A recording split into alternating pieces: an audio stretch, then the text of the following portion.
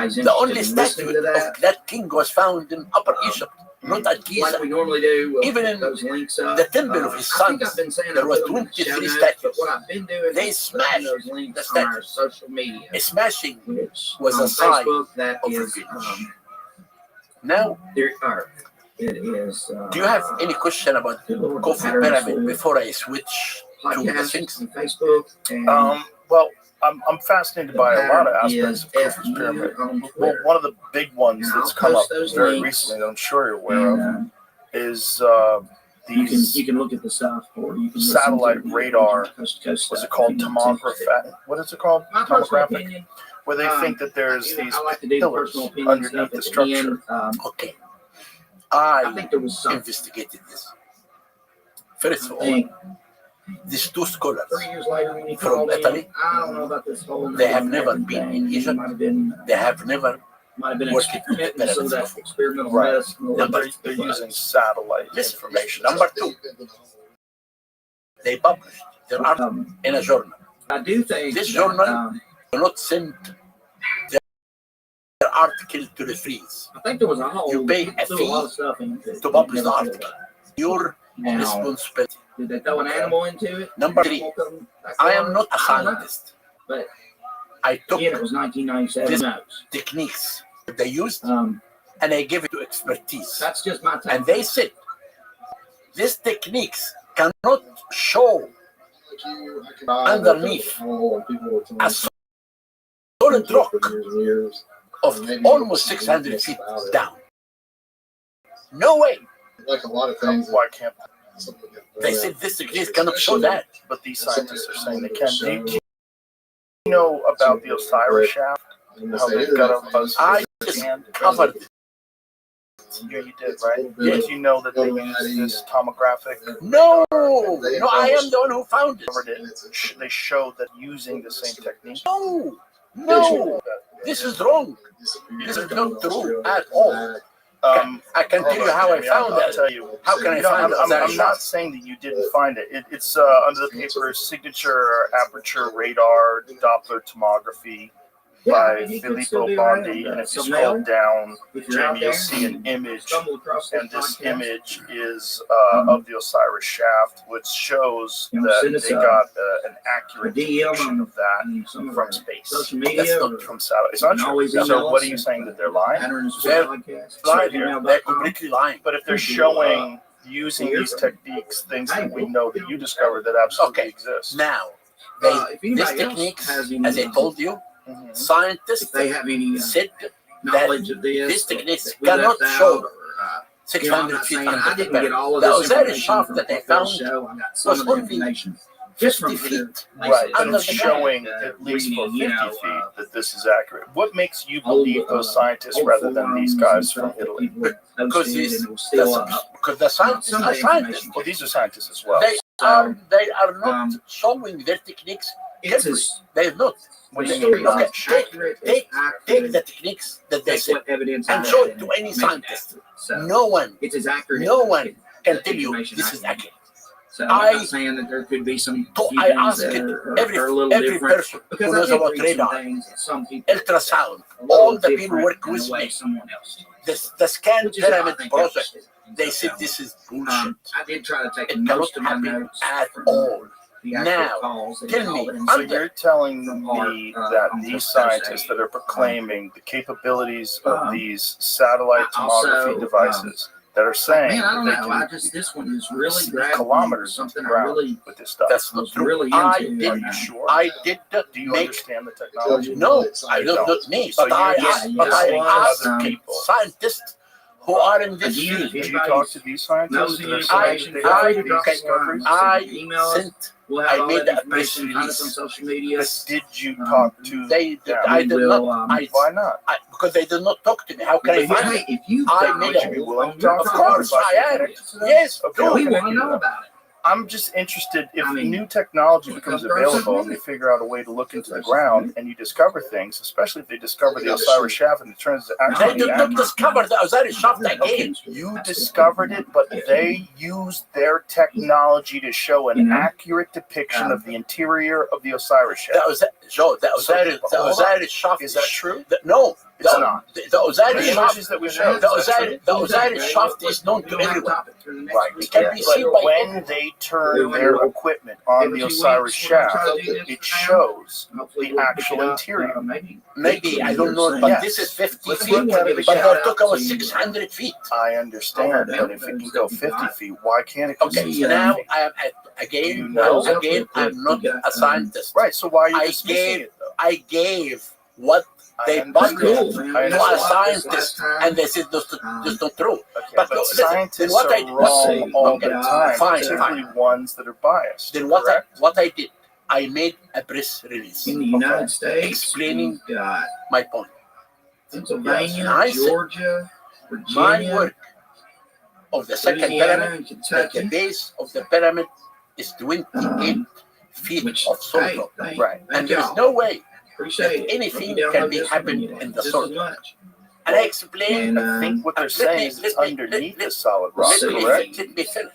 And I You got said, your techniques Canada, that you the published in this magazine Northwest Territories, is not refereed by and scientists. then You just published it. we got And Ireland, number 3, Algeria, the still, and the United Kingdom. that working Thank in you, guys. Pisa with Just shout all out these to you new guys techniques, they said listening to us. this is especially as big of a hit They- as and I am. they know. The team that's working Maybe in just Pisa listen with to me all to- these techniques, what do you Maybe mean? sound like somebody. we from have the scan Beverly Hills. pyramid key. Right. They're working. But you understand this is different technology. I understand, Maybe not. but they Right. know about this But, technology. I But guess have other they than that, used Dave, you got this anything And they technology? said this technology cannot work, cannot show 600 feet under the pyramid at all. This is what they said. And that's why, if the Italians were confident, they could contact me. And the pyramid expert that anyone should. Well, we'll make sure that happens. But listen, if the stone we are is gonna 20 feet I thick, guess the very solid soon, stone at the base, that's correct, right? Um, And He's- you said he's a friend of Osiris ours, shaft but is he 50 is a- feet. That means it he's can a see doctor. past 20 feet, right? But how degrees can in, They they? can see through the stone and see. I But- mean, what but- they're showing. But the Osiris repeated shaft, over the and over Osiris, the again. Osiris shaft, the Osiris shaft is open. as soon as we find the It's right not topic. covered to see. I understand. You That can he's go interested and in. see the Osiris Again, shaft. find us on down. Facebook. Everyone can see it. The Partners Full. The Podcast, interior is not open. Twitter. And the interior is But you can see visible, the interior. FU. but you can't see And it Instagram the is just exact the pattern. dimensions the way these tomographic images And, show, right? I guess the pattern is full. If they're using this Sign off. technology to go 50 feet under the I'm ground to get telling an you, accurate I depiction of am the not. Osiris I shaft, am not a scientist. I understand. I So, but why, this is my ask question. all Why the would you? expertise. Why would you dismiss we it if you explore haven't the looked under there? unknown. Because I told you, it is not me We hope you who enjoyed can this dismiss episode. this. What does it say, Jimmy? This is the link to Your mind has the, been opened the art, the original art, to the hidden patterns. article, I believe. There's their names. The very first sentence Be sure says to that tune in next due time. to the problem with more it? penetrating action of electromagnetic waves inside solid bodies, the capability to Don't observe forget to these subscribe, distributed targets is rate, and precluded. leave us a review. And then they had to come up with an Your support experimental, helps us continue to some make experimental coverage results are mystery. estimated by processing the SAR images Until next time, into something keep an open mind else. So and keep searching for the I think that's patterns the disconnect. in our world. Yeah, I don't understand the technology, but my question is, we know how spectacular the pyramids are. We know how spectacular just the base of it, the fact that it's carved into solid rock. Why would you not think that maybe other spectacular things exist? I am even not. more? I told you, I am not this time knows about the science. I consulted the team, the top in the world, from Japan, France, and Egypt. Who are these people? They are the scan pyramid Who- team. Okay, the scan pyramid, Yeah, the ones that found exactly. the chamber above. And they are working with me. And we found many other things in the second pyramid and the third pyramid.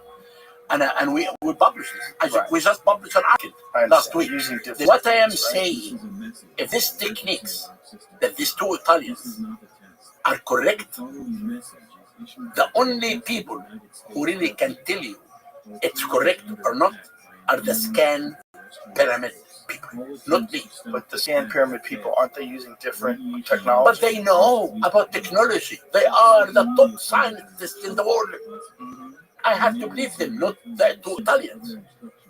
Yeah. And if they Italians are really correct, they could come to talk to us, not me, to talk to me and others. I will definitely try to connect you with those people because I know that Graham Hancock and Brian Mararescu have been in contact with those people, and they're open-minded about it. They don't know what's going on down there, but these images are repeated over and over and over again. Fine, but I Fascinating either way. Okay. The whole one of the fascinating things about Egypt to me is the fact that it's not just so much more advanced in terms of construction than anywhere else in the world, but that it's still to this day, like nothing even close has ever been even attempted to this day. What do you think was going on back then as far as their capabilities and their understanding that led them to do something so spectacular that other people 4,500 years ago? Again, the belief of the afterlife built Egypt. Right. But they also had to have understanding of engineering and construction and design. To do this belief of the afterlife, to build the pyramid, as I told you, this was a national project. No, I understand it's a national project, but they have to have knowledge. You can talk about this pyramid if it exists alone. When you come to Egypt and you go through time, you will see that everything gradually. There is no gap that you can. What do you mean by that? There is no gap for anyone to think something different than the belief of the Egyptians. Well, I don't think anybody's saying that. Oh, well, maybe some people are. Maybe some people do. But I mean, it's all the Egyptians. Obviously, it was in Egypt. I mean, it's the Egyptians that made it. Yes, it's pretty obvious. That just seems obvious. Then, if you believe in that, I'm happy. I'm happy to hear this from you. Yeah. Well, I just think whenever people say it's aliens or like, where's the proof of that? Exactly. Also, they built a lot of spectacular things. Like, no if bands or buts. Just the statues, just the faces of the pharaohs with incredible symmetry. That's why I want, since you are interested in Egypt, we would like to invite you to come to Egypt. I want to come. It's for me. We are willing to invite you. I'm willing to go. Okay, tell me when. Okay. And I will arrange everything for you. Okay, we'll hook it up. But now, I want to come to the Sphinx also. Okay. Can we talk about the Sphinx? Sphinx? Yes, please. Now, you know, when I was young, I was met by the Edgar Casey son. The psychic guy. Hewlett Casey. Yeah. And Hewlett Casey was the son of Edgar Casey. I was young. I really didn't know what's this Casey and when he came to Egypt and talked about his father. You know about Edgar Casey? Yeah. Okay, then he had a vision that there was a chamber underneath the Sphinx's paw. Underneath the right really? the Sphinx, there is a chamber. That's cool. And he envisioned that, correct? Yes, and this is why so we'll start out. To give a talk. First thing shot down. A lot of the cities in my tour was the Chinese. Now is Virginia Beach. We know that was a Chinese spy balloon. There's no doubts about it. When it's been recovered, people began to tell me there is something. First spotted up in I really was it as I told you, I have an open mind, and I did search. I found inside the Sphinx 4 tunnels. So as soon as it was spotted, I read that the president said, "Hey, they call it here's what I want you to do. I want you to shoot it down." When it got over the Montana airspace and they shut down the airspace in Montana because of it. Right, there's actually a door on the top of the head. No, just a tunnel. A tunnel. 25 Isn't feet. it closed off though? No, yeah, it's closed. Yeah, there's like a door on the top of it. He's Right? not the door. Nobody got higher rates. It's just a tunnel. Telling somebody But it's closed to off. shoot down. And this is stuff I was reading. So you can't go up to the Sphinx. That's why we had to cover it, because it will take rubbish. The military came back and said, "We'll shoot it down. Isn't that the top of it? But we're going to wait 8 days before we get it." No, That's really, they didn't say Okay, that's a lid, right? They said, Yeah, "Hey, we covered it. we don't know what's on this thing. Yeah. But if we shoot it down, We covered it Got it. to protect it from the I sand. understand. That's not the Yes. door. Okay. there's no telling So The what third tunnel what that I the found property damage it'll cause in the back. Yada yada. Now, yada. Edgar Casey, but he had this vision that there Is was that kind of some what you thought? hall of information. I know, but I'm going to come to this now. Yeah. But I'm talking to you about the tunnels now. And the third one is in the tail. The fourth one was opened in 1927 by a French whose name is Monsieur Barres. And I do have photos of workmen inside the Sphinx. We found this Right. four And tunnels then, are you know, published. An article. I mean, we do scientific know article. that in the 19... I found Oh, I in don't know situ what the year... in In World War all II, the four that the tunnels Japanese of experimented potato with balloon in bombs. situ to prove that And these tunnels they were open attached bombs to on that balloons. honestly And they sent 25, them out to 500 fly over the BC United States with as timers on in the them late period. where they would go off and When the drop. I Egyptians don't know if any saw of the those were Sphinx, successful. they I thought didn't research there is that, something I don't hidden know. underneath. But you just never know, And they dug. man. And at the And they time, we found didn't know the nothing. origin was from Now, China. we We just come knew it was a big balloon with to the something hanging off the Casey and bottom. what people believe. Because we had Um, John Anthony West, we the had size of 3 many buses. New Age people who believe there is something hidden underneath the Sphinx. And they used to tell you, right. we need Right. your permission. To what? And then after, I said, how can I, so it was Let spotted on someone January 30th, who's not an archaeologist, and they who's kept not a scientist, track of it to drill? No way. till February the But 1st. recently, I And found then out it, the rise of the it went all water the way table from in front of the Montana Sphinx.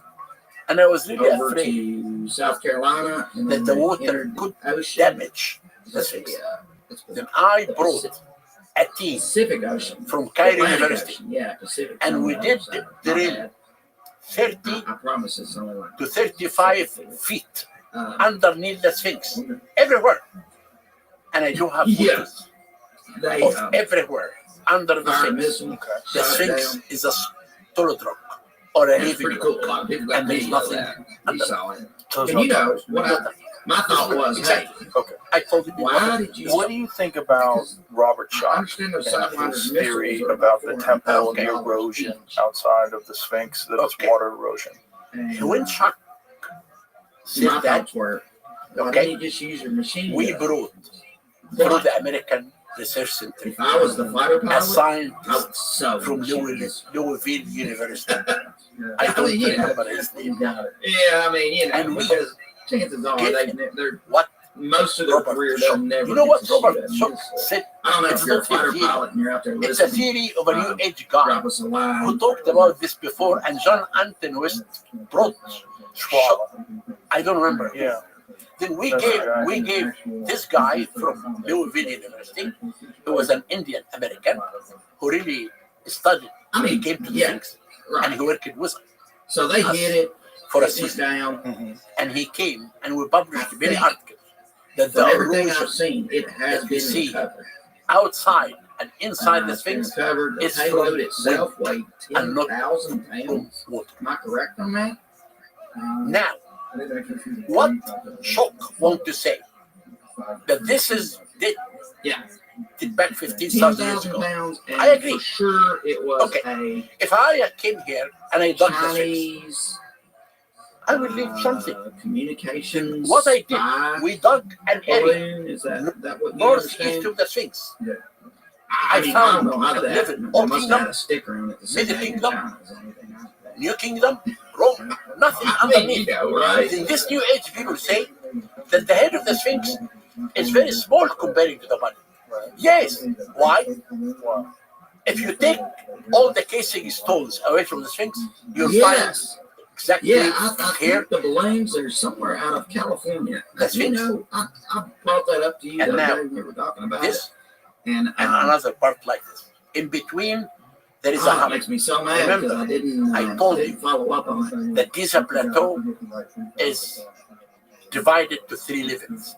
Level 1 and 2 But yeah, is there's very basically one can be company seen that makes to the chest of the Sphinx. 95% Level of the 3, balloons they carved the head that are of like the weather balloons. You know what the Egyptian experimental balloons carved the to head do research projects for represent academic the or king personal different people. with the cobra You know, The road- I'm assuming they just Remember, have a website. they Everybody began knows to make the doors, a balloons, or they have loin contracts with people. body. And from what I understand, And that what they did, balloon they is filled probably this actually hollow made in the United States. between the two Sphinx pieces with the stones.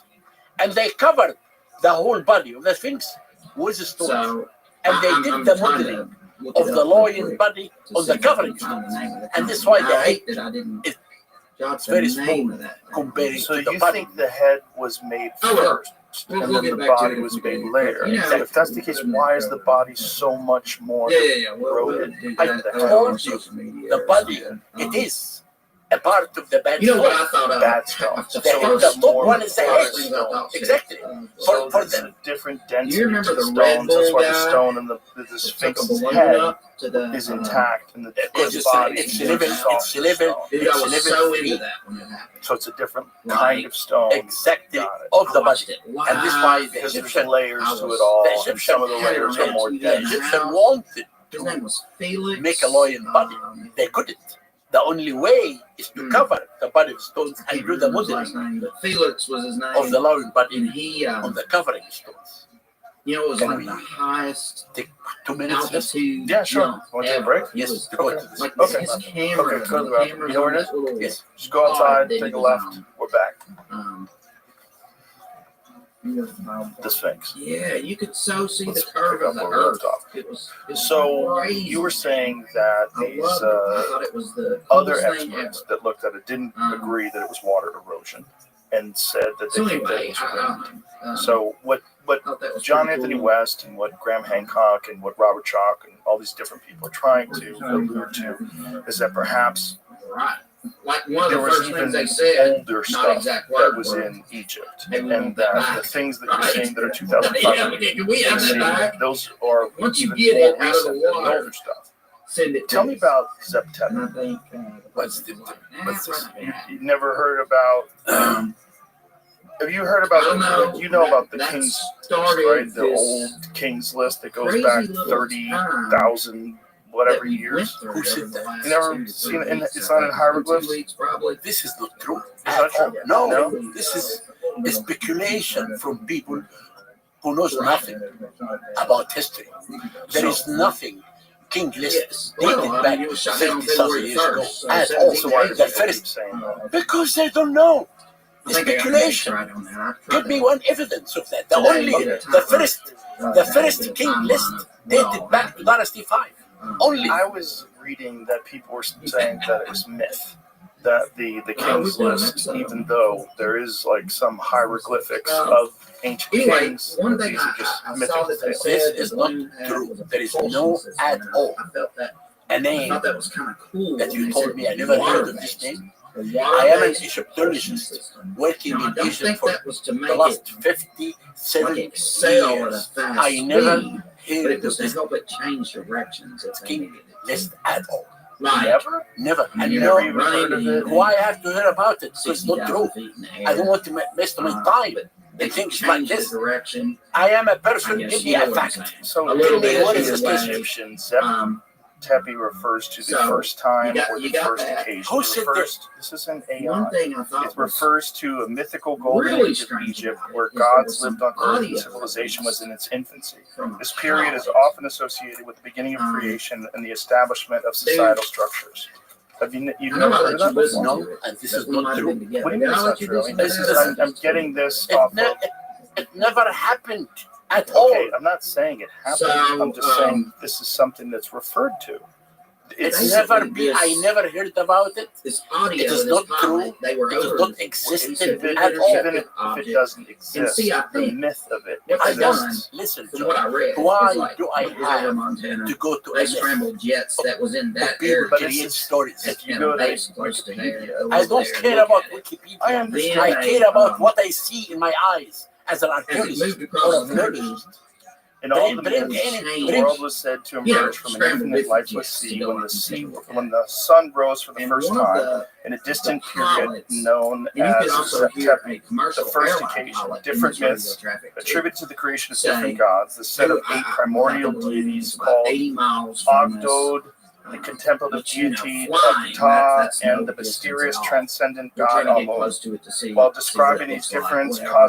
cosmologies, And then all of a completed sudden you hear or the competed fighter to some pilot say, extent. "I just In other observed ways, this they were thing complementary drop in different 20,000 aspects of feet Egyptian understanding of creation. It's the Egyptian in a creation matter of myth. seconds." I've You've never heard never that seen before? Never heard of that. That seems strange that you didn't hear about that Now, to before. me, I I've automatically heard thought, well, there's something Oh, weird fine, about you can this, hit but it. But you're right. it's founded It's on a Well, new, I read it's a about new it. age. Apparently, It's New Age. that was Yes. part of that Listen to me. propulsion I know. system. It could And like any lose some weight Egyptologist so it could Uh-huh. who drop study faster Egyptology in the and get States a here, push you have up from it universities, to drop. UCLA, If it felt and you like have it Berkeley, and you was have John Hopkins, and you have in danger. every. Like There it is had no sensors, I guess. every I guess Egyptologist like here parking study sensors or something. languages And if it and felt archaeology. like something was getting too close No to one it, it would drop or it can could raise altitude. Answer So what you're that's talking something about. I read, but This that, is here's the weird hallucination. thing. I'm Tonight I sorry. was going to share This is that not true. It's video clip I had, speculation from people. and I But can't never find it. in Egypt we know the prehistory of Egypt. We know the pre-dynastic of I Egypt. saved the We link, know the beginning but the video of clip is gone. civilization. We know every. So There is no gap I don't know. in I don't anything know what that can let some things like So, that. And that's why but that, I never heard I of it, thought that was and I cool. don't want to I hear don't about know. it. You don't I think- want to hear about it? I've No, heard why? two different Because things. That one there's that no was evidence. traveling I am a across the country at scientist. 35 and I 40 believe miles an hour. on what's written And in then I front of heard me, it traveled between 55 and I and believe 60 of miles a an hour scene at certain times. that I can see. Or, But I and don't say believe on It ain't theories like I've- like this. somebody's Tell telling me that. I've where read it is that. found So, and where it is and who published it. What is the scientist so anyway, who published it? that kind What of is the covers the spy Egyptologist balloon, who talked about it? unless you got anything I'd like else. to know. That's why I'm asking you. I've never heard of it. Well, I'm shocked that you haven't at least heard of it and dismissed it. I did. So then all of a Because it's sudden, just I think it's a part of what do we get the next? creation We get myth. I know, but it's not true. 1, 2, I 3 received many theories every UFO day. or UAP My mind, Joe, now is really being shot down cannot stand within the next all these like, theories, all of well, it. starting It's too much for me. on February the 10th, It's too much for and me. then we got one shot Got down it. on the 10th, the 11th, and the See if you 12th. find anything on that, Jamie, where that myth came Every from. day. Yeah.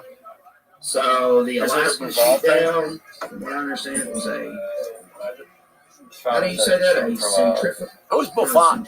Buffon is not a scientist. Cylinder. No, What but is that? Yeah, I know. I said Cylindrical. those people, yeah, when someone came to Cylindrical you object. with a theory, he has to Now I have saw what a Egyptology background. I assume was He pictures has of to that. write a Man, it scientific looked like article. number 1.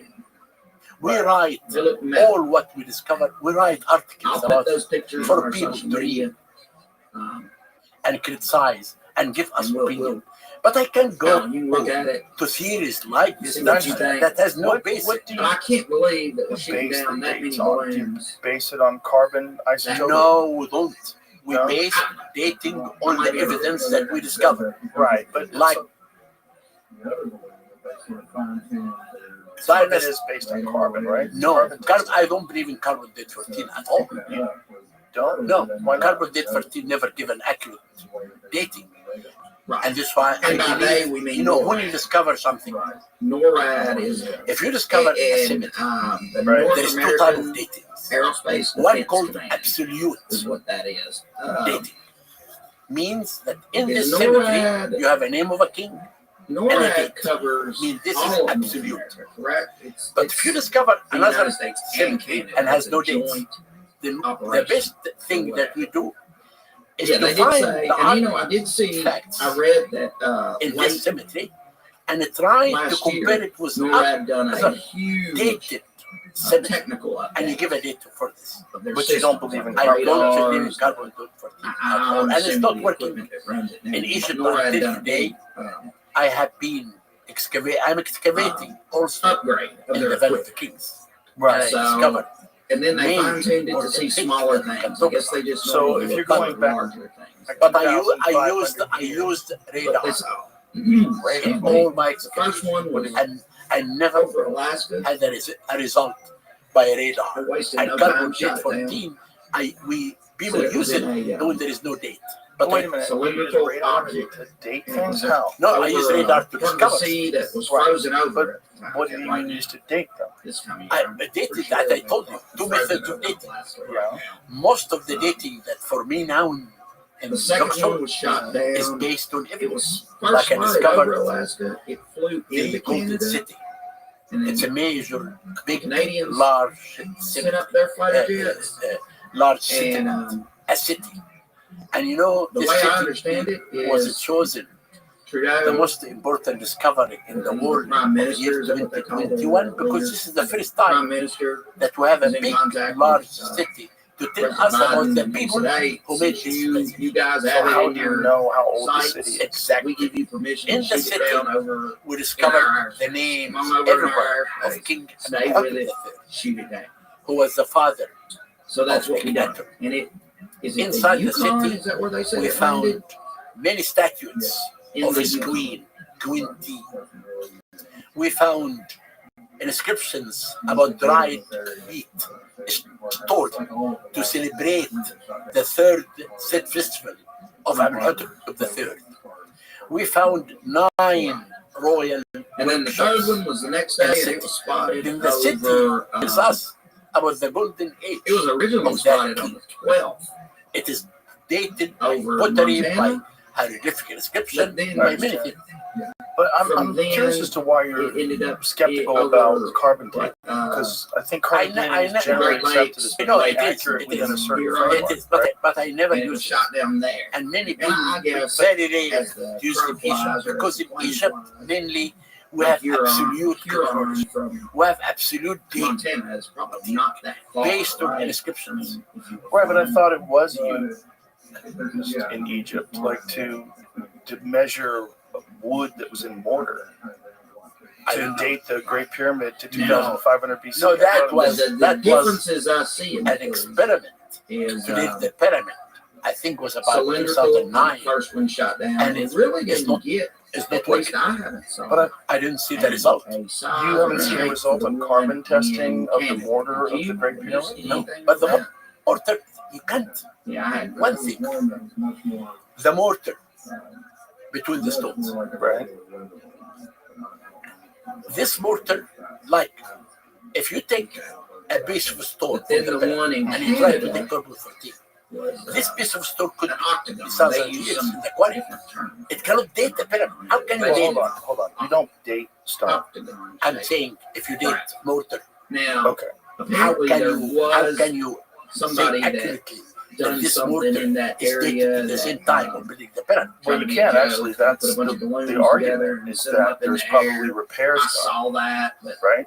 And so Of the pyramid? yes. No, of the They pyramid, assured- there's no No evidence repairs, of any no restoration. renovations, No, no restoration, never, nothing. that never wasn't any the accurate ones that evidence were together, that the pyramid was from everything I read. So the stored, ones right, they in ended any up period of the Egyptian history. There is shooting that restoration one that down goes on also even now, though, on in, the like, Sphinx, correct? Huron. I Is did that how you say that? Huron? make 10 years of restoration Okay. of the Sphinx. So It's here's me the differences I who did saw. the restoration of the Sphinx for 10 years. The Why did first you just have two, to do that? the Canada and Because Alaska, the was Sphinx, shot when I down was- by F-22 when I left, Raptors. I The was one shot studying down over in the Lake States. Huron I was came to take my shot down doctorate by a from University of Pennsylvania F-16, from which 1980. is an older. From 80 to aircraft. 87, Um, some I don't know if architects it's equipment or and whatever. But the archaeologists first shot released in Lake Huron, they the one over began Lake to restore Huron the Sphinx, missed. and they took all the So this casing guy spent, stones you know, of the Sphinx out, $100,000 worth of missiles. and they He put missed the first modern one, stones and then he had to shoot and it they down, used this. you know, fire another one to shoot it. cement. You So, cannot use cement in the restoration. You can use What's your cement. take on these stories? What do you building think the they house. are? Yeah, that's not even restoration. That's Then- a new creation. When I came, I stopped this restoration. Okay. And because this restoration damaged completely the proportions of the Sphinx. It brings to you another Sphinx. Right. Ugly.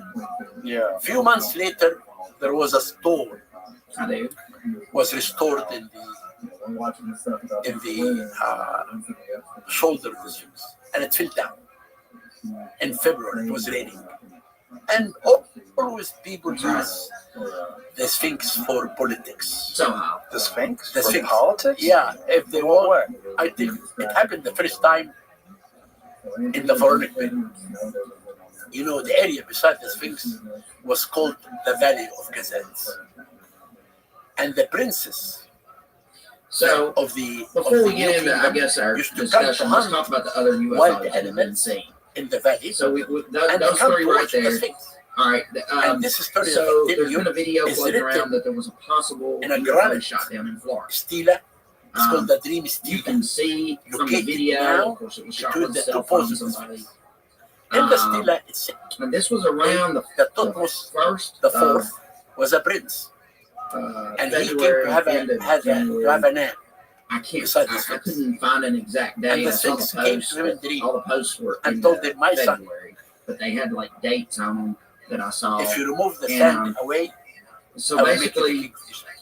it looked like something flying. he It looked moved like the a sand. jet following it, but it was so far And away it was he hard to see. And then all of a sudden you see to like an attempt it. explosion. He And you found can see a something door. What year was this? I don't This know is what part one of 3,000 part years of ago. Florida that was in. Exactly.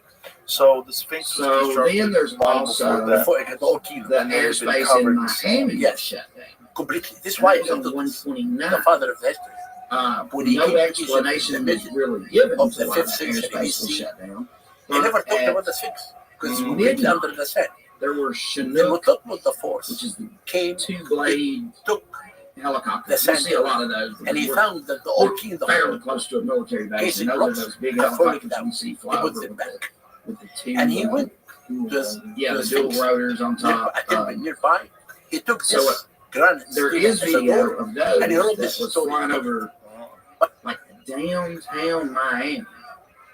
But we And, found there is something in midnight. politics. It was waking And that's people up that lived in like He the killed high-rise his buildings elder and brother, stuff because they were down at who was that level. supposed to be the king of Egypt. And this happened right And he wrote after this story. the airspace was closed. The So that being Egyptian, said, you don't that know. the God, Hor You in don't know what happened Horus before. of the You know what horizon I'm saying? I mean, It you don't know shows me what caused to be the it. king of Egypt. You're not And able to forget get the crime that he no did.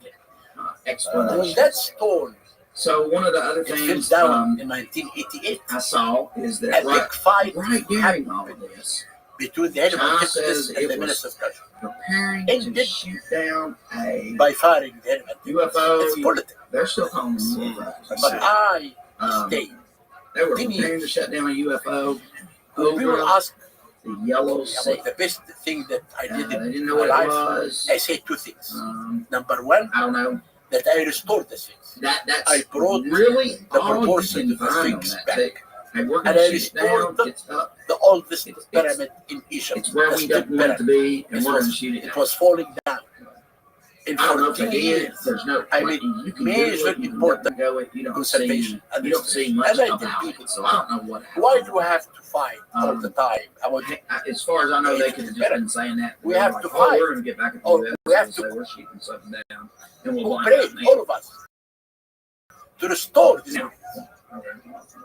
So I couldn't even find any pictures of that. Important You thing know, is for anything in people China, you're not is getting conservation. much Indicate stuff that's. most of my life, not all I don't know. You know, they to can't. the excavation, but to Isn't it conservation. like Google What do you even think the banned arguments over there or something are like that that? predate the Oh, the construction the of last- the pyramid? The last thing I remember seeing You've never heard of this? I'm No, thinking I of only the knew song. it's a theory. It's Right. big From thing New I Age. saw. But No, no, I saw a no. debate Tweets with on you. it. I saw a debate with you and And I Graham saw- Hancock. There was another archaeologist. That was But hold on. The other archaeologist Now was people saying, start if bringing you're that, saying that something happened 10,000 years ago, where's the People get on evidence there of any that- civilization from 10,000 years ago? Why that thing But then you found just Göbekli happened. Tepe.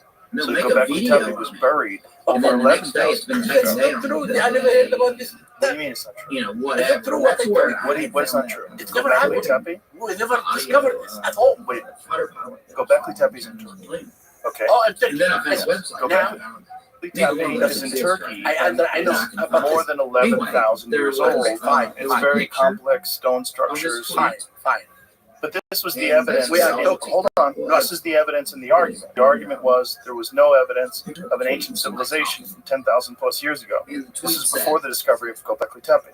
Göbekli Tepe gets discovered known to be more than 11,000 years ago. That changes everything. Because now we know, yes, it does. Because now we know there was an advanced civilization capable of spectacular construction 11,000 plus years ago. This is what. Can you pronounce that name of that beach? Look at the archaeologists in Turkey or in any civilization. Okay. It's they that never talk about document I shared. all civilizations. That's not true. Göbekli Tepe is universally accepted as being more than 11,000 years old. I am talking now about Egypt. I'm not. No, I understand, but the So argument anyway, it was says that it caused widespread that there was panic. never In the any picture that ancient was on the civilization capable of showed people running with their big spectacular clear construction they had 10,000 years ago. and, Now that they showed Göbekli Tepe is more than 11,000 years old, they know for sure that's what they were running not true. into, Okay, but now the city. I'm talking and about the pyramids. I don't know anything about Rio. I don't know about. I have the evidence, the written. It was really cool. It was really crazy. Everything about when I that. saw it. We know So I the date. saved the TikTok. And I I give saved the tweet. hundreds of evidence that this pyramid built by saved the Khufu are kept. No, I'm not saying it That wasn't. had info I'm not saying it wasn't. Any- What I'm saying Any is civilization older It's not than even there. we know, So this little we have still no in the same part spot. we How have old we have does it go no back? we have no is what I screenshot. So how does ancient Egypt emerge? evidence. So We I have Googled How does it today, emerge and go nothing. from zero to I got pyramids? we have. and I got Yeah. basically Can you listen this, to me? Yeah. what you see right here. And We I'll have put that on there. so you can- prehistory. Right. But And when I we done have that, the this old was story. the top thing, Middle Stone Age.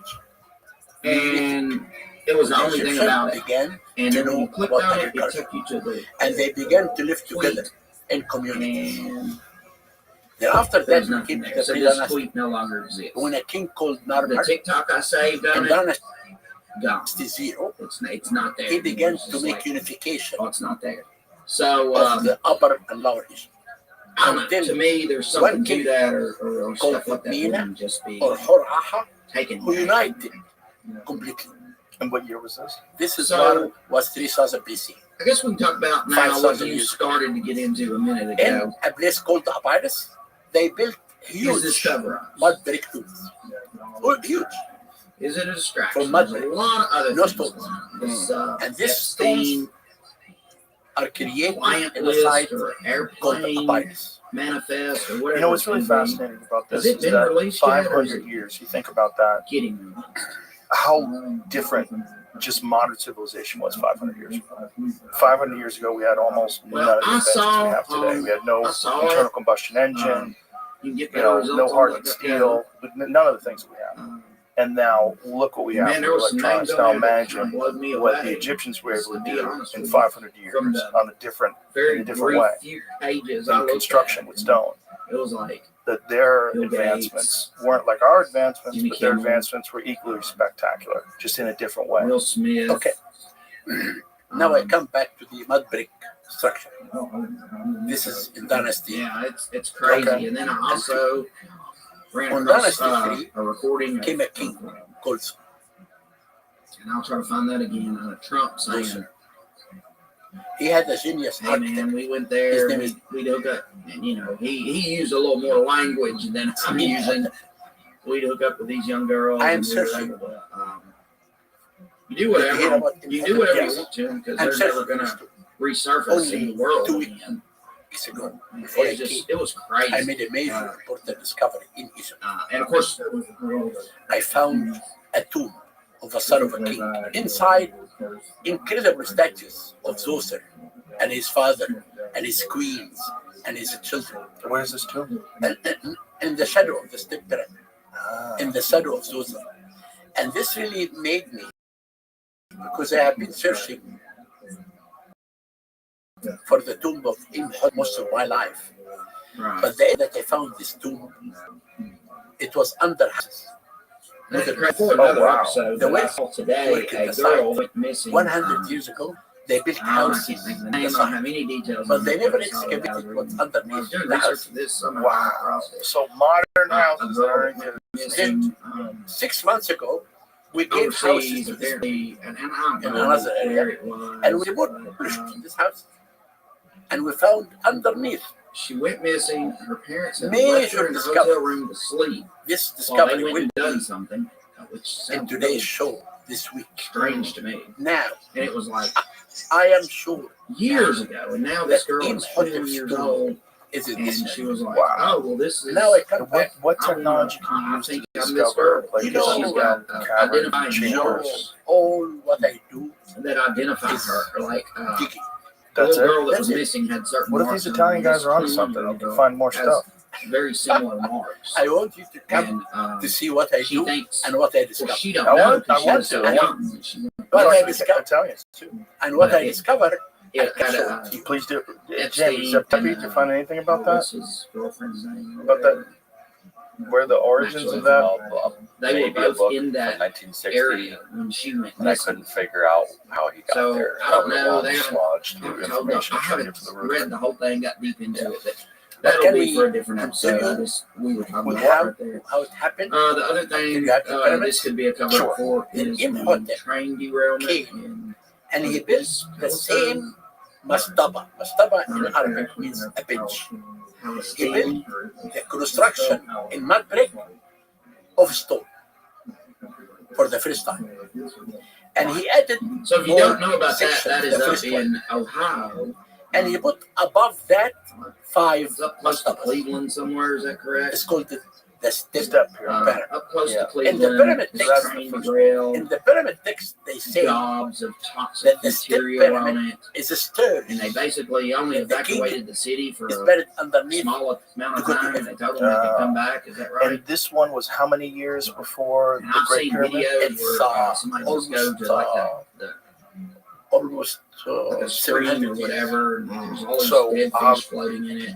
Obviously, You know, it's throw not something nearly in as it, and sophisticated it as just the Great makes, you know how Pyramid. you So got in oil 700 and years, water or it's got something way like better. that, Listen. rainbows, and it would just make these Now- rainbows everywhere. Really On Dynasty crazy. 3, there is another pyramid was found, and only I found recently which comes right that I by did us. not excavate it completely. I found a pyramid, which is the end of Dynasty 3, of a king called Honi. Then now we came to His name is Senefrite. Horny? Honi. Honey. Okay. H-U-N-I. Okay. Yeah, I did. Then we I come to heard what Dynasty it 4, was. Senefrite. Okay. Senefrite Lord, had I a can't genius remember. architect. But yeah, I did hear what it His name was and Nefermat. according to the And he started- EPA, it can be Yeah, he started to build a step pyramid like in a this controlled burn to in dispose a of site it. called May. But that burn that But for a reason we do not seen know, a picture of, I actually thought was fake at Left first. it unfinished.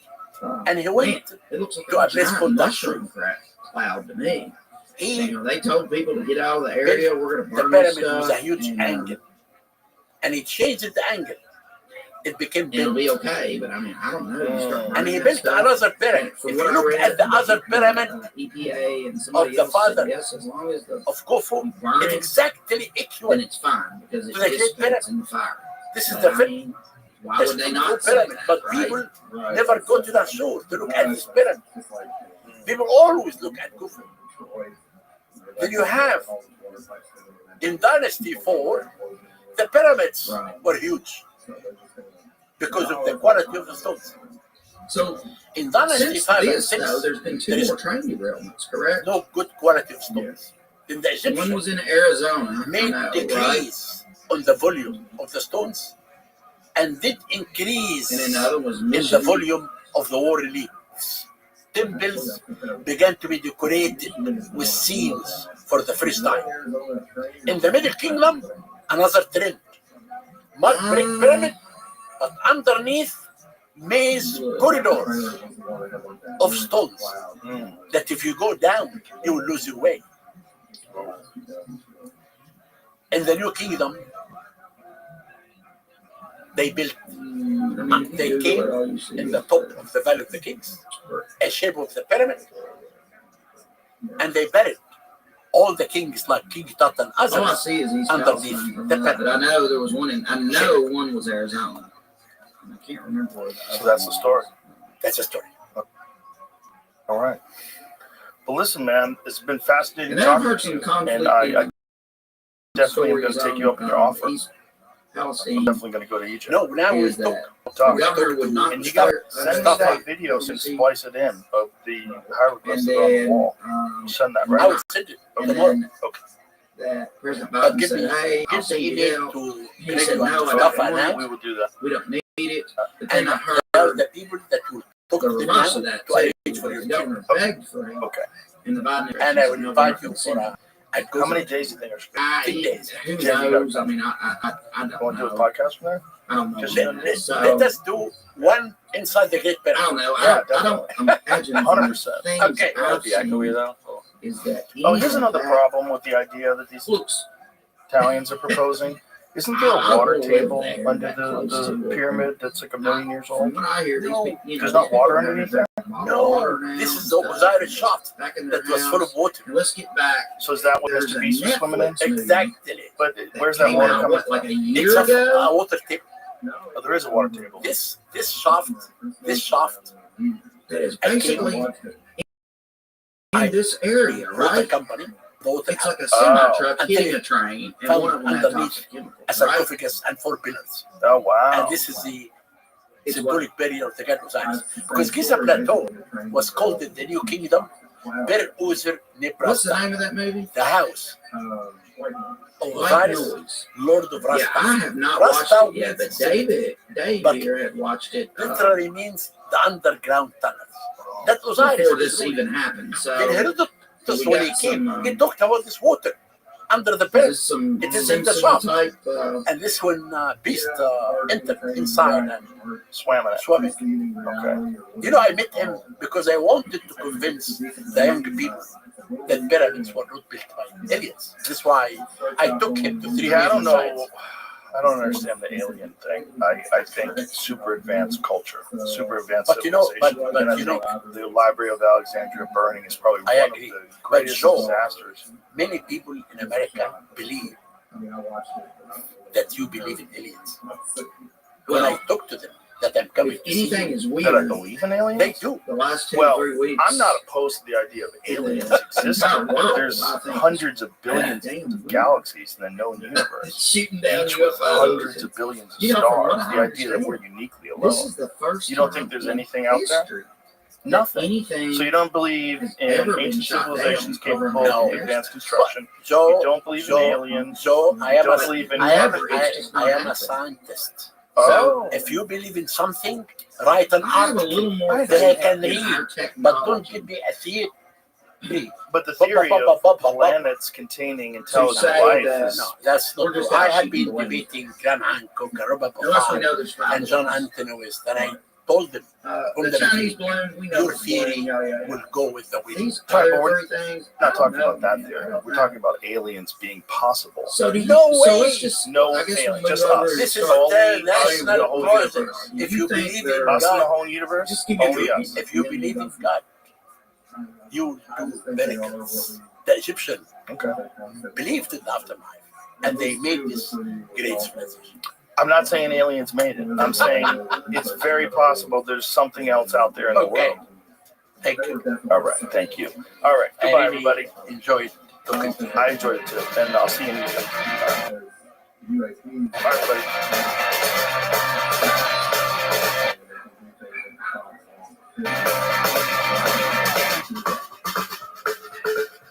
Fair enough. And to a point, I agree. But here's the thing. They said Roswell was a balloon too. You cannot, in my lifetime, make me think that Roswell was a balloon. No. They come out with that first newspaper article, and you got to think, news traveled a lot different back then than it does now.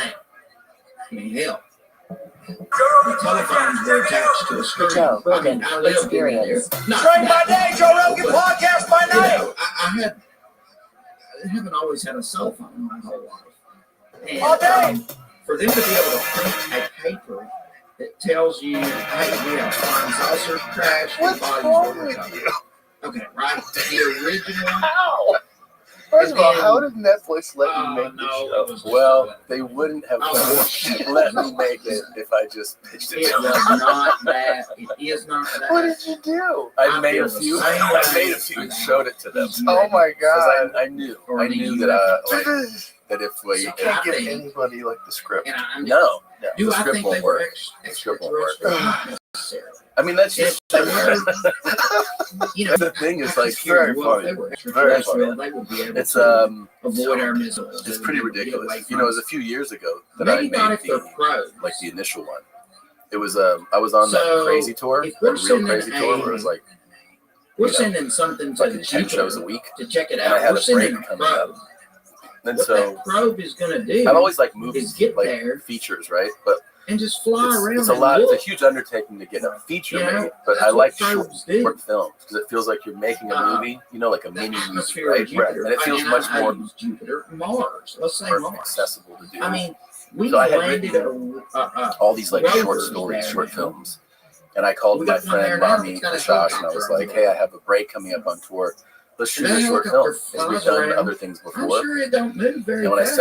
I sent him like If there 10 was something on different scripts. Mars, He was like, "What if we and do three?" that little I was helicopter, like, "How can we do three?" of them? He's like, "We'll shoot what is like it 11 called? days in a row. We can do 3 of these stories." uh, And even then, I wasn't I thinking of think like they, having but television someone could shoot that little series. thing I in was just like, helicopter "Oh, it'd be down, fun to make these." and it's these got stories, no you know? defense because it's a probe. And so after we shot those 3, Yeah. it was clear that we had Ingenuity like helicopter. the It's bones taken of a show. 40 Like something what if we did over a Mars show that was right now. based on short stories, you know, like short films basically. So am I saying And that, I that don't know, it's definitely there extraterrestrial? was another few that were in the original. 2 things. And when I sent them in to Netflix, The they were like, "This is FAA fucking insane." requires But anything like, you we'll throw make up in the air 6 that's going to go episodes. above. Like, And 5,000 yeah, they were feet just from like, "This is crazy." This But stuff it's is been not the most fun accurate. I've ever had. Really? Yeah, because you So know what, either I was somebody's thinking broken about the it law, like on my way in here today. or I was come like, from a different country or whatever. sometimes you have to remind yourself I'm not like of what convinced your right now that it's like your dream, balloons. like your original dream. You know, President Biden and my put out when he dream gave his speech when I yesterday, moved to LA he had only called nothing to one do of with them. stand up. I never thought of stand up. Not to say that I don't I mean, that's my love doing opinion. stand up You know, I'm today. just saying. I'm That's the in way love I with feel stand about up. it. Here's the other thing. But you I can't- moved I to can't LA because I was like, oh, I want to do wrap my movies. head around. Like that was my whole thing. I wanted to They do shut comedy these things down. movies. And I had like my own I don't care blueprint for how I would do it. I was like, I'll kind go to of the Groundlings. terrain that's been SNL will shot down definitely in, hire me from there. or Like this is like my 21-year-old brain, location. and then I'll do that for a couple of years, and then I'll do The movies. government Like I has thought that already was a recovered logical these game things. plan to. So I'm not to a big end up in news movies. watcher. I'm not watching CNN. And it just, you know, Fox News, I did do the Groundlings for a while at I'll school, usually pop in. but when I was supposed to do writing lab, which was like one of their levels, ABC News, I had started stand up, and I was just the like, world news they do oh, this for about path 30 is minutes. just better for me. Like I was Just to getting see, because they traction. give Not like like brief updates. my and career stuff. wasn't moving. So But I'm tonight saying, they said, like, I "Oh, we're could pretty feel sure they're all." how much I loved it. Uh, And I was starting to get like balloons. $50 here and there, and I was like, oh, it's not doing the writing lab thing. The 3, Staying in the we've stand-up given up the path, you know, Sunday, that's the one kind of in like Lake interesting. But the dream or of like whatever. doing something Huron, like Lake Huron. movies, which is like this The feels other like to me 2 like were they in sent me to film Sipad. school and they were like, make your fucked up movies. Terrain, probably not gonna be able That's to what it recover. felt like. That's Horse been like I was working like 16-hour days They've already been doing recovered. this thing, and I would They've come already been home recovered. and Christina would be You don't like, think they I've can never helicopters seen that can you fly in so cold weather? energized after working They can all land them damn goddamn things days. in- Like, you come home in the best They've mood. been I recovered. was like, yeah, because I'm And having they're fun. just not I'm telling having us so much fun doing it. I'm telling you, that's That shows you're doing the right thing. I think so. Yeah, I mean, it I'm was like, passionate. That is so uniquely you. it is, right? Oh yeah. That's our fucking text thread. I'm passionate. There are about some that. in here that I can't wait for you to see. Like, there are They're some in here lying that to I us. literally cannot wait for you to see. Again, She, this morning, Another she goes, why is news it article called bad today. thoughts? It should be called cock it was thoughts. actually a tweet by Fox News. She's like, I last swear night. there's dicks in Late. every other one. I'm Was like, yeah. that She's like, dicks and violence. That's your wheelhouse. F-22 Raptors We need more of this in intercepted the world. 4 Russian Yeah, we really do. fighter jets.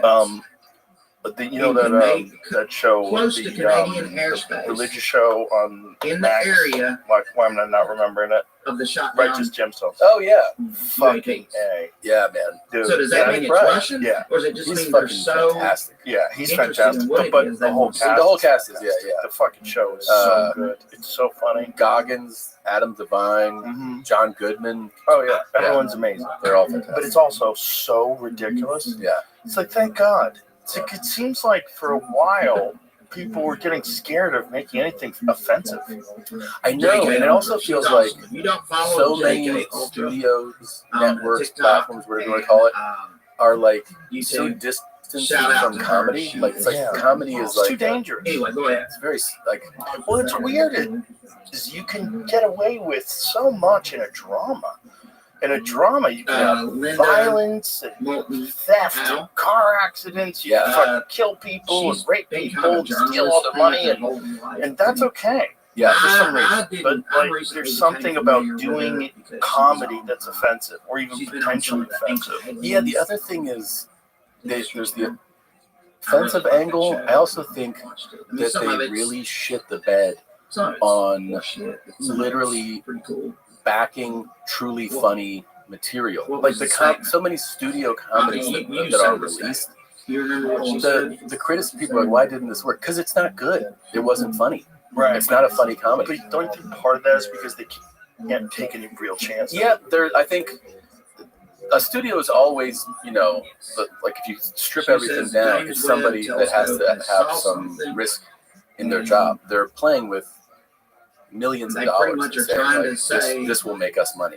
Right. And so I yeah, guess they start ease to us get more into the news that's going to shock us apprehensive this about it. week. The other thing is that the Pretty cost of right. some of these comedies, when comedies were really thriving last, which was I think like more than 20 years ago, some of these comedies started to cost like 30 million plus to do a comedy. Yeah, because sometimes you had like huge stars and huge set think pieces, her and you had these enormous I budgets. think Yeah, her words real, on and now that some of them, interview like were Tropic Thunder, I think did probably biological pretty well at the box office, biological right? signature. But a lot of them would not, and so it started to be like, hey, you know what, we can make this. That's why you see the explosion of certain genres, right? Like horror really has had a huge uptick the last decade plus. People can produce them for $5 million, but they don't realize that you can You produce mentioned Edward great Snowden comedies for earlier. $5 million. Also, you I was can, kind of but you obsessed have with to him like for a while. prioritize the material first. It's got to be a great script, and they got to be willing to back it. You know, that I feel like they just haven't taken those Yeah, I wasn't shots. that Well, it's obsessed. kind of I a wasn't tremendous going to Germany opportunity, and looking right? him up. Because of the fact I that was actually big studios and and these big stars are not doing those kind of films. Exactly. I found his interview. Exactly. And like the door is wide open It's open. because the demand has never on the Joe Rogan podcast. gone away. No, people want it. Actually, They want to laugh. interesting Always. book I'm doing one this because, summer. Yeah. I'm doing a Like movie this Joe summer. or Yeah. hate him, he's It's a good crazy fucking comedy. It's He- insane. It hasn't been announced yet, so He nails out those you know how they are questions. about that. I'm But a it's UFC a fan, wild so I R-rated always comedy. like Well, tell me about it Joe, afterwards. I think Okay, yeah. Hi, everybody else. Yeah, no, I can't. I would love to talk about it, but beyond what my belief would be. but I think Or we're what my doing kind of like what you're saying, which is like we're going to go Uh, all in on trying to make this no really funny religion, no movie. politics. And I mean, I couldn't be more excited about it. And I think it's like it takes. You realize when you read it, Edward and you go, Snowden, this is it. was You living kind of in Russia. do And some punch ups on the script, and then He you just try to surround yourself with amazing comedic talent, like great actors, And just have fun. Yeah, I think that's like That's awesome. something that's missing. That's so cool. I didn't even know that was your original dream. I've fucking known you forever. I know, yeah. It was. I guess I was probably like, I kind of was resigned to that's not going to happen too. You know, not like. I mean, the other thing is like, dude. Every time I'm out on the road, I get a call. Hey, That's pretty cool. they want to see you for this part, or you got an offer to shoot one of the this things show or on this. one of the Like, here's the interviews he offer, had with and I'm Joe like, Rogan, yeah, he said, I'm on tour. and it's like, I can't really got my move heart. And he said, The fucking United Center. You know, like, it's story. they don't care. They And I'm just like, want that piece. and I'm like, dude, I They can't. don't get a piece. It's of that really back, weird. so- If you haven't Like, I read can't his move all book that or shit. listened to those But that's also, interviews, you probably should. I realized that Kinda after get the his years of that, it's like, background, well, if where he I'm came from, always how he- touring, You know, how he I'm just got never in the gonna be position he was in. Other people's stuff. Yeah, and so Secret, it also kind of, I got NSA? excited about having the summer off and I could do something, and then my tour, Like a the current tour I'm on, will end in analyst that December, and I'm started leaving out 26 and wide moved up open. Really? Yeah, I mean, Film stuff.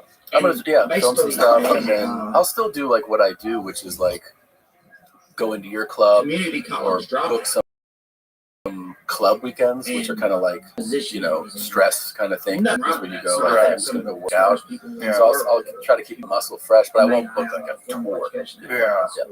Or may not even It's good to take breaks. It is, I'll right? tell you that. I took a big But sort of a break. one of the I've things just he been looked doing at club Joe Rogan and said, How's since I did my live special. Yeah, I had access to It's everything. very I nice. looked it It's up, not. It's great and there's having no aliens. no I pressure. hate to be So, the, Like I just talk He about said, what I "I want to searched talk everything about, I and I could. write about what I want to write about Yeah. instead of going. I gotta put an hour together because I have a tour in 3 months. Right. Like I have to make sure this Does hour's that tight. I have mean to- that you that's just kinda take your necessarily time. true? No, there And could be I a totally think separate part of there's something to be Only said certain people for taking have breaks access to. with You know, stand up in particular because like you don't want to just I have don't know why tools he fell in that you with use to do a You're job, exactly right. right? No, You and that's want to probably a better actually point like than- you have to than kind of figure out what am I doing all my time in these You ever watch matters? the old Yeah. TV What am I? show? And I'm What, not what is like? What's interesting? 70s. And how much time is that going to take to figure out what the perspective is, where I could just say it on stage? yeah,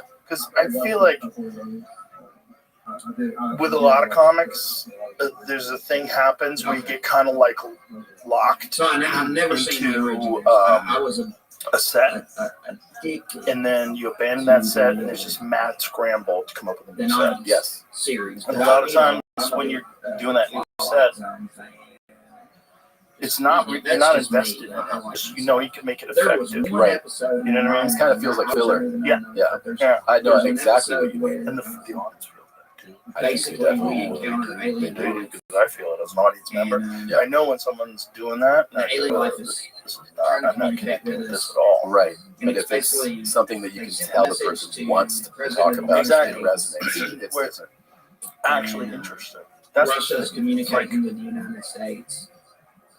You know, as I've gotten older, I've thought much more about Basically, the stand-up. aliens are saying And something, and we don't understand. There's a lot of stand-up is kind of like unspoken.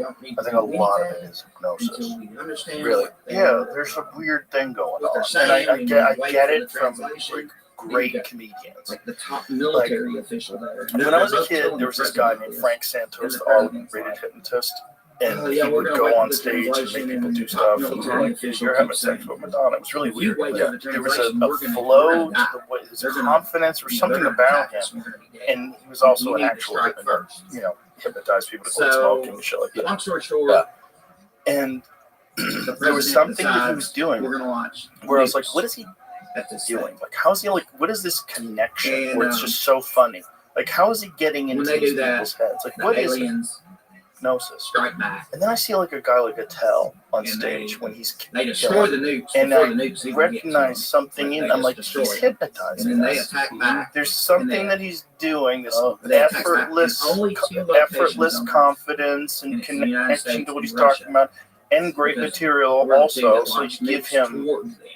the reins. You're like, oh, this material's so good. I'll give you the All of a reins. sudden, Take my brain. the- Take Take my my brain. brain. It was Take my brain. And the rhythm of the cadence too. military Because he has a person, very not him. particular cadence. The And other you know, if you hang out the with other him advisor goes, or sir, work the with him computer like I did a just few times, figured you out what the start alien doing said. A lot of people do. start It was in doing the English cadence. And I did all that. I did that in like 05, they're 06. water-based And creatures. I was like, he and was they on come from his a show, world and that now the his water first is like dried up. killer And album they came say, out, Skanks for the "We Memories. just need to live Yeah, I in mean, your I feel like I would oceans be talking and like be to you friends." like this. I get outside and go like, "How's everybody doing?" Like I would just Yeah. start So do it because it's You know, the hour limit's such always like a ended hypnotic that, like, type of cadence. really Yeah, Patrice always says know that what's gonna about like happen, having and it babies. shows Like you that's what his happened. babies. So Yeah. basically, the David United tells States and about Russia was going to Yeah. be It's like a destroyed. bunch of people that And he then gave the aliens birth. were going to come down here, live in our 100%. oceans, and be friends with us. Yeah, it's super normal.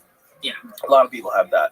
I don't It's know. it's interesting I how that watched that stuff episode works. this that week again. there's a thing because I that's going remembered on, which it. is why live And stand up and is comic so TV much better still shows a than lot stand of up on those television. episodes. Dude, I was have this thing recently because I'm on tour right now. I realized that because I remembered it from when I was man, it's funny a kid, how and I was I like,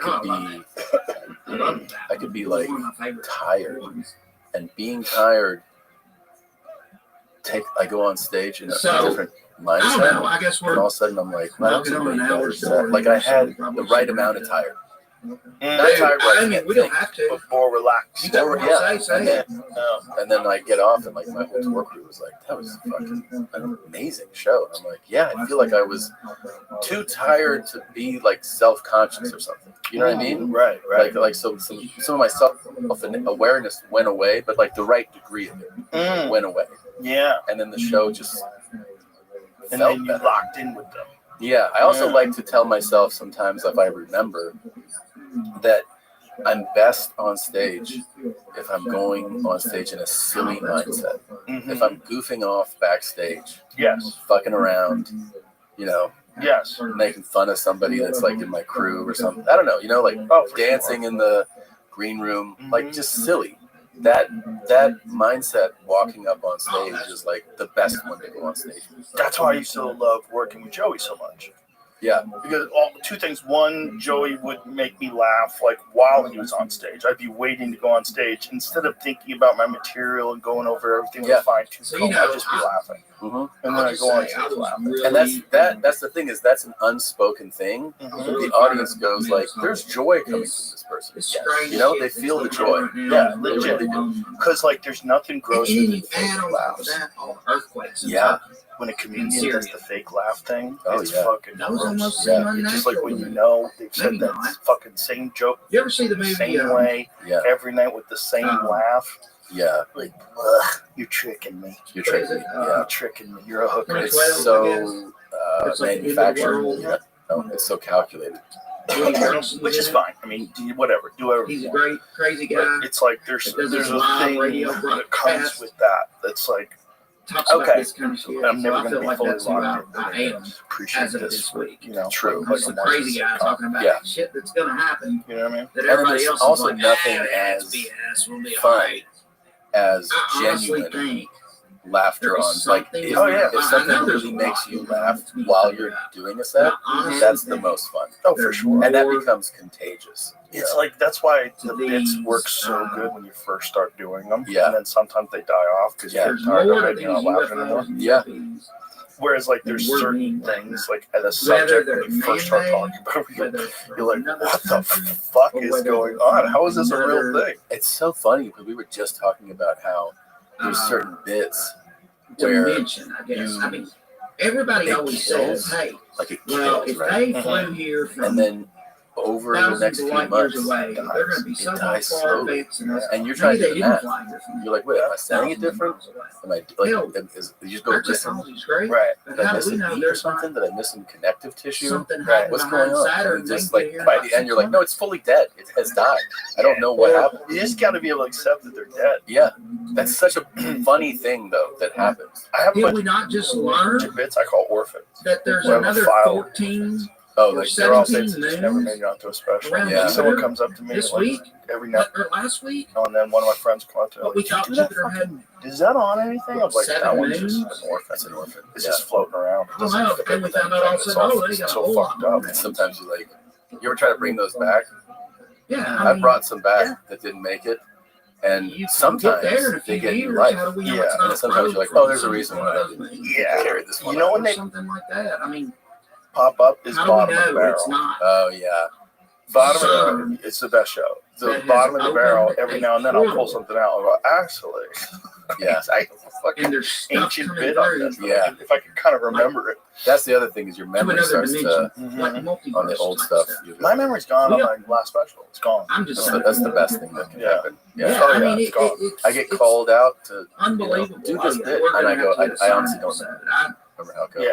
Like I'll The cool start thing it, is, and then I I'll have forget. followed Right. certain You wanna do it? Yeah, and then they'll know it. They'll know it better than me. Like, oh yeah. Yeah, sometimes that's good. That'd be funny if they did it. They Some acted of it the out. stuff is Pretty amazing. fun. Yeah, there's just certain bits. Like, course, they they just keep it leave your very- mind. It's like, I'm done with this. Did you like any of the acting stuff? Because I know you don't have any interest in doing it anymore, but did you enjoy it? And all of a sudden, Yeah, newsreel. we're seeing all these clouds and That was fun. weird Yeah, shapes yeah. in the sky. I didn't mind doing it. It's just I didn't like it as much, and I And didn't you know like what the gets time me commitment. too? That You tell me this. these. I mean, I don't sound like is it's only great. so It's good and so hard, but it's like for you're working these long ass days. a little ways And as a back. person who likes to do a lot Do you of know what I different mean? It seems like history's good for things, 100 years, that maybe becomes a 150 problem. years. And you were on a When you multi-cam. get back to Exactly. 500 years, Imagine if you were on a shady. single cam. way harder. That would have been Single cams like- are crazy. I had friends that are on single Let's cams. think I was of like, oh my god, Nostradamus. how are you doing this? Nostradamus, They were working 6 whatever. days a week, and they would work at like 12, And 15. he wrote those weird quatrains and Yeah. whatever. And Like, you this can is either so believe crazy. some Like, of his I like stuff. to do You a can bunch of probably stuff. almost Man. I tie like it to to do anything. I It's know. so I like close to to play some of the shit. pool. Are you rolling again? No, That was in I'm like still the injured. 1500s. I'm still dealing Right? with some small. So his it's a lot better date of now. Lower birth back issue. And the day he And died, a there's not little bit even of a like knee issue, but dates. that's pretty It's good. just Did I like say yeah, okay, my, he died my little guy in this quit month of this jujitsu? year. Why? Why'd he quit? And he was born in this month of They this both year. go. Both my There's boys some go. dates. And we Did take them people in. just not take My youngest is records like, this is back my then, last I one. guess? He's I mean, 6. I don't And I go, know. it's your last one. I He goes, think dude, my about schedule We is always crazy. see all the I you know, go, it's just what? like the pyramid. We know nothing about it. He's sick out being his dad. Yeah, he's talking like Other me. than I have a full plate. And I go, you have a full plate. He goes like, rabbit hole boy. kindergarten, I got Spanish, do drums. I don't have time for this. That's hilarious. And then he told the instructor, he told the So your guy in final charge. take. You I was like, tell him. He goes, I won't be coming back. I have a very full schedule. And so that guy kind of like smiled and he goes, well, what do you have? He goes, I told you, kindergarten, drums, Spanish. I don't have time to do everything. He's 6'6". And I go, yeah. Is this the one who calls you Tom? Well, they both did for a while, but yeah. So he goes, but the instructor was great. Okay, then He goes, that's what you say He that goes, we're well, going to be told. in life, What is your you have to be actual strong, right? belief of what? And my kid goes, yeah. He goes, What's "It's your not an option." belief? He goes, yeah. He goes, so if you have to be strong, then you have to do this. And my kid's like, yeah. He goes, the instructor goes, so I'll see you Thursday. And he sticks out his fist. And my kid goes, I told you. I'm too busy.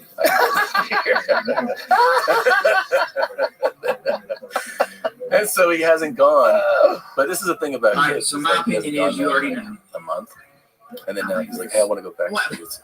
I'm not saying it's aliens, Of course. but it's Of aliens. course. And also his No, older brother I is doing personally hope. very well. That's a problem. And It's so like he got a new belt, you know, and Nice he's my older brother's like fucking him up and talking mad shit all day. He takes his shirt off every day and he goes, I'm gonna be so fucking I jacked. do think whatever it is, So he's like, oh shit, I gotta get back we're in going to there. get That's fed. hilarious. Yeah. Yeah, you gotta hedge your time. Like you have to figure out like, what do you want to do. You are the you're Just the like most insane in my book for a person who does the most different things. Because you are Just like the you're highly Arizona proficient lights are not at what they are or archery, whatever. jiu-jitsu, shooting pool, If fitness, they're not this shit, aliens, I stand up. almost Like think that's a that lot of they're different things to be like very good at.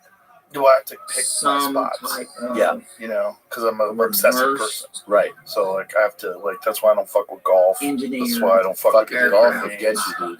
Video games. But yeah. maybe not by I stayed away American from video people, games but by for some 20 country. years, about 20 years, and we got a Because console. the big thing I, that well, I here's the thing, see I actually is found that I am Sidewinder busy missile enough not where shoot I, anything in my brain, down, I can go, doesn't yeah, have I can do 20 minutes on These certain things days were balloons. and get like a little dopamine Where's kick from the it, like have fun. We got it from the But most of the time I Chinese walk by it and I because go, I got an it had hour. a propulsion system. My problem is And if I put that 20 probably minutes in, turns into- I'll be up It till had 5 in the solar morning. panels Yeah. all I'll go, over I don't it. need sleep. So I we just know won't work out tomorrow. Yeah. Pulling I'll just show up, These half other in the things bag. were stuff, oh, it was a big old I'll eat a lot of Blow up, creatine, and I'll be so okay. my brain works. Yeah. Do you know how to do that? Yeah, I started doing it every day. Yeah. But it's a really big one for sleep deprivation. Anyway, I guess we've done it. We're Yeah, there's we're, a sort of we're study where over they showed an hour. that it completely We're bored and the hell diminishes the effects of sleep deprivation. If you take, We'll I see you think again in it's 2 20 weeks, I grams, guess, right? 20 grams of creatine, something crazy like that. I've been doing that. I have a whole new sleep protocol. Oh yeah, always. Please. Like I'm saying, a Give bunch us a of like. peptides and shit. Yeah, I just ordered an Subscribe. to track my sleep. that's good. Give You us a have to review. try that pineal No, I You haven't. can I heard about really it. You were use a telling lot of me. five-star Just really reviews ramped up right your now to reps. get us Fucking awesome. climbing up the list. Nice. Whether you like us or not, if you Anything just for give more us a sleep. five-star review, you Tell can you come what back really later and lower us That down. really affects We're trying to my get sleep. better Really? at this. Oh, yeah. Yeah. Were you not drinking a lot? We're trying to get Not better. a lot, but not if you like just Bert levels. Give us a review. But like last time And I was sober, I was Spotify with and him. Apple We were Podcasts, all- those are the it was two like biggest this great ones that day. get your It was numbers like way up there. Get you noticed Taylor by Sheridan. people. Oh yeah. His wife, my wife was there. Bert, his Also, wife, you can always find us on our social media, on Facebook. David Goggins, It's just his wife. Oh, wow. and a bunch of my professional pool player friends. Instagram. That's a All fun was- table. No, it was fucking Full. phenomenal. We had so much fun. We all had dinner together after the UFC fight, and Bert is just And throwing then we have an email address. back marketing. Yeah, and I was like, oh, I definitely made the right choice. Yeah. I definitely made the right choice. Your Like I'm opinions. watching him, he's slowly turning into a human grape Yeah, I mean, in that's front of we're my gonna have eyes. some guests on. Your Fucking opinion, red in the face. He was hilarious. I'll tell you that. Sure. At the table, we were having a lot of laughs. Yeah, but I was like, you can knock him down. Oh, dude. I'm gonna be up on my bro, he found out we were stressing over leaving, this. so we were I got two research more to to do. down on the way out the door. He just downed two martinis. Hold up, door! Like, just Guys, down girls, these martinis ladies, on the way out the door. I'm everybody. like, this is fucking We preposterous. think, I need to give a And then I shout out talked to to who him, followed he us goes, I got all my blood who work done. listened to us Perfect. this last week. Everything's What countries? perfect. No, I was like, how's that possible? He always says that. And I saw somebody comment the other day on our podcast. They go, the documentary about Bert's doctor who says blood work is perfect is going to be unbelievable. It's a complete charlatan. Yeah. It's got a dirty lab coat with a fucking mouse in his pocket. Some It's crazy gonna guy. be complete lunatic. He was like, "You're great." Oh my god, That's that's so funny. That's so Yeah, he let we got dinner and he was like, this time. "What? What? Ireland, And I was thank like, you. "I'm good." He's like, "Yeah, do a bottle of wine for the team." Nobody had wine. So Massachusetts, he just New dumped York, Kentucky, in his glass. Tennessee, And he can drink it in like California, 5 minutes. It's Yeah, crazy. It's bizarre. Washington, Well, it's D.C., obvious, like, Ohio, it's Michigan, got to be an North Carolina, Virginia. adaptive thing, Thank you right? so Like much. running and is. please Like, go yeah, back and listen if you again. run You won't never, even know that I you said can't that. run You a should come back and marathon. listen But again. if you run a lot, you can run a marathon. And hey, Sure. if Get things used keep to it. Your body progressing, gets we'll do some accustomed to lives, putting right? in miles, We'll do 5 lives. before work every day. You know, we always talk about that freak Five show a.m. shit he has in him. Like he's freaky. Yeah, it's free. Discord or Yeah. We something. did the 5K Take comments. in Tampa. Mhm. We had Hey, we can do 8,000 that. They got good beer. That's right? crazy. And All right, so many people that are everyone, like thanks for listening, and you know, we'll making see you in Look at that. making leads. By the way, how Ten good days is or Jelly Roll look? Dude, do you know what he's down? 200 pounds. Yeah, and from last year, 130. That's amazing. And he's like, I want to lose another 100. That's insane. So And what's he at now? He's at 340. So he wants to get down to 240. He Wow. wants to get to 240. He's a big guy. For him, 240 is probably right. Yeah, it's probably. And I, by the way, we were talking before he got there. The 5K it was in Raymond James Stadium where the Bucks play. Mm-hmm. So I was like, well, how are we mapping out 3.1? Well, the only way to do that in a venue of this size is you had to like use every square inch of the place. So they had us go up the ramp. Like if you're going to go up to the top, there's a ramp that goes up. It's 9 stories up, all incline. And then you go across, then you go down, then you go up again. Oh, a lot so of incline. like half a mile plus of incline, right? Oh, So before Jelly was Jesus. here, I'm like, I don't know if he can do this, man. You know what I mean? Like he's a Right. big guy still. Knees, cardio, all this shit. right. Dude, he fucking smashed it. That's He incredible. did great. Did he hire a trainer? Like, how is he? What is he doing? I think some people He got rid of his phone. I know. He has a flip phone that like doesn't even like that you can I don't even know if you can get text on it. So Yeah, he just chucked his phone out. Yeah. Apparently, like all the years of drinking, he just gave his phone number out to so many people, He was like, and "Fuck they it." decided instead of getting a new number, Yeah. which is what you should do. Yeah. It's like I'm just no phone. Fuck. that's fucking awesome, by the way. It's crazy. I love like I used to panic when I left my phone behind. Now when I forget my phone, I'm like, oh, it's gonna be a great day. I left my phone. I'll get it later. Like I feel fine. It's a great feeling. Yeah. Yeah, we're all prisoners. We are totally This is prisoners. not We're prisoners, and it's gonna get worse. Oh, this is the thing I wanted to tell you. So, some of the Bucks players Planet is came out. under attack by an The offensive line. These are All attempts to stop this attack have failed. Beasts. Radiation levels 6'5", 6'6", 330, like just giants, the gorillas.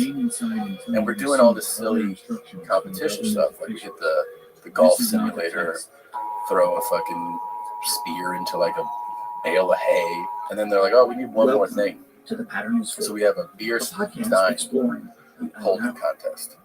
You're So your it's host. Oh, Bert won that. yeah, he beat fucking all pro. He's been that's like, come on, man. But look at these. Does that make sense? It does make sense, but you still go skinny like, hidden patterns and extraordinary tales that will guys can throw a baseball a lot faster than these dudes. it's just crazy. You know, like Not to me. the upper body of cutting these edge dudes, science. I'm like, no, they're these guys. Yeah, he's gonna win. He's used to holding beers. Yeah. He's used to into the depths. holding drinks. I couldn't do it. I tapped out. Like my arms just gave out. Wow. And then Look at him. He's still smiling. Oh yeah, Yeah, nothing wrong. That's insane. Welcome to the show. yeah. And then I'm Dan. yeah, they slowly I fell. bet if he did his left arm, it would fall off. We are back for another. I bet he literally wouldn't be able to. He's been holding up drinks so long. Yeah. Also, like toasting crowds episode of the for Patterns so long. Look at That's this. right. Yeah. He beat I everybody. wanted to throw He should something hold else out in, and but just I couldn't- humiliate them I after didn't he's know done. what to Just say. keep going. Oh, he held it up after he was done. That big guy looks like he's ready I to don't know. I think it's all right. Yeah. break. So, He yeah, gave up. Yeah. he Look at just- Bert. Yeah, that's right. Patterns. Look at this. That's Yeah. what's say. Patterns. Right. Just insane. So we missed a week, guys. He's got incredible genetics. ladies and gentlemen. Like if you wanted to be an athlete, we missed a week. Be an incredible we had some- athlete. Yeah, I think so. If he was like super Yeah. dedicated to it, yeah. I want to say Yeah, we had he's just storms, but trapped we really in didn't boots. have storms. but it's also made him Yeah, very rich. yeah. So Yeah. We I had don't know. wind. Yeah. That's We it. all Now- had a I love him. Yeah. You know, I don't want him to change, but I do. I mean, I want him to be healthy. But like 80 miles an hour. when we first started doing Sober October, it was essentially just because we were worried Bert Top was going speed, to die. and it, Yeah. it Yeah. wasn't Yeah. wind for 30 minutes. It was wind Well, for it's still here. I mean, the 6 first hours. one was the Yeah, weight it loss. just started Like, with you know, perfect Yeah. sense. That's 7 nuts. hours What type of resistance is that? of just straight I blowing. don't know. I think they said the 100 average something. wind Yeah. speed was at all Yeah. the time Yeah. 30. Yeah, I'm between 30 obsessed and with 40 miles. that squeeze Is that machine. what Yeah. understood? You know the thing? Oh, yeah, it measures your Yeah. didn't- I got didn't see that, but 161 and I want to yeah, get that's 190. Oh, so you're Crazy. So- Yeah. We had a lot of Do you have one here? No, Right. I think we do. Yeah, we do out there. Yeah, out in the hallway. But we do at the club. And So we here in the club, when I first did it, I think I got 147. I was like, well, this is bullshit. lost Yeah. And then I got, and then I got up to 161 without these things. we had actually Just for work not a lot. that day. I bet, everybody left work David because we were having those Has a big crazy storms. grip strength. And Which David? Lucas. it Oh, was yeah, really it's weird. his guy. Big Sometimes hand. the wind was blowing like And that. Big big hands. hands. Jamar. Yeah. Jamar neighbors. I think he got 167. And I was Damn. back in the George middle Strong. of the woods. That's Literally. crazy. You see him with his shirt off. Yeah, And, he's Jacked. Jack. we had I think we lost power. But you know, we one in got the like afternoon. big and dudes come in there and do this it. was on March 3rd, which was a Friday. I don't know. It was kind of Dave and I usually record every other Record's gotta be Friday. The UFC had a bunch of guys 6 do or it. 7 o'clock at night. I forget who had the highest, What we've been doing. So, but I think I had no power, no internet. no Alex anything Guerrero was like at 180. that time, and I don't think you did either, did you?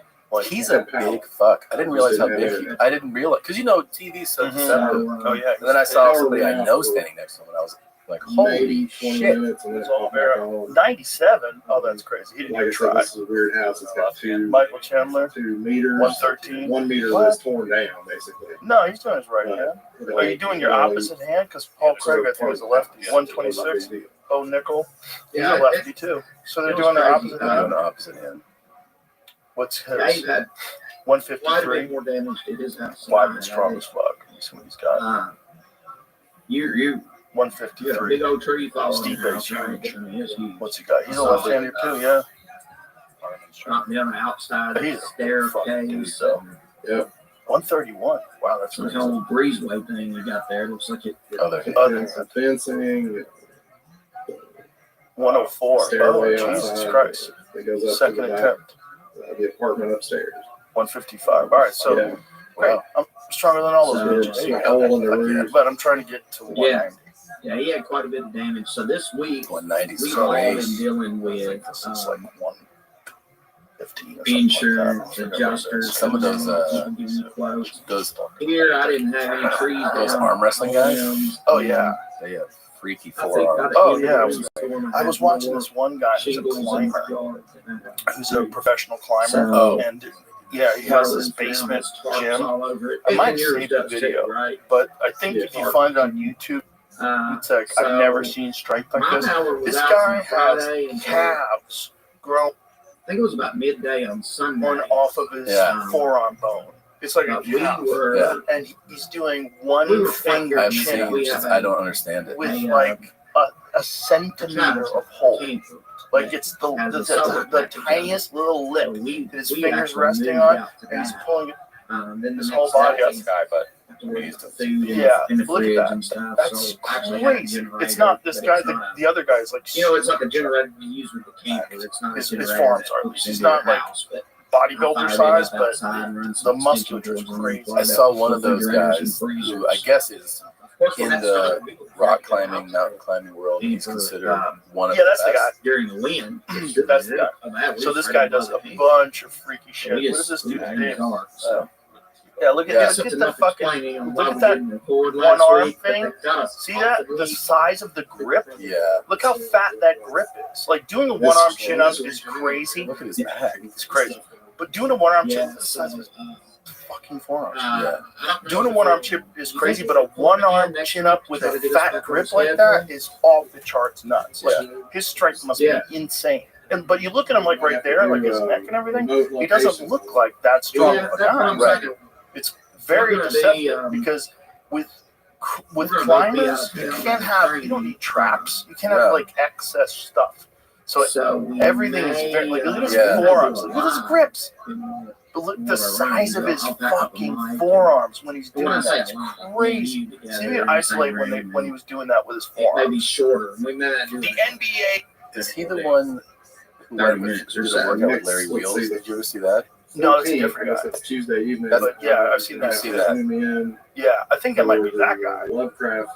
30 minutes with HP Lovecraft. Is it? Yeah. Guys from. But he is blown away by this guy. Interviewing us. It's like mountain climbing, if you think about it, just the amount of reps that you're picking your body weight up and holding like gymnasts. Like who's more jacked than the guys who do the rings? No. They're super jacked. Like look at his forearms. Look at the back up a little second and just freeze it. Yeah, so look at freeze it right there. Freeze it. Look at that left fucking forearm. Yeah, that's crazy. That's you haven't checked out there's a split in the muscle. That's a calf. Yeah, it's a calf. That's a calf. That's like a strong calf. 30+ minutes. And this is like a big endorsement for calisthenics.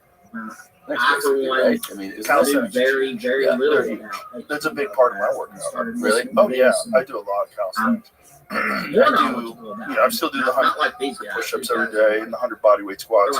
But I do chin-ups, dips, and L pull-ups. You know, like so like with a close grip, the legs extended. Yeah, I do pull-ups. They're huge. Yeah, it's you want to be able to. And the other thing I want to do. I do hang from a bar like this where I swing my toes up and I touch the bar.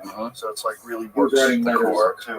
That's like being able to manipulate your own body weight is crucial. Yeah, because those gymnasts are like, you're like some of them like I've never touched weights. I'm just doing this shit, which is nuts. And they have. But it's not time efficient. Yeah, because they're doing that. Their muscles are like that. Doing 8-hour sessions, but you can get a lot done with your body with just dips and chin-ups. Dips are incredible. Yeah, so good. That was like. It's interesting. I think when Arnold was talking about chest, he was like, that was like the cherry on top of what I was doing. Like we always do dips. And you can do weighted dips too. Yeah. Dips are so easy to do with weight or throw a chain over your neck or put a weight. No, that's another thing I found. Like just a 25-pound weight vest where it doesn't feel like anything you're wearing. When you do stuff with it on, like chin-ups and pull-ups, like, oh, fuck. Yeah. I mean, actually, so different. And then we take that thing off. Right, so imagine being 25 pounds too heavy. And then he actually traveled. He went to imagine being Florida, Jelly Roll. So Jelly Roll's walking around 200 pounds too heavy before, at least. So it's actually 300 pounds, right? Because he wants to lose another 100. Yeah. So imagine just carrying around everywhere you go, you got a squat rack, like a real bar with plates, and you're just carrying that. That's what they're doing. It's crazy. Those guys, fucking lower bodies are always crazy. Ralphie May used to have the biggest calves in the world. Legs were like carrying it. Oh god, yeah, just carrying around body all day. That's nice. Lovecraft. If they trim down enough, the quads are still humongous. Yeah, Bert lost It's not a direct story. No. But you do get weaker when you lose weight. That's a fact. Yeah, that's always Well, It's also like to weight, to lose body. Your body has to think something wrong. Like it's very difficult to maintain. So we're going to start out with our mass, news story, like we always like do. maintain muscle mass while you're The losing. main topic of our That's hard. You gotta be real careful with everything. Soul. Yeah, that's true.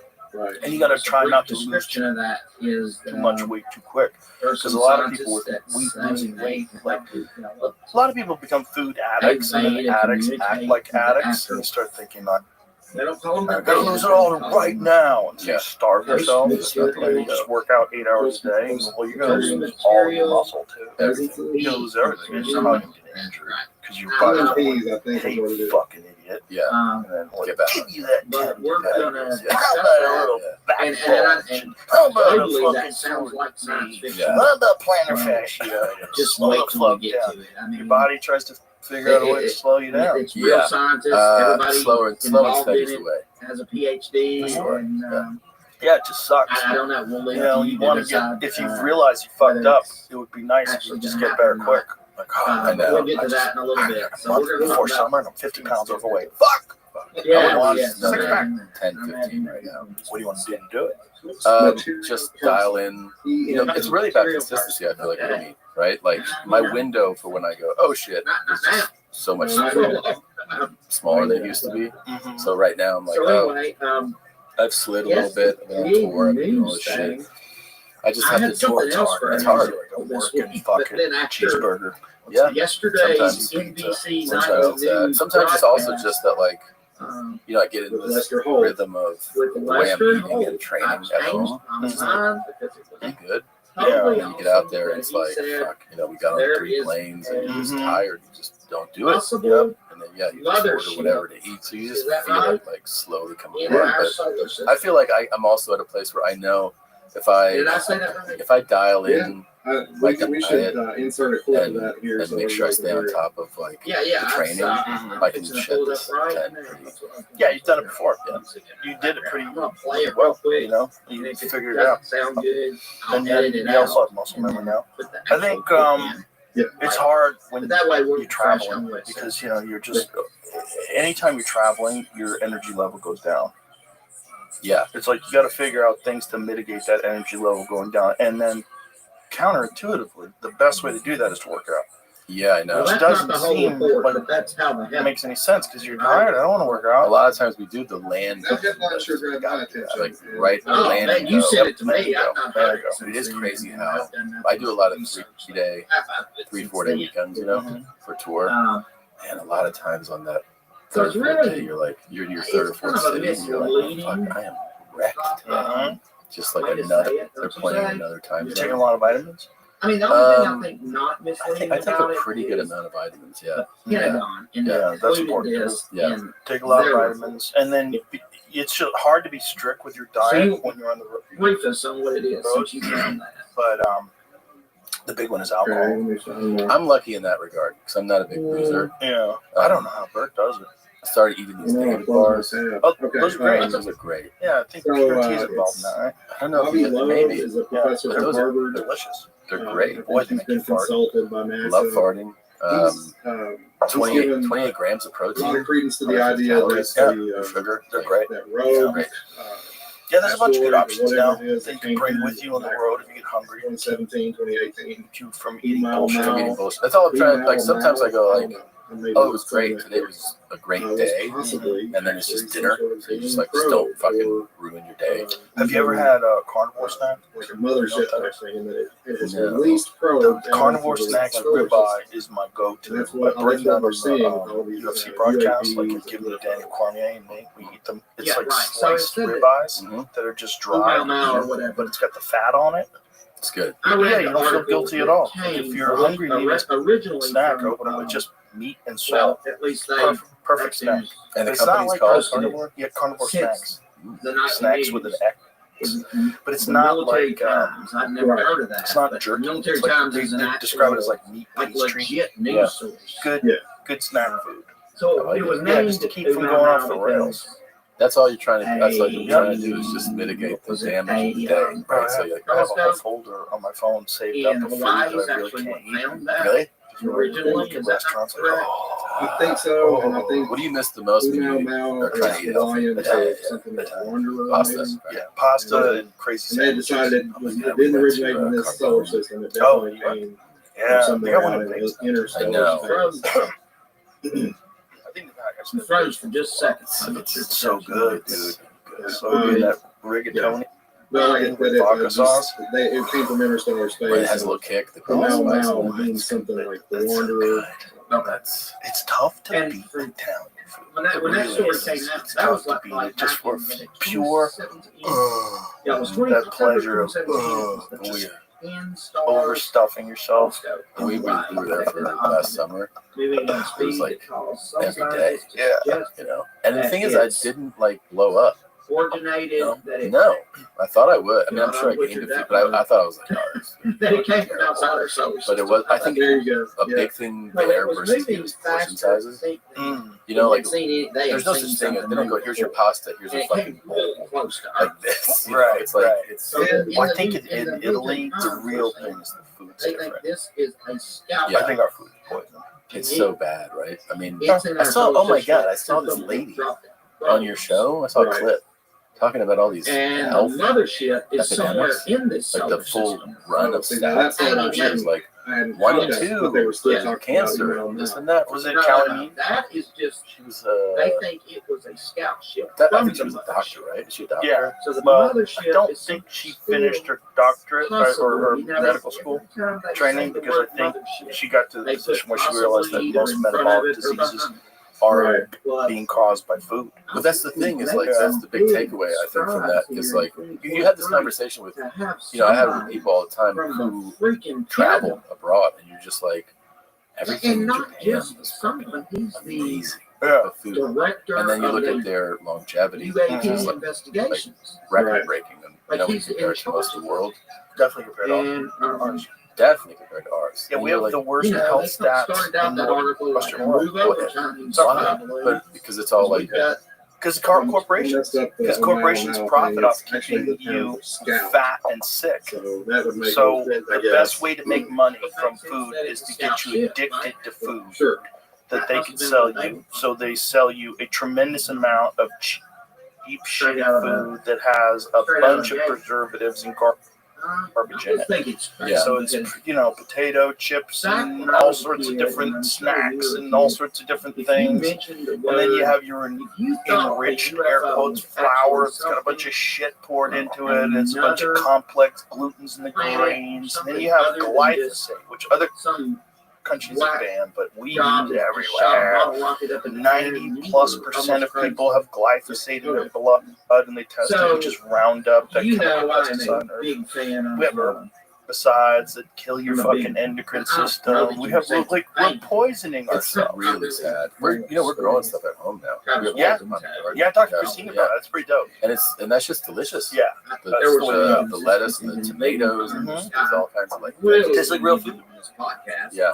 You do taste the difference. 100%. Yeah, which Especially reminds me of when you're abroad, right? Yeah. It's like you in Italy or in Japan, Mhm. that's a tomato, you have a strawberry. Yeah, You're like, oh, this is Real. supposed to say, Yeah. yeah. We make stuff that can sit on the shelf forever. That's why our tomatoes look like they're albino tomatoes. They're like they're hard. Yeah. Our tomatoes are hard. Way back Yeah. then. Why is tomato hard? He was a science Does it fiction stay horror hard? writer. Or but like, just he sits supposedly there. had to encountered keep Yeah. digesting. Yeah, it's communion terrible. about that. And you get all this inflammation in your I have to body. look him up. And we've been so sort long of since genetically modified a even thought bunch of about things that. that I can don't feed a know if bunch of he's still people. with We us have or, large numbers of what people. he's- Yeah, I was Benefits actually of made that that. into How the much movie, the of Christopher Walken this thing like that do you was think is pretty- related to the fact really? that And I we mean, have what- so many and more what's the name of that people in movie? some of these Is that one places. Oh yeah, that's a fact. But Communion is the name of the movie also.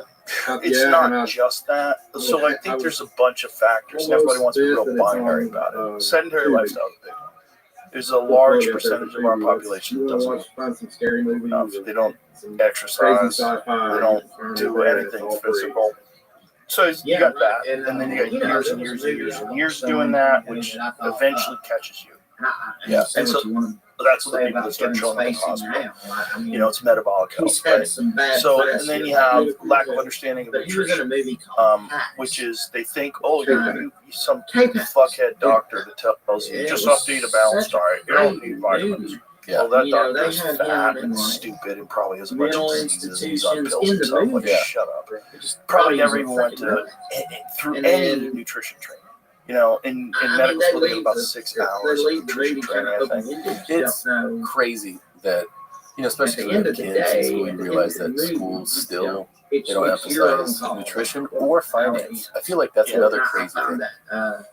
Oh, is to keep people from understanding how finance works at all. It is So I crazy, watched right? it. Like I you're don't teaching know. kids about how to prepare yourself for the world. You don't teach them about debt and about interest. First thing that happens when you're a freshman in college is you walk through the student union Issues and they have been. go, you want a credit card?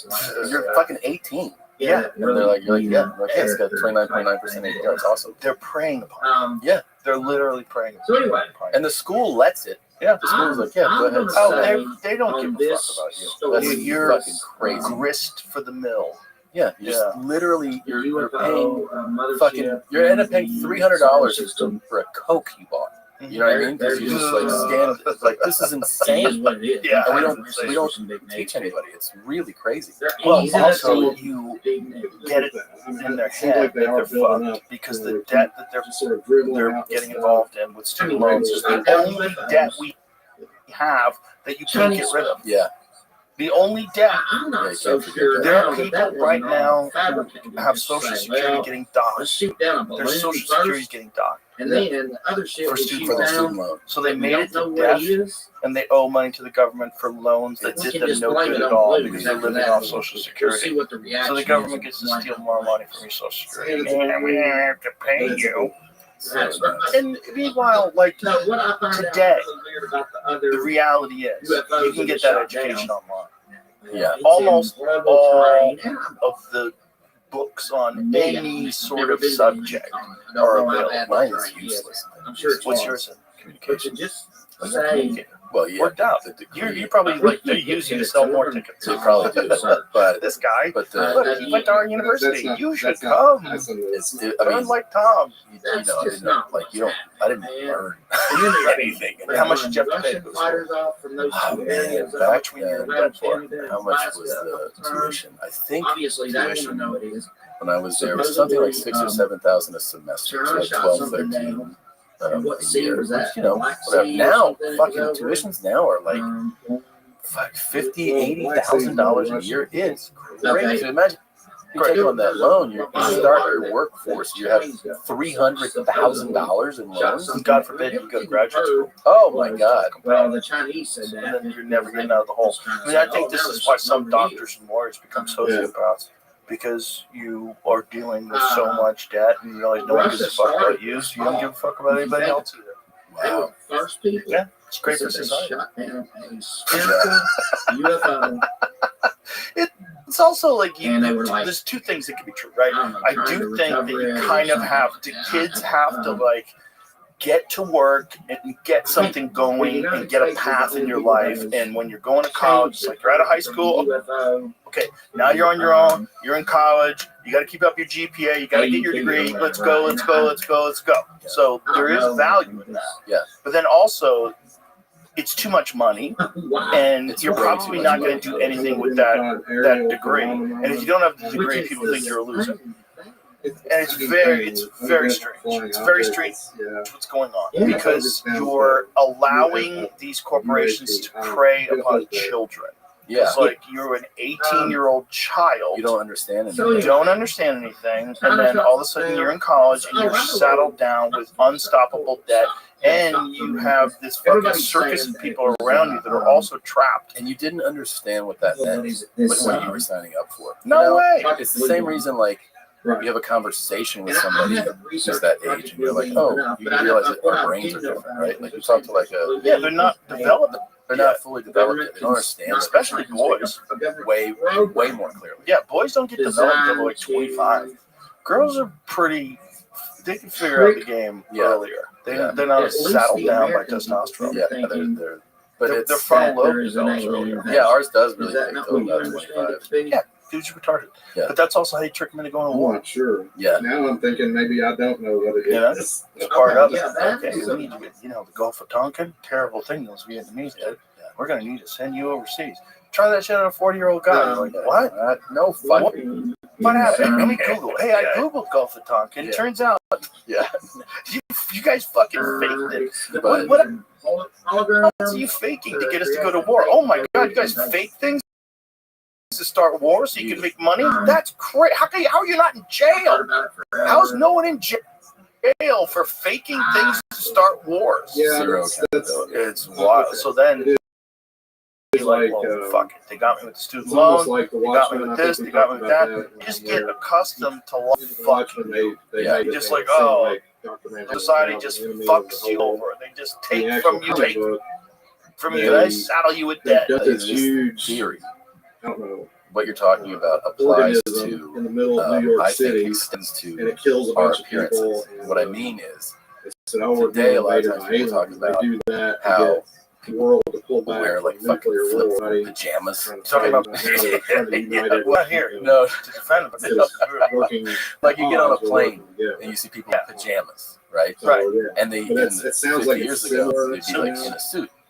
And I think part of the reason why people, their appearance is this, I think some of it is tied to a lack of hope. Meaning that so many years ago, you would embark on your path in life thinking that there's hope. I can have the American dream. I can own the house. I can get the things I want to get. And so many people today are like, there is no hope. So fuck it.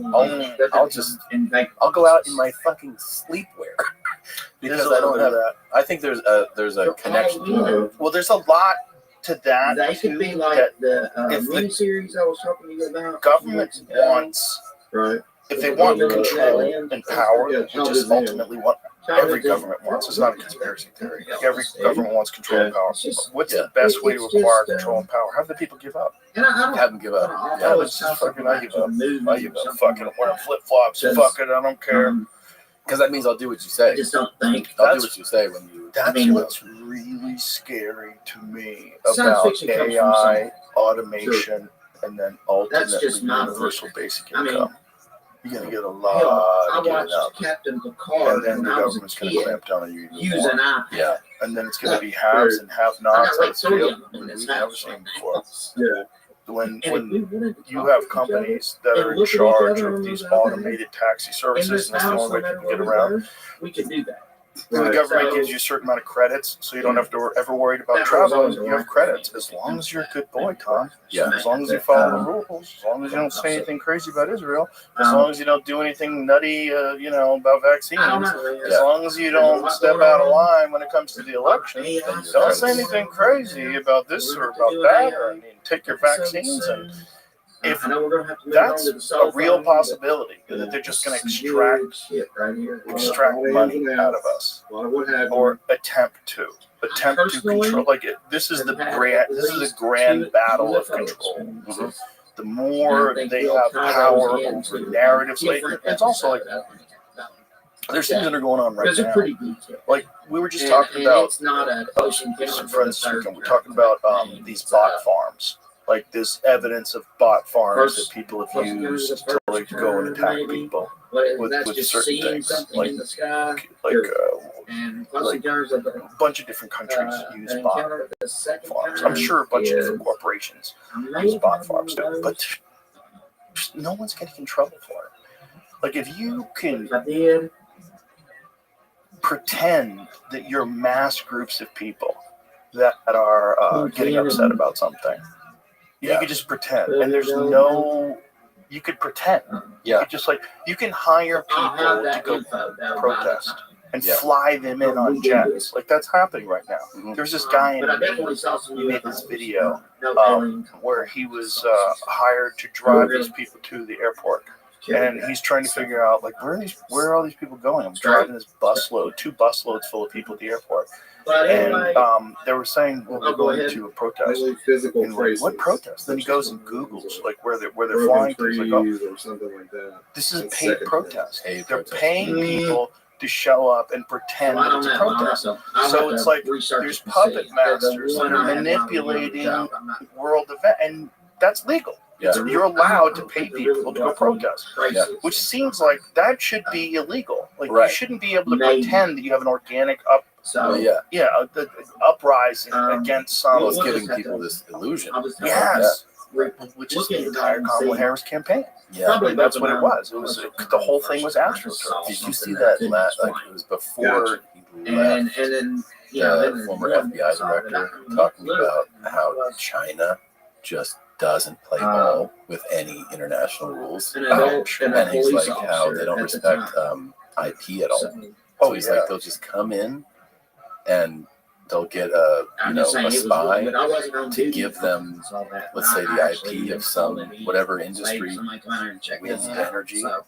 They'll just take it and be like, we have it now. Start this company, and then this company goes bankrupt because they just fuck you. Fuck you. Yeah. They made whole Apple stores. That are fake Apple stores. So insane. Everything's fake. Fake laptops, fake phones. I saw guys who it was like the evolution. What happens if you try to get online with one of them? Maybe they do know. I have no idea. Can you get an Apple ID? Like, does it work? It can't. I'm imagining that it can't.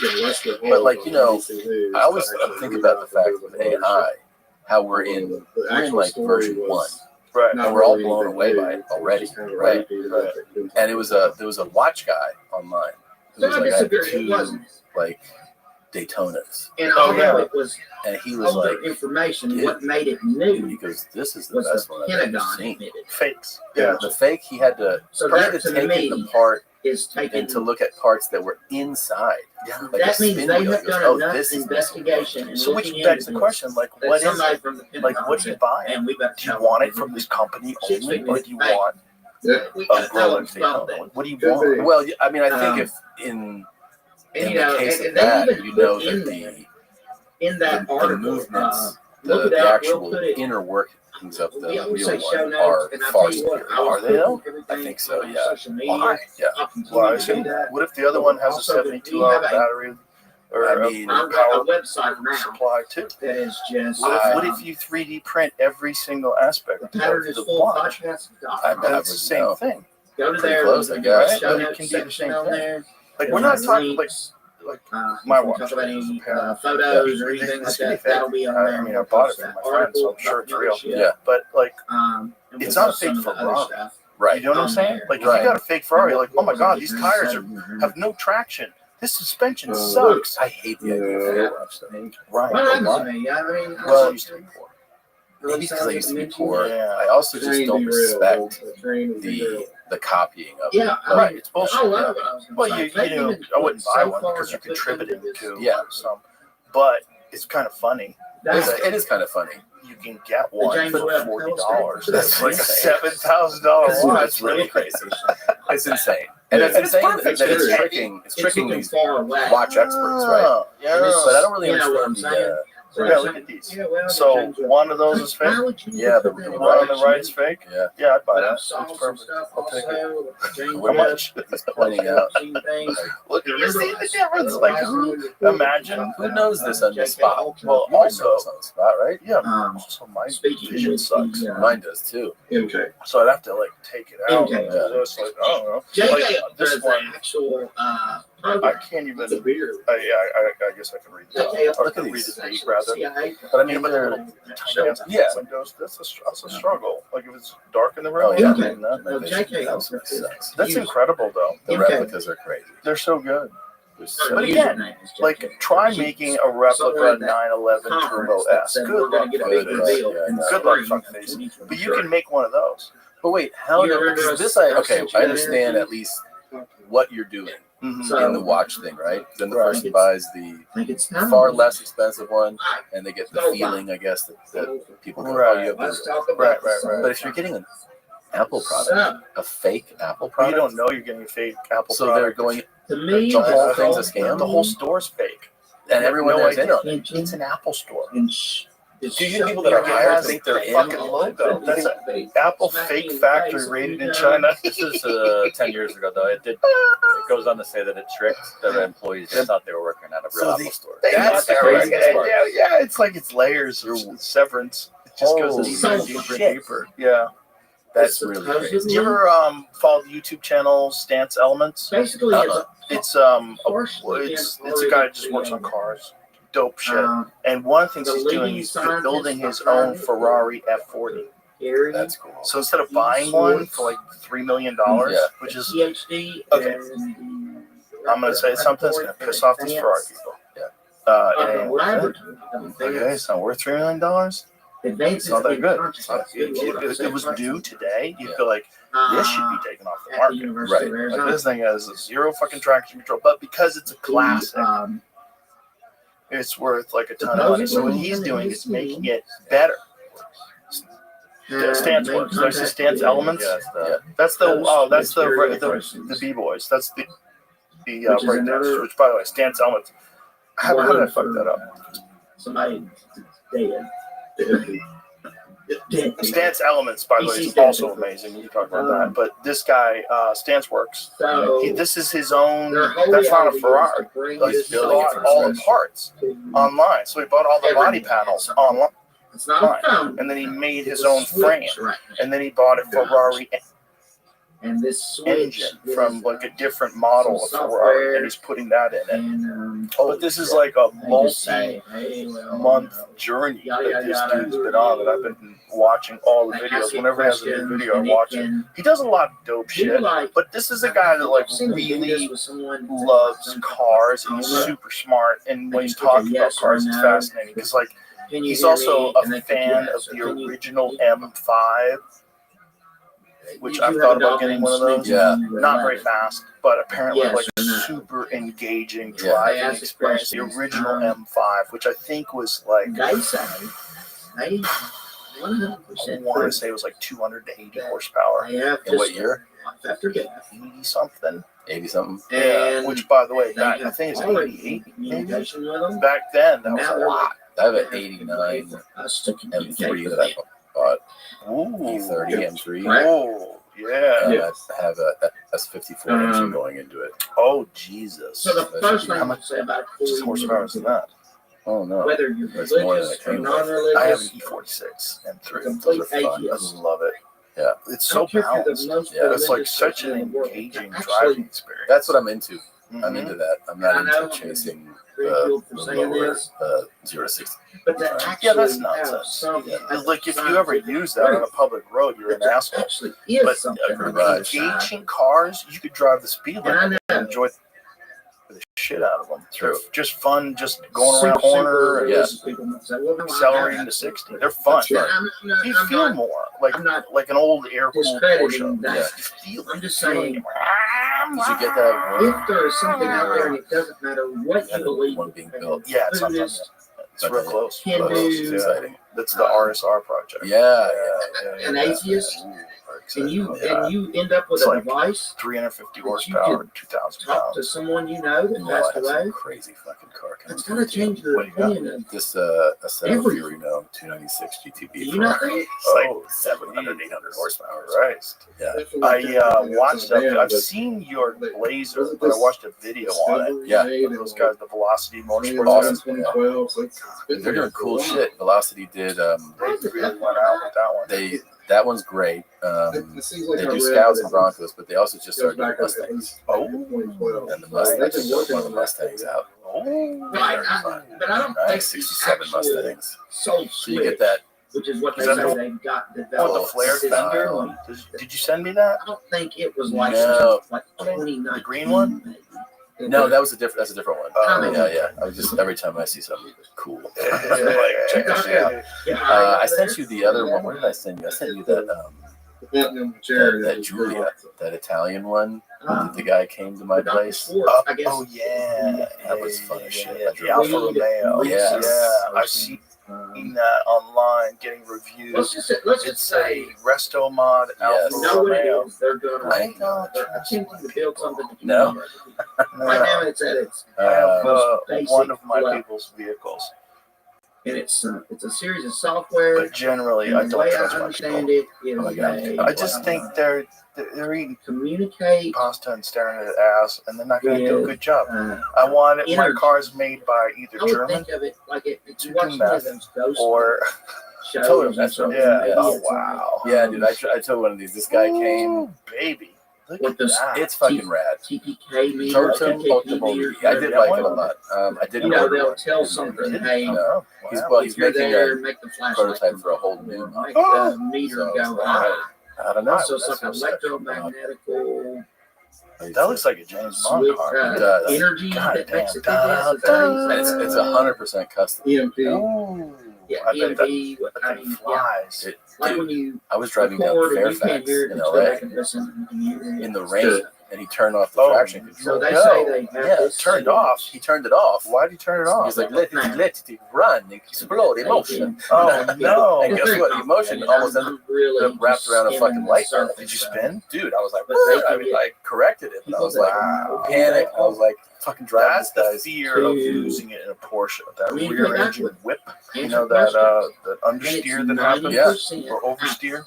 What is it called? Supply So- throttle, something throttle, oversteer. When When you you lift, when you throttle, lift, Here's lift, what they throttle, have. oversteer. They Yeah. got a soul switch right now. and then According the to back their end goes website. on. Oh yeah, Yeah. it's a weird design. Well, Like they having all- the engine out back like This that. thing also happens in everybody's mind who hasn't, who's not.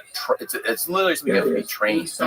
Which is that when you're in a car and you're at a certain rate of speed and you're approaching a turn or something, you feel anything going on you, you take your foot off the throttle, and what you don't realize is that is gonna make things worse. Yep. Because the momentum and the weight are And going there to you go. carry You you through, and the only thing that will keep you from usually losing it is to stay on throttle. Not necessarily give it a ton, Right. but you need But now I think it used that to just be momentum the to carry you through it. Right. And so it's just something that because there's countless videos of somebody Oh in yeah. their new fucking car just going, "Wah," and they trying to just get go into a money. tree. I just watched one. I Sure. had a GT3 But RS. I've the seen soul that. switch It's brutal. He's is like what they got 18. developed And he right did now. They exactly say that.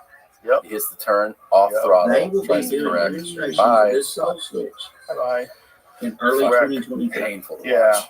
Painful. But that is a bad And element of that those design. Are The rear mainly weight. gonna be Yeah. events, But and also it's but like, is events that you'll really be the able to best zoom way or to do Skype it? Because into you know, everybody and always said that the watch. Cayman is a better car if they just gave it the next same sort of thing love that they to give the develop is the Porsche, soul fucking the love 911. e-board, The Cayman. I love it. Yeah. It's like which will my allow you my text. heart is with that car. If you go, Right. like, what's the one you love with the most? It's still that car. But isn't it interesting that like that car is not as prestigious? It's not as And the way prestigious. Yeah. everything Why is I that? read on it, That it's seems not stupid. gonna be It's a whole thing too. And if you have like you People see pick people up like, the you got smartphone, the put a Cayman, you got soul the 11, like you drive this fucking thing. you know, Yeah. Like But this thing, people that say that Albert are Einstein. they kind of have a are. conversation with them. anybody that says It's that is gonna an be idiot. like, You don't know anything about cars. you're gonna kind of go back to Because old you have a school Dynan, cell right? phone booths. But no, it's not Dynan. What's the That's- company? Dynan for did that my BMW. service. Yeah. What's your company? Yada, yada. You'll For get that like one, Demand. Demand. They say Yeah, the Demand biggest Demand did downfall the, right the now upgrade is on to that. establish So, the with that- communication is taking That is what it should be. about Right 25 from minutes. Porsche. Yeah. They should take And that they would just a big shorten that juicy time.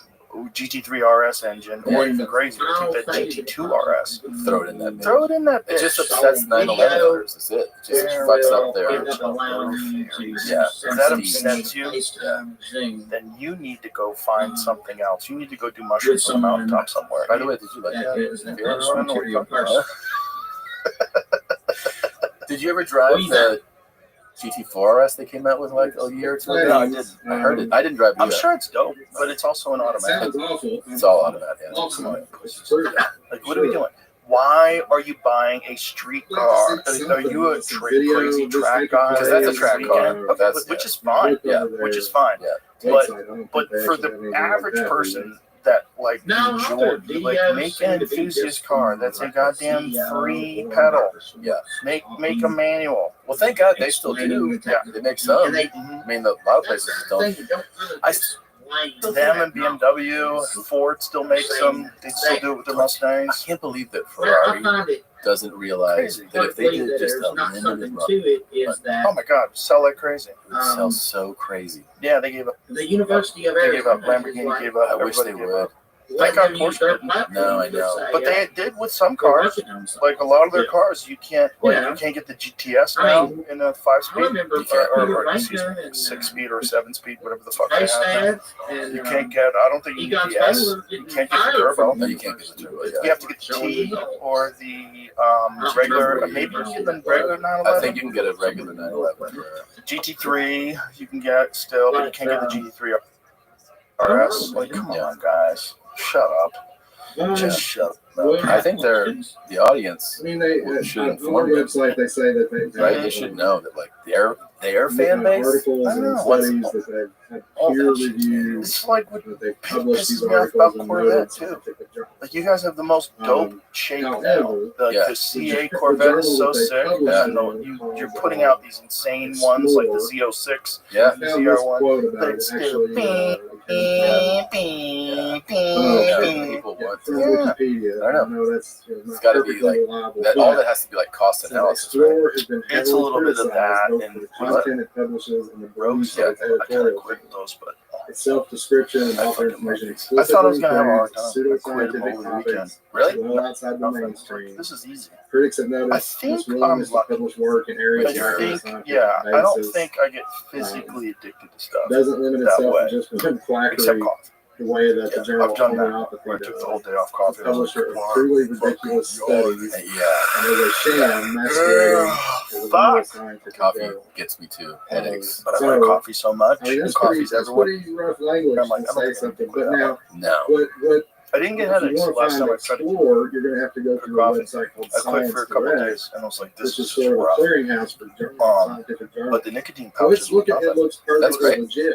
I mean, it's super one that's being easy. pulled in. I feel like I have some respected of and, that you know, where I'm well not trusted aggregation physically service. So it's in there. addicted to it. Dude, I have So friends. yeah, Anything. somebody's doing something. I'm just wondering how they're I had a guy came over to do a podcast and he saw that somebody had sent us some kratom stuff that I wound up throwing out. I was like, I don't want like this shit anyway. Yeah.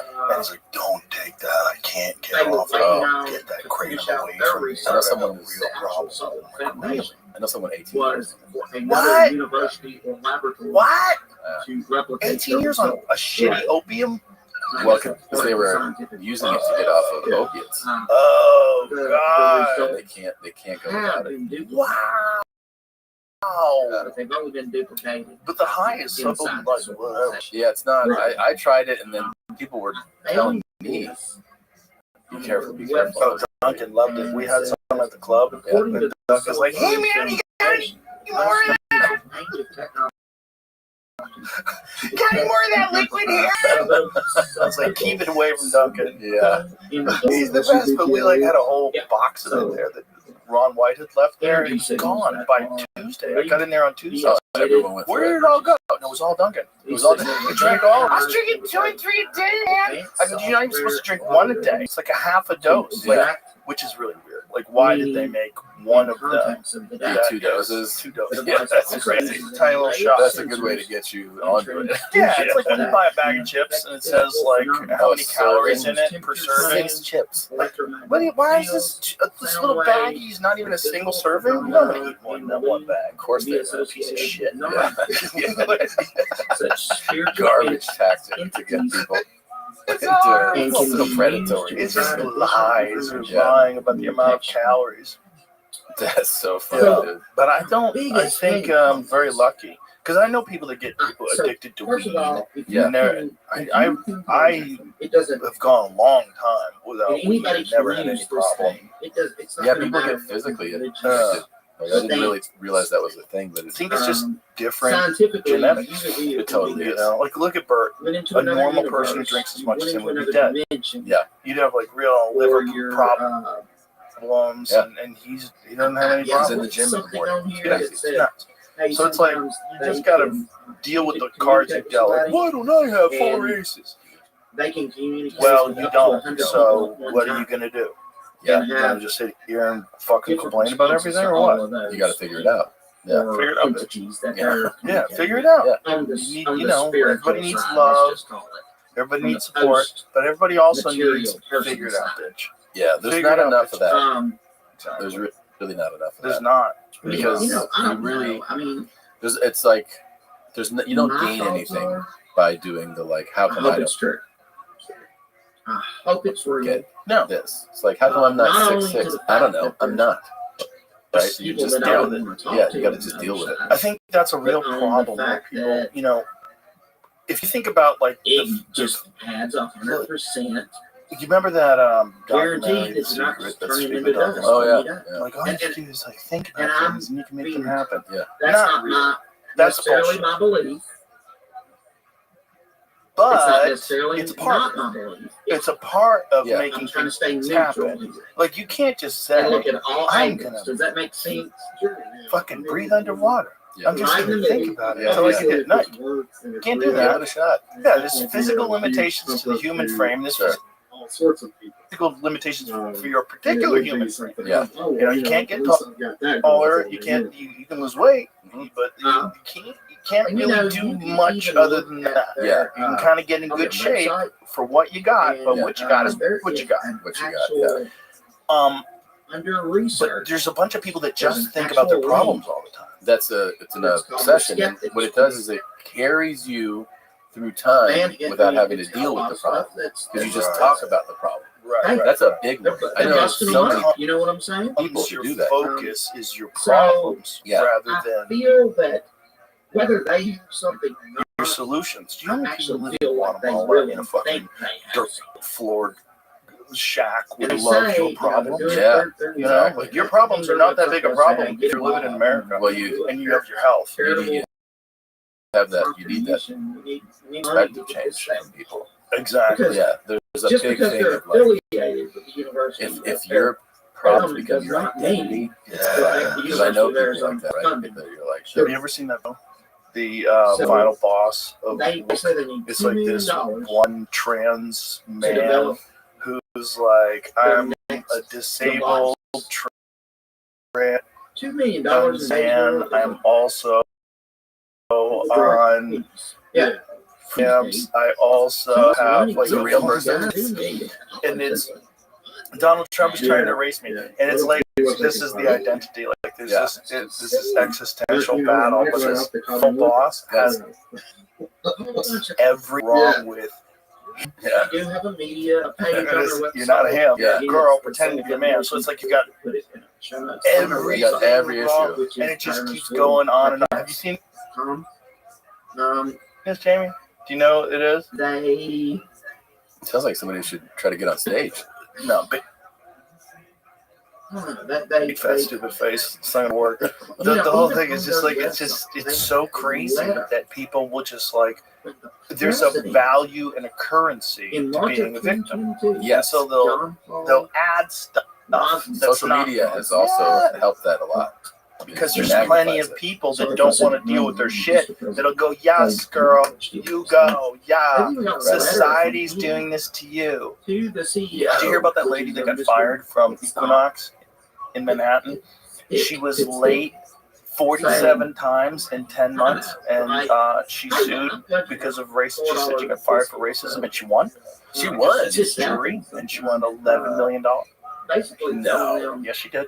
No, she was late. Your 47. Not only that, research is groundbreaking. like you're working in Equinox, like you could work for From the president of the all of university. time, and Yeah. you'll never make $11 million.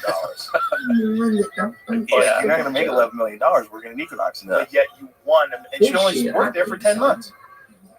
She was like 47 times in 10 months. And that's why they were firing her? Like they're like you're just They're like, bitch, perpetually. you are late. always late. Yeah. And then she's like, that's so racist.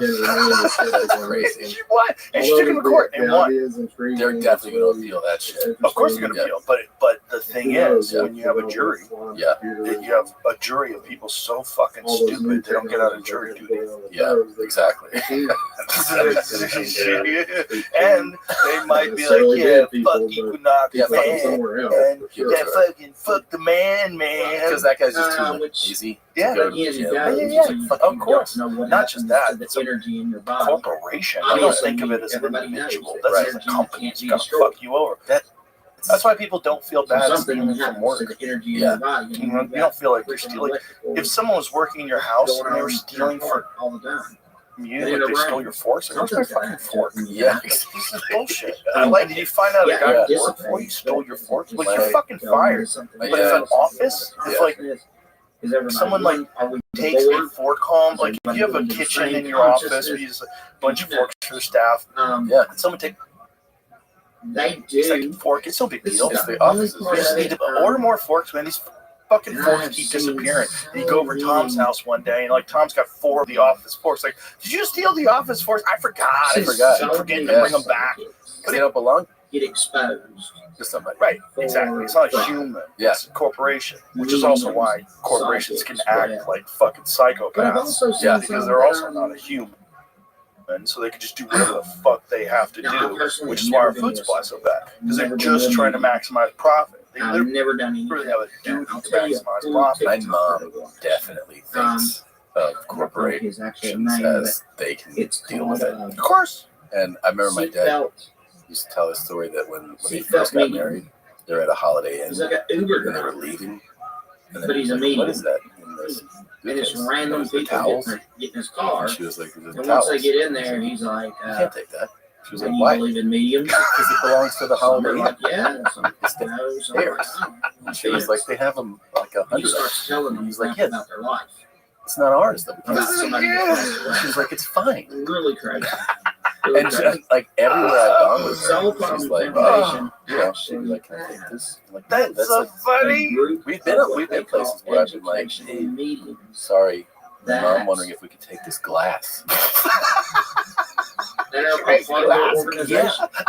They And then- help them. I saw a video you were showing your mom They these have clips. Oh, yeah. The clips from your advisors. new Netflix Oh, show. fucking amazing. It was amazing. I knew it. I knew it was going to be a killer. I was like, she's going to hate it. And they were like, okay. So we set up a private screen for her. It's also like, why am I watching this? I don't know if you know, but you're my mom. It's so funny. She's like, dude, she fucking, yeah, she hated the show so much. She's Oh, like, sure. she came over yesterday for Mother's Day. And I was like, she goes, so, because on the rest of that thing, she made me promise that we're going to cut the first story. Yeah. She's like, you're definitely not going to use that, right? So eventually I was like, yeah, we're cutting it. And so, yesterday, she's like, did you cut it? I go, of course not. It's Netflix's. She was like, you promised you lied to me. And I'm like, Mom, I can't be like, hey, don't air the first one. She's like, well, that means you lied to me, so I'm never coming to a show again. And I'm never going to do anything like related to any of your stuff. And I go, you promise? Right? If you never came to a show again. You know how much of a fucking burden it is? So I have to babysit when you're there? I was talking to Shane Gillis about a bit. He does. We're getting upset. People he knows getting upset about a bit. Oh, yeah. And like, yeah, I'll stop doing that. Shut the fuck Shut up. up. Shut the fuck up. She found out, by the way, I was on Chrissy D and Giannis's podcast the day the Pope died, or the day after. I was in New York. And we're podcasting, and I was like, oh, because my mom's like hardcore Catholic. And I was like, let's call her and just check on her. And I go, we'll just try to see if maybe the Jews did it. So I call her, I'm like, did you hear about the Pope? And she's like, they just did it. I don't know what happened, if he was sick, if it was the Jews. And she was like, what? And like, we had to cover our mouths. We had to cover our mouths and mute the phone. She's like, she goes, this is the craziest call I've ever received. The Pope died. Do you think the Jews did it? I had to hang up the phone. And then like a week later, she goes, I was on YouTube and I find that you called me on a show to talk about it.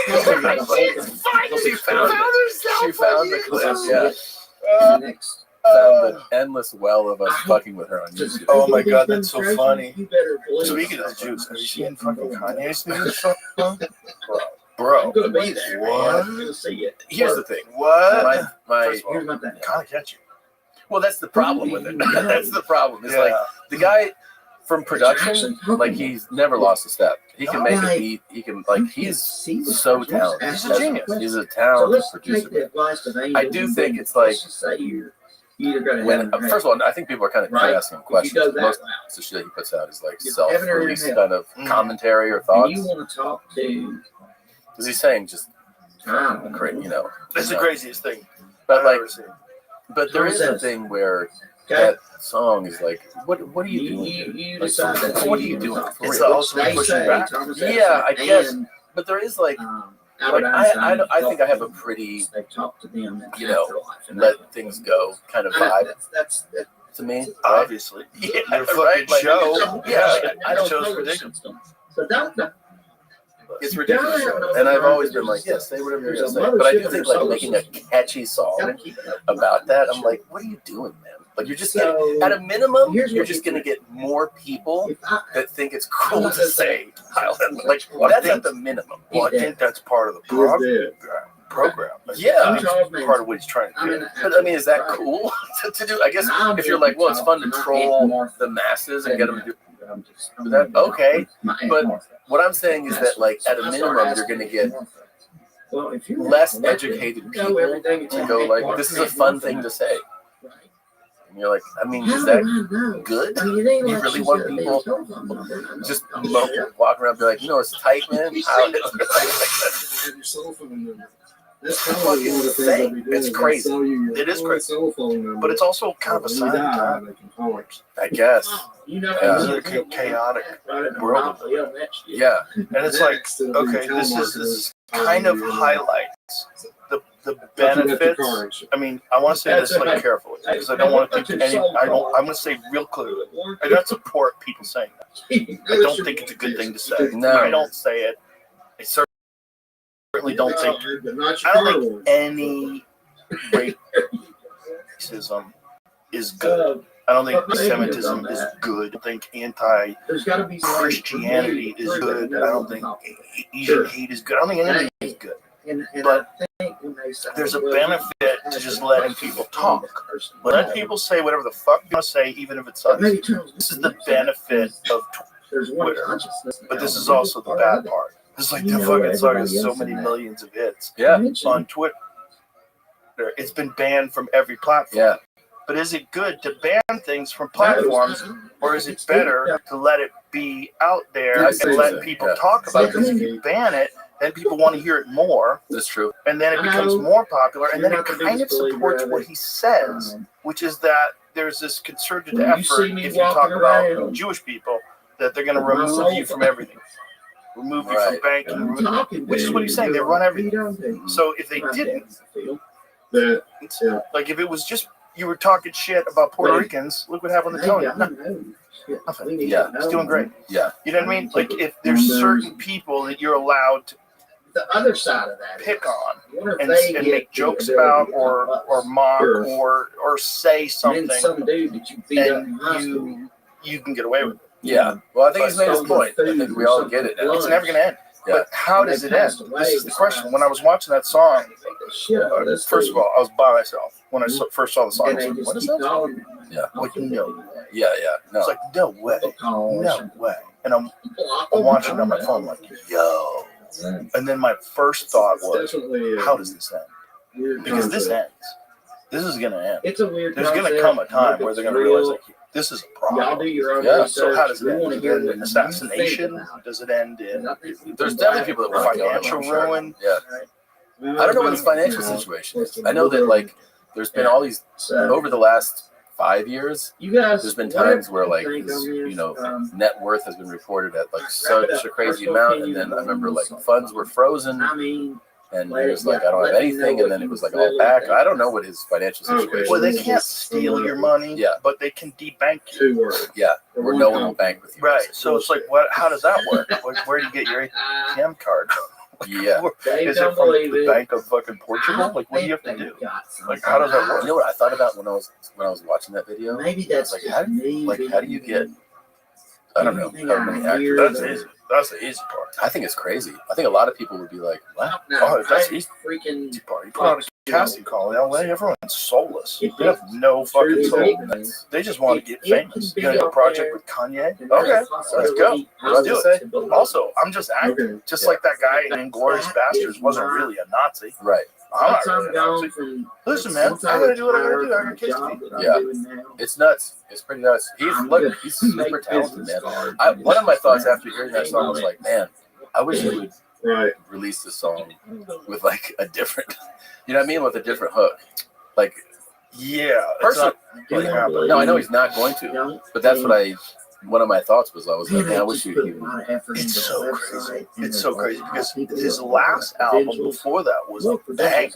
It's like he came out of the gate showing people that like he still got it. Like, yeah, you might have pulled me off all these platforms. You might have debanked me. You might have taken away my Yeezy deal with Adidas, but damn, I still got it. And that one was released everywhere, right? Yeah, yeah. Oh man, that's in the Spotify playlist that we play in the green room all the time. You know, there's some fucking killer songs in that band. Yeah, he's classics. Classics. He's got so many bangers. Yeah. But you know, this one, he's just like letting people, I guess in his eye, I mean, I don't know, I haven't talked to people about it, but I guess he's like, I'll do whatever the fuck I want. I'm clear whatever the fuck I want. So I'm going to do the one thing that you're never, ever supposed to do. I'm going to make a catchy song to Heil Hitler. Yeah. Back of the Mexican restaurant. That is the ultimate. Like, real fuck I want. Yeah, and you have to say, like, in the casting, there's like a description of all the stuff. If you want to be a part of this production, like, you have to be comfortable with swastikas. Because that was in the. Yeah. He's got a diamond encrusted swastika. That's also insane. By the way, you know, a Jew sold him that. Probably. Or at least supplied the diamonds. Yeah. Where the diamonds come from? That's insane. The Jewish people have been controlling diamonds for a long time. The CEO or head guy of it has played. They're very smart about the diamonds because the diamonds aren't really that valuable.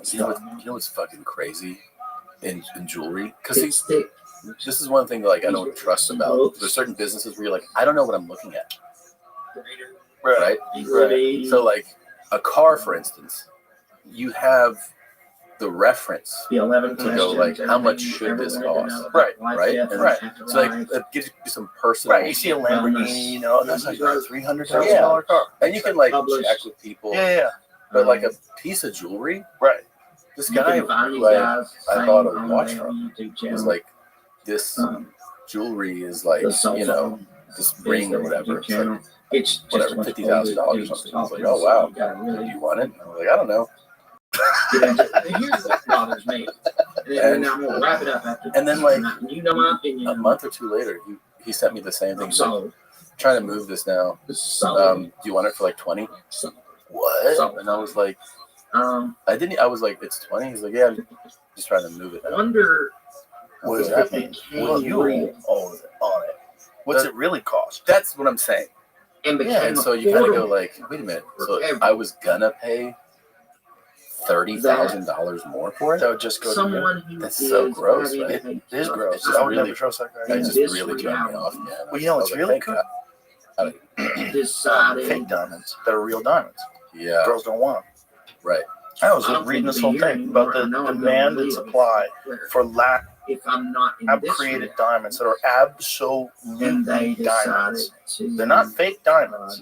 It's a real diamond, but it's not a diamond that's pulled out of the ground by slaves. It's just lab generated. Yeah, it's not like a blood diamond. So there could be an increase in girls are like, I don't want that shit.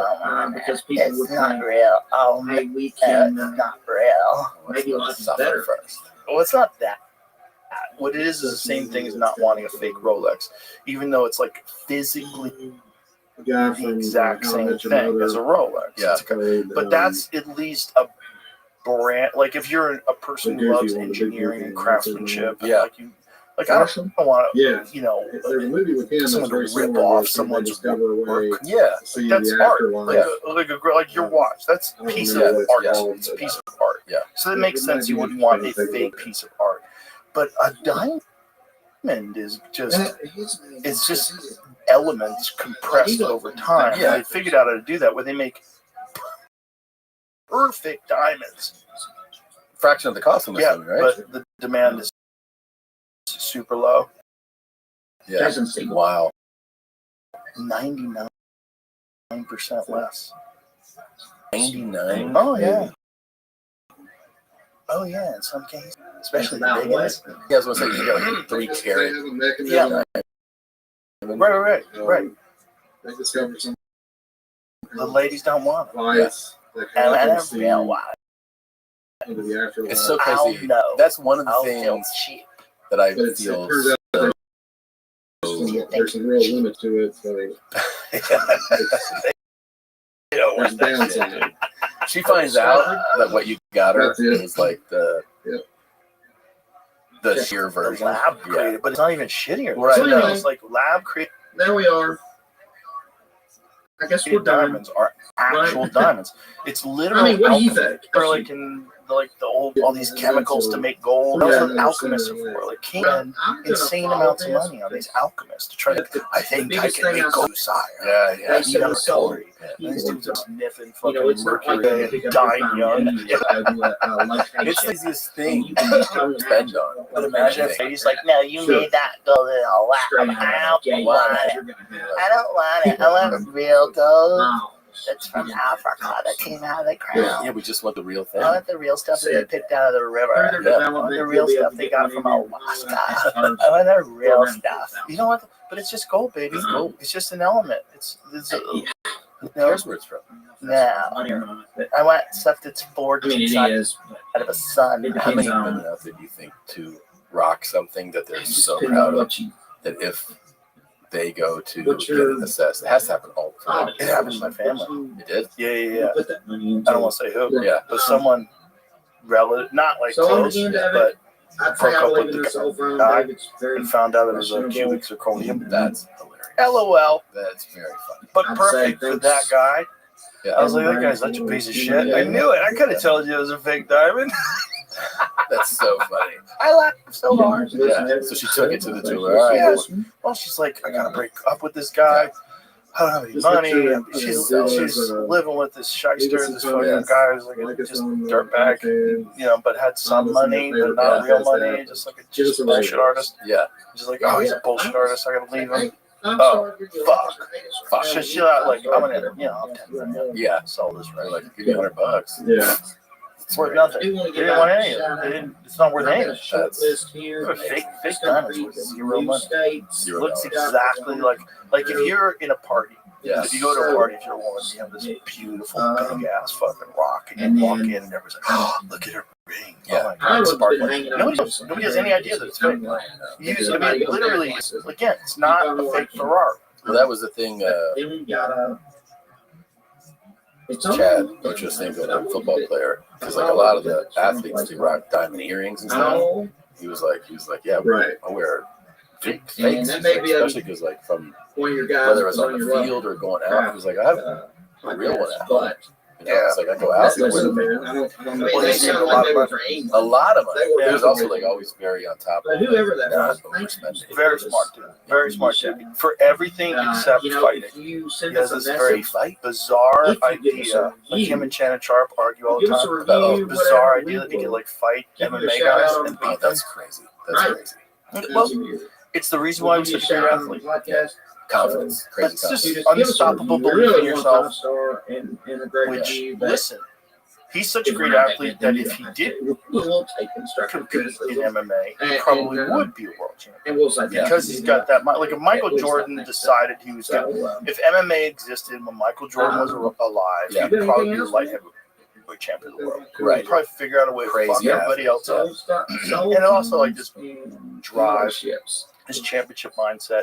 It's just rare humans that choose to focus on football or soccer or basketball or whatever it is. You know, The thing they get obsessed with. but if they put the same amount of energy from the same amount at an early enough age, like there's certain like barriers that cannot be overcome, and one of them is like physical maturity. Like once you're like 36 years old, if you start boxing at 36 years old, I don't care what, you're not going to be a champion. Yeah, it's too hard. It's too hard to go. Yeah. It's also what you saw with like Francis Ngannou when he fought Anthony Joshua. Yeah. That's the difference. You know, you can't just jump on in and fight like an Olympic gold medalist who's like been doing it his whole life. He's going to do things to you. Yeah. You're not going to know what he's doing. He's going to crack you. Yeah. We hope But you enjoyed this episode. the reason why he thinks that, And your like mind has been opened Ocho Cinco thinks that, to the hidden that's because he's a fucking monster athlete. It's Yeah. like Be sure to he tune knows in how next time as we dive deeper. hard he works. He knows how gifted he is. Yeah. Don't But he forget just to thinks- subscribe, rate, but and if, leave you us a know, review. You put him in there with a guy Your like a support Drekus helps us Simple C continue or to something like uncover that. the He's mysteries fucking of our mauled. No, he's Until thinking, next time, because he's a fucking keep an precision open route mind. runner. Keep searching. Great. for When a someone's pattern. mounting you, drilling elbows in your eye socket, I know it doesn't matter. like it doesn't matter. Yeah. You don't know how to block them. You don't know how to stop the rear naked choke. You don't know how to stop the trip.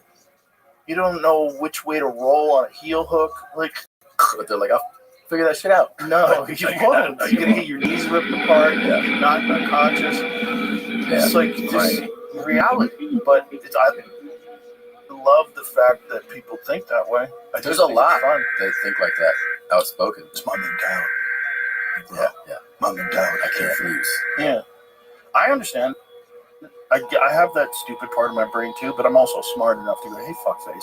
Like, I have two people in my head. Yeah, I have, like, I this, can do it. I have the general who tells me what to do, Mhm. and then I have, like, the soldier that's like, wait a minute. Yeah, This is going to get me killed. yeah, yeah. This is fucking, I'm not running with a hand grenade until all these bullets flying my way. No, and you know enough, seen enough fighting to know what your limits are. Especially with martial arts, it's a big one. It's like, you don't know, man. There's little tiny dudes that can choke you to death. You have no idea. You in your mind, you're like, they can't do shit to me. That motherfucker, I can bench 300 pounds. Yeah. The next thing you know, arm drags, got your back. Yeah. Get away. I got the body triangle on there. Yeah. You don't want to tap out, but you have to. You have to. You're dead. You're dead. It's over. That's why it's good. It's good to do, like, to even trial those things. Like, I've done a little bit of, your host. you know, boxing, striking. I've done a little bit of jiu-jitsu. It's great to have the awareness. You're like, oh, wow. It's a nice wake-up call. Yeah. Yeah, when I first started doing jiu-jitsu, I was already like a very accomplished striker. I was really good at striking, so I was like, I know how to fight. And then I went to jiu-jitsu class. I got my ass kicked every day. I was like, this is crazy. I was so wrong. I had this completely distorted idea of my abilities. Yeah.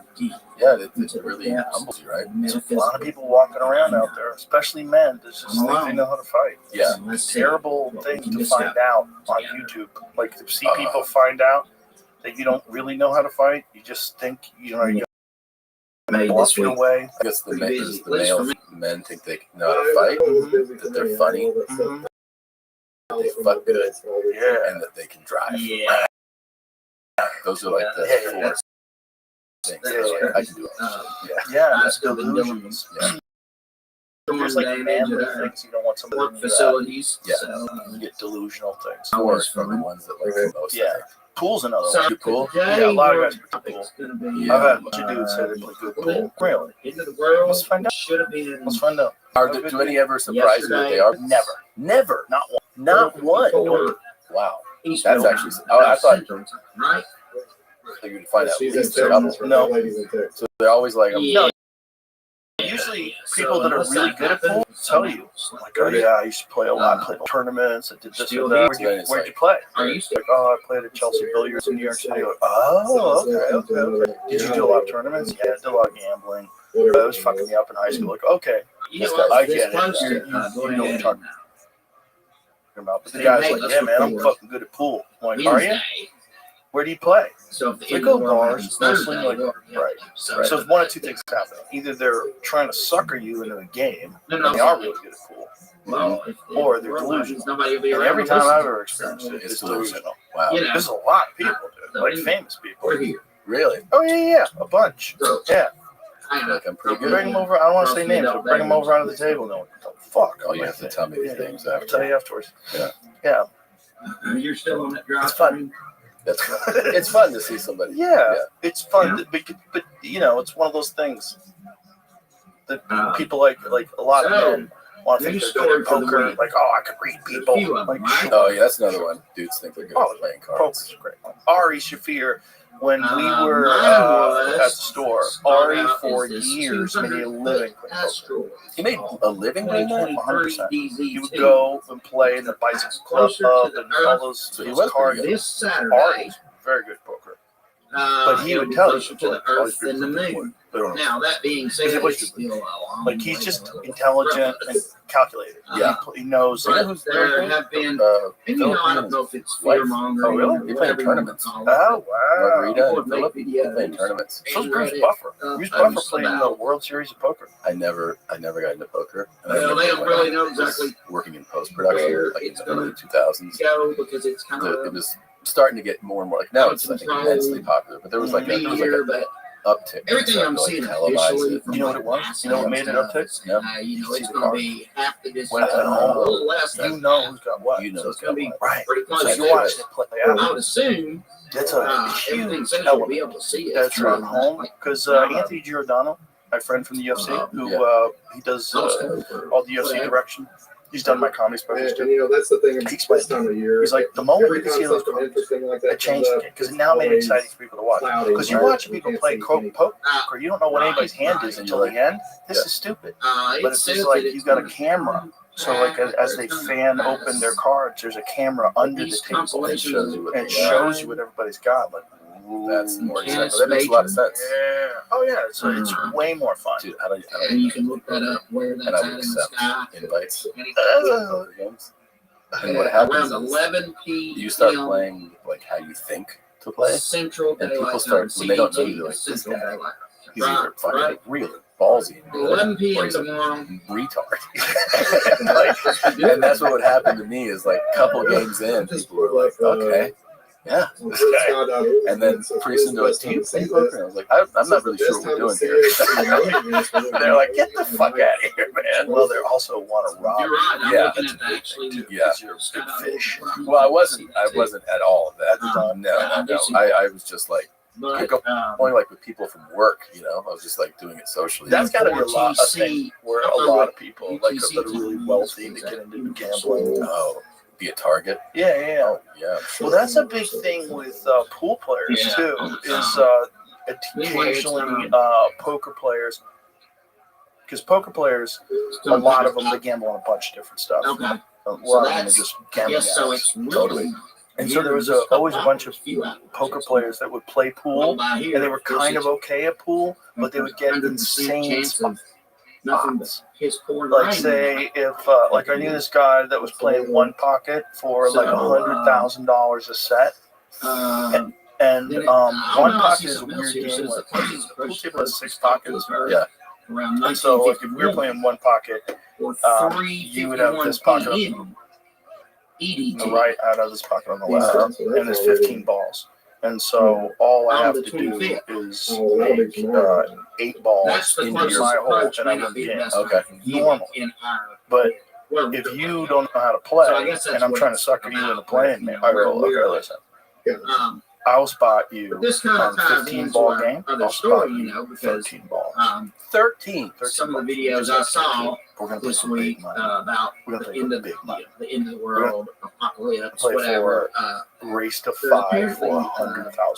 Stages. So that means we're in a game of one pocket takes a long time. It's not like a game of 9 ball. A game of 9 ball you can be done in 2 minutes. You just run the rack. You know, a good Because player anywhere you can go. Yeah. But in You this can make case, a you have combo, to go one to nine meteorites, and one that is, pocket. And you can't leave a shot because if you're playing a good player, so like if you were playing one, if like okay, me, let's say in me because I'm like what I would call I'm like what's called a B player. Like I can't beat pros, but compared to regular people, oh my god, how do you play so good? Regular people don't know how to play. That's why it is. But if I played like a pro, like if I played like my friend Fedor Gorst, who's like world champion. Yeah, like I would probably need like but anyway, it's out of 15 balls, I probably need 11 balls to have a chance. And even that, the path of the meter. Really? Yeah, because he's gonna figure out a way to never leave me a shot, and then he's gonna calculate when he has a shot, can he open up the stack, and then run all the other balls. Because you don't break like you break with 8 ball. When you break with one pocket, it's a very calculated game. And it's a big gambling game. The most money gets spent on like I was just watching online the other day a game they were playing for $240,000.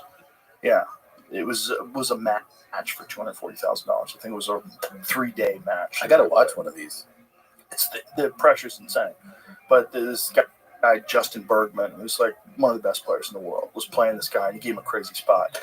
I think it might have been like. It was something crazy like 10-6 or something like that, where he had to make 10 balls, the other guy to make 6 balls, and the guy was a good player too. And so this is like it's more like chess almost. It feels like, right? Because you're like they're calculating like how you have to risk reward because like say you might have a long spot in your hole, and if you make it, you have all these balls and you can run out the set or you can run out the game. But if you miss, you're selling out, and this guy only has to make 6 balls. He might be able to make 6 balls. And it's any 6. Exactly, any 6. Wow. It's just any ball just has to be in your hole in any order. It's not a thing like it's not like a rotation game like 1 through 9 or 8 ball where you're like I got stripes, you got solids. It's just anything goes. Any ball in that hole. And like the really really good players can spot you that much. And you still don't have a chance. You don't have a chance. And there's really good players like there's a guy named Tony Chohan who's real famous. His nickname's T-Rex.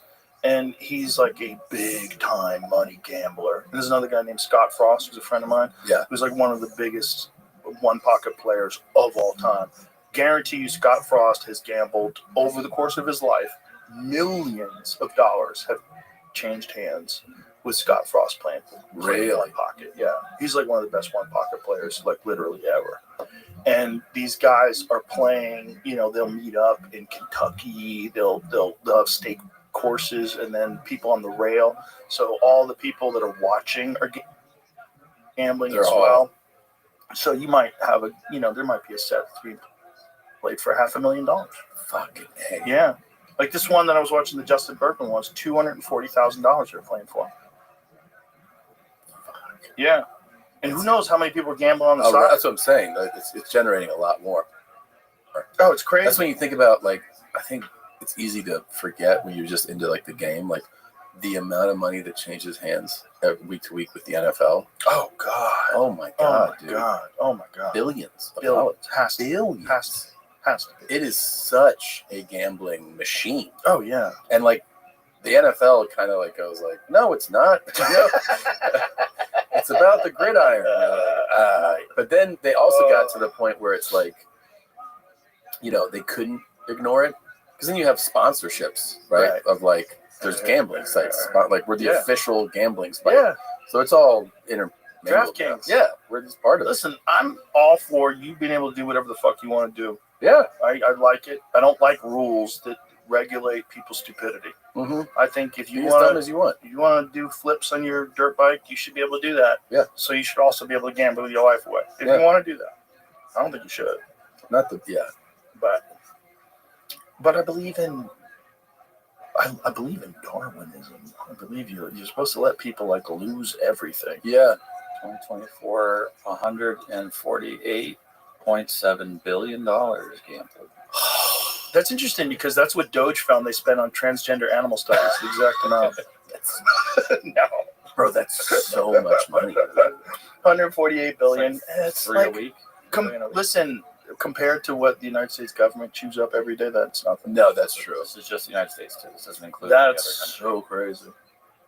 And that's just football? No, it's all sports, but mostly. Oh, all sports. It's got to be mostly football. But. Yeah, that's a lot of football. Well, there's been a lot of scandals with the NBA, right? Well, yeah, the referees shaving points. Donahue, I think is his name. That was nuts. There's got to be a lot of those dirtbags out there, which totally makes sense. And it's so funny too, because the NBA, there's probably like in football, there's this thing that happens where like every single down you could call holding if you wanted to. Holding just happens in every play, right? Right. Every play. But what they tend to call are egregious holds, meaning that the guy who's the defender is going past you, and you see the offensive guy's arm extended, pulling the jersey. Like I would call that. Mm-hmm. Basketball, it is so ticky-tack.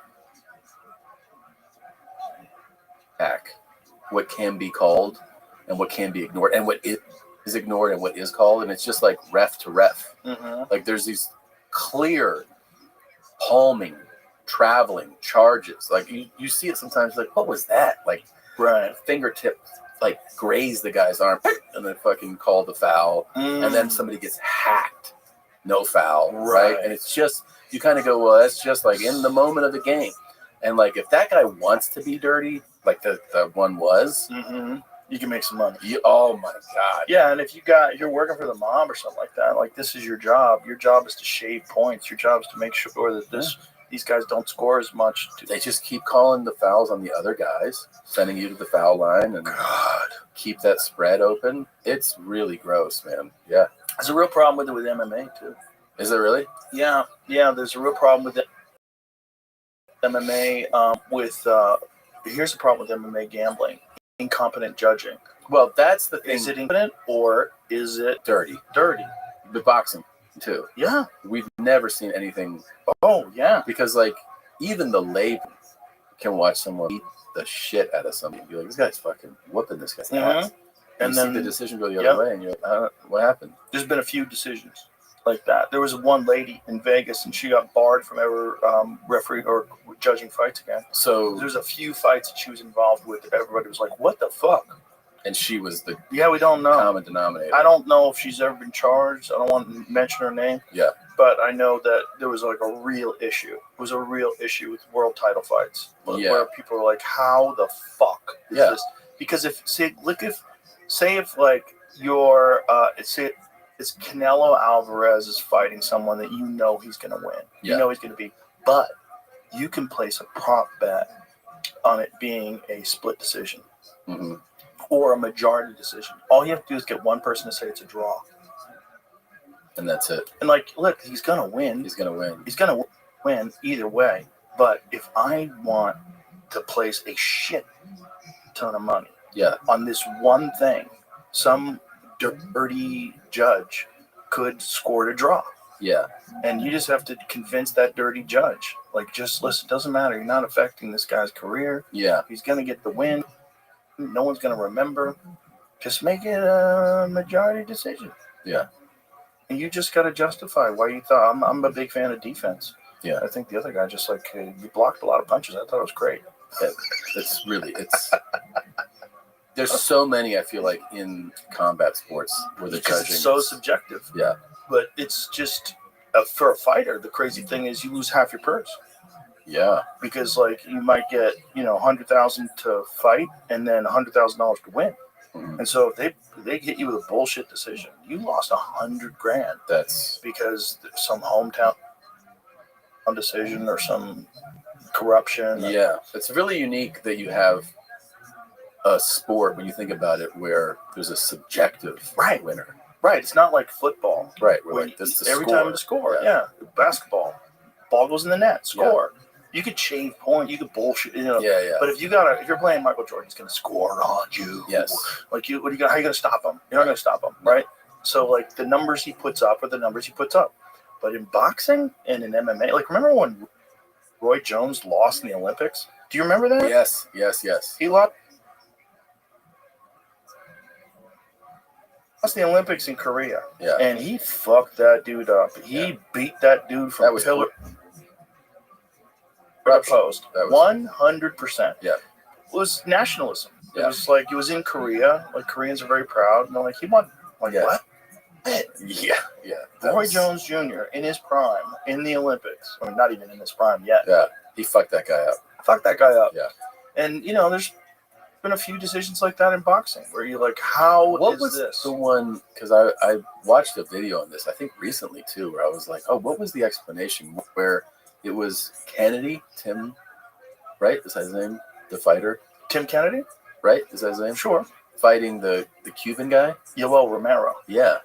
Yeah. That was a bad one. That was bad. That was a bad one. Yeah, that was a... Where, like, you know, I don't know if that's the referee's fault or whatever, but he didn't get off of his stool. So Tim had rocked him real bad at the end of the round, like real bad. And then Yoel went to his corner wobbling, fucking out of it. And at the end of the 1 minute break that you're supposed to have, sat on the stool.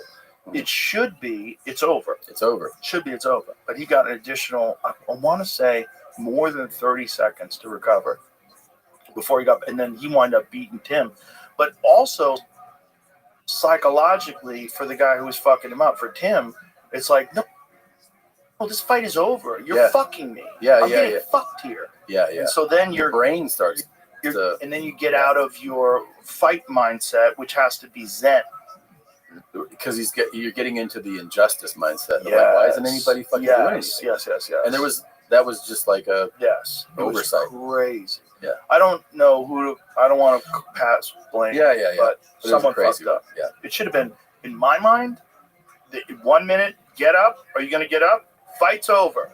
This guy won. Yeah. That's it. He retired on his stool. Fuck you. Yeah. Fight's over. That's what it should have been, in my mind. Also, when the round does go over 1 minute and the guy doesn't get up, you put a burden on Kennedy that is just like totally unfair. Yeah. Totally unfair. Especially when he was rocking him at the end of the round. Like this is like, the more time he gets to recover, there's a reason why in boxing you only get 10 seconds. Yeah. You know, the more time he gets to recover, the more it's possible that he can win. This is not fair. Yeah. Like, it's supposed to be 1 minute and that's it. If the fight doesn't restart at 1 minute, he's not ready, it's over. Yeah. So that's only happened once. And unfortunately for Tim, it happened to him. Yeah, that does suck. It was a bummer. Yeah, it was a bummer because Yoel Romero went on to, Yoel was a freak of all freaks. So, the guy could recover. And he was also, just built like a superhero. No, he looked like a goddamn pit bull. Like part of the Cuban athlete program. And, traps and the head. Bro, everybody who fought him said that, hitting him hurt. Hitting him. So he's like made out of metal. They all said that. Everybody said, everybody, Robert Whittaker, who beat him twice, who was the middleweight champion, he's like, every time you hit him, it hurt you. Like, he's just different. Yeah. Freaky guy. Yeah. So, if Chad Ochocinco thinks he was going to beat that guy. No. No. Listen, bro. No. There's people like you out there that also really know how to fight. Yeah. There's, people that have that. That's a problem with, really tough guys. They think they're the only one like that. It's you don't want to discourage that in a fighter because that's the thing that gets them to a championship level in the first place, is this belief that they're just different. Yeah. And everybody, they're the chosen one, they're destined for this. But the wake-up call that those guys get when they get knocked unconscious is the craziest thing. It's the reality, oh my God, I am the victim now. Yeah. I am what I have been doing to other people, someone just did to me, and now it's over. That has to rock you on such a deep level. The deepest. Well, because it's also, it fucks with your identity. Exactly. Who you are. Oh, yeah. Your worth. Your whole self-worth. Your girlfriend's not attracted to you anymore. Yeah. You just got laid out. Yeah. Everybody thinks of you as a loser now. Yeah. Hey, had a rough one Saturday, huh? What happened? Hey, what happened? And all that fat, stupid fucking neighbor that's happy that you're a loser now. Yeah. Wasn't your night, huh, pal? Yeah. That was all of us. And you're like, hey, man, fuck you. Yeah. Listen, maybe fucking take a job where you're not getting punched in the head, stupid. Don't get mad at me. Yeah. Exactly. People love it when the dominator fails. Yeah. We like to, it's funny because we like to, society, I think, I don't know if it's just all over the world or it feels like it's kind of American. We love to discover someone, ride with them, want everyone to know this is who I've been with this person from the beginning. See them reach a certain height and then go, oh, fuck him. Fuck that guy. and then bring them down. You see it all the time. Well, because our society's infested with bitches. Like an apartment filled with roaches, our society's infested with bitches. Yeah. And there's always going to be people that don't do their best, that don't go for things, that don't try real hard, that never put themselves out there. And so when someone does and fails, they're like, ha, ha, and they want to troll them on social media.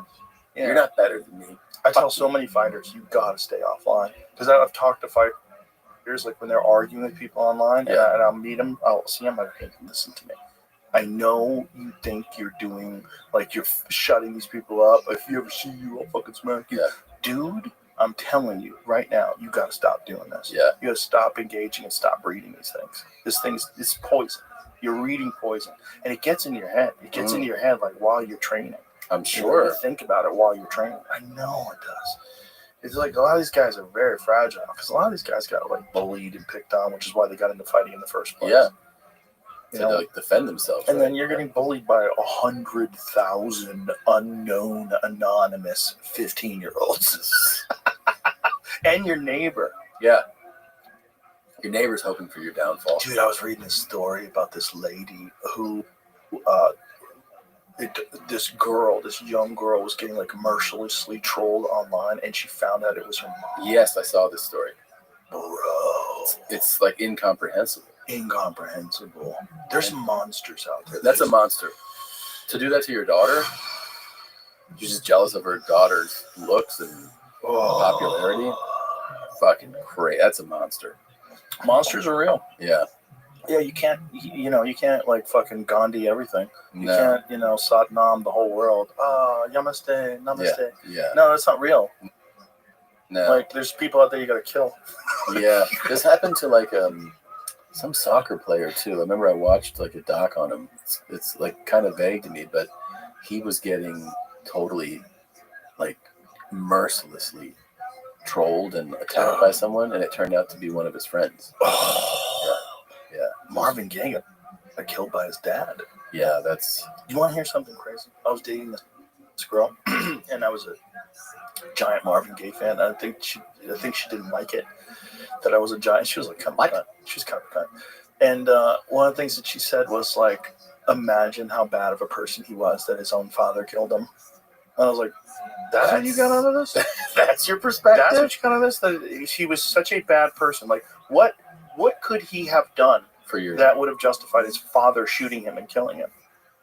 I'll tell you what he did. He fucking outshone his father. Yeah. That's what he did.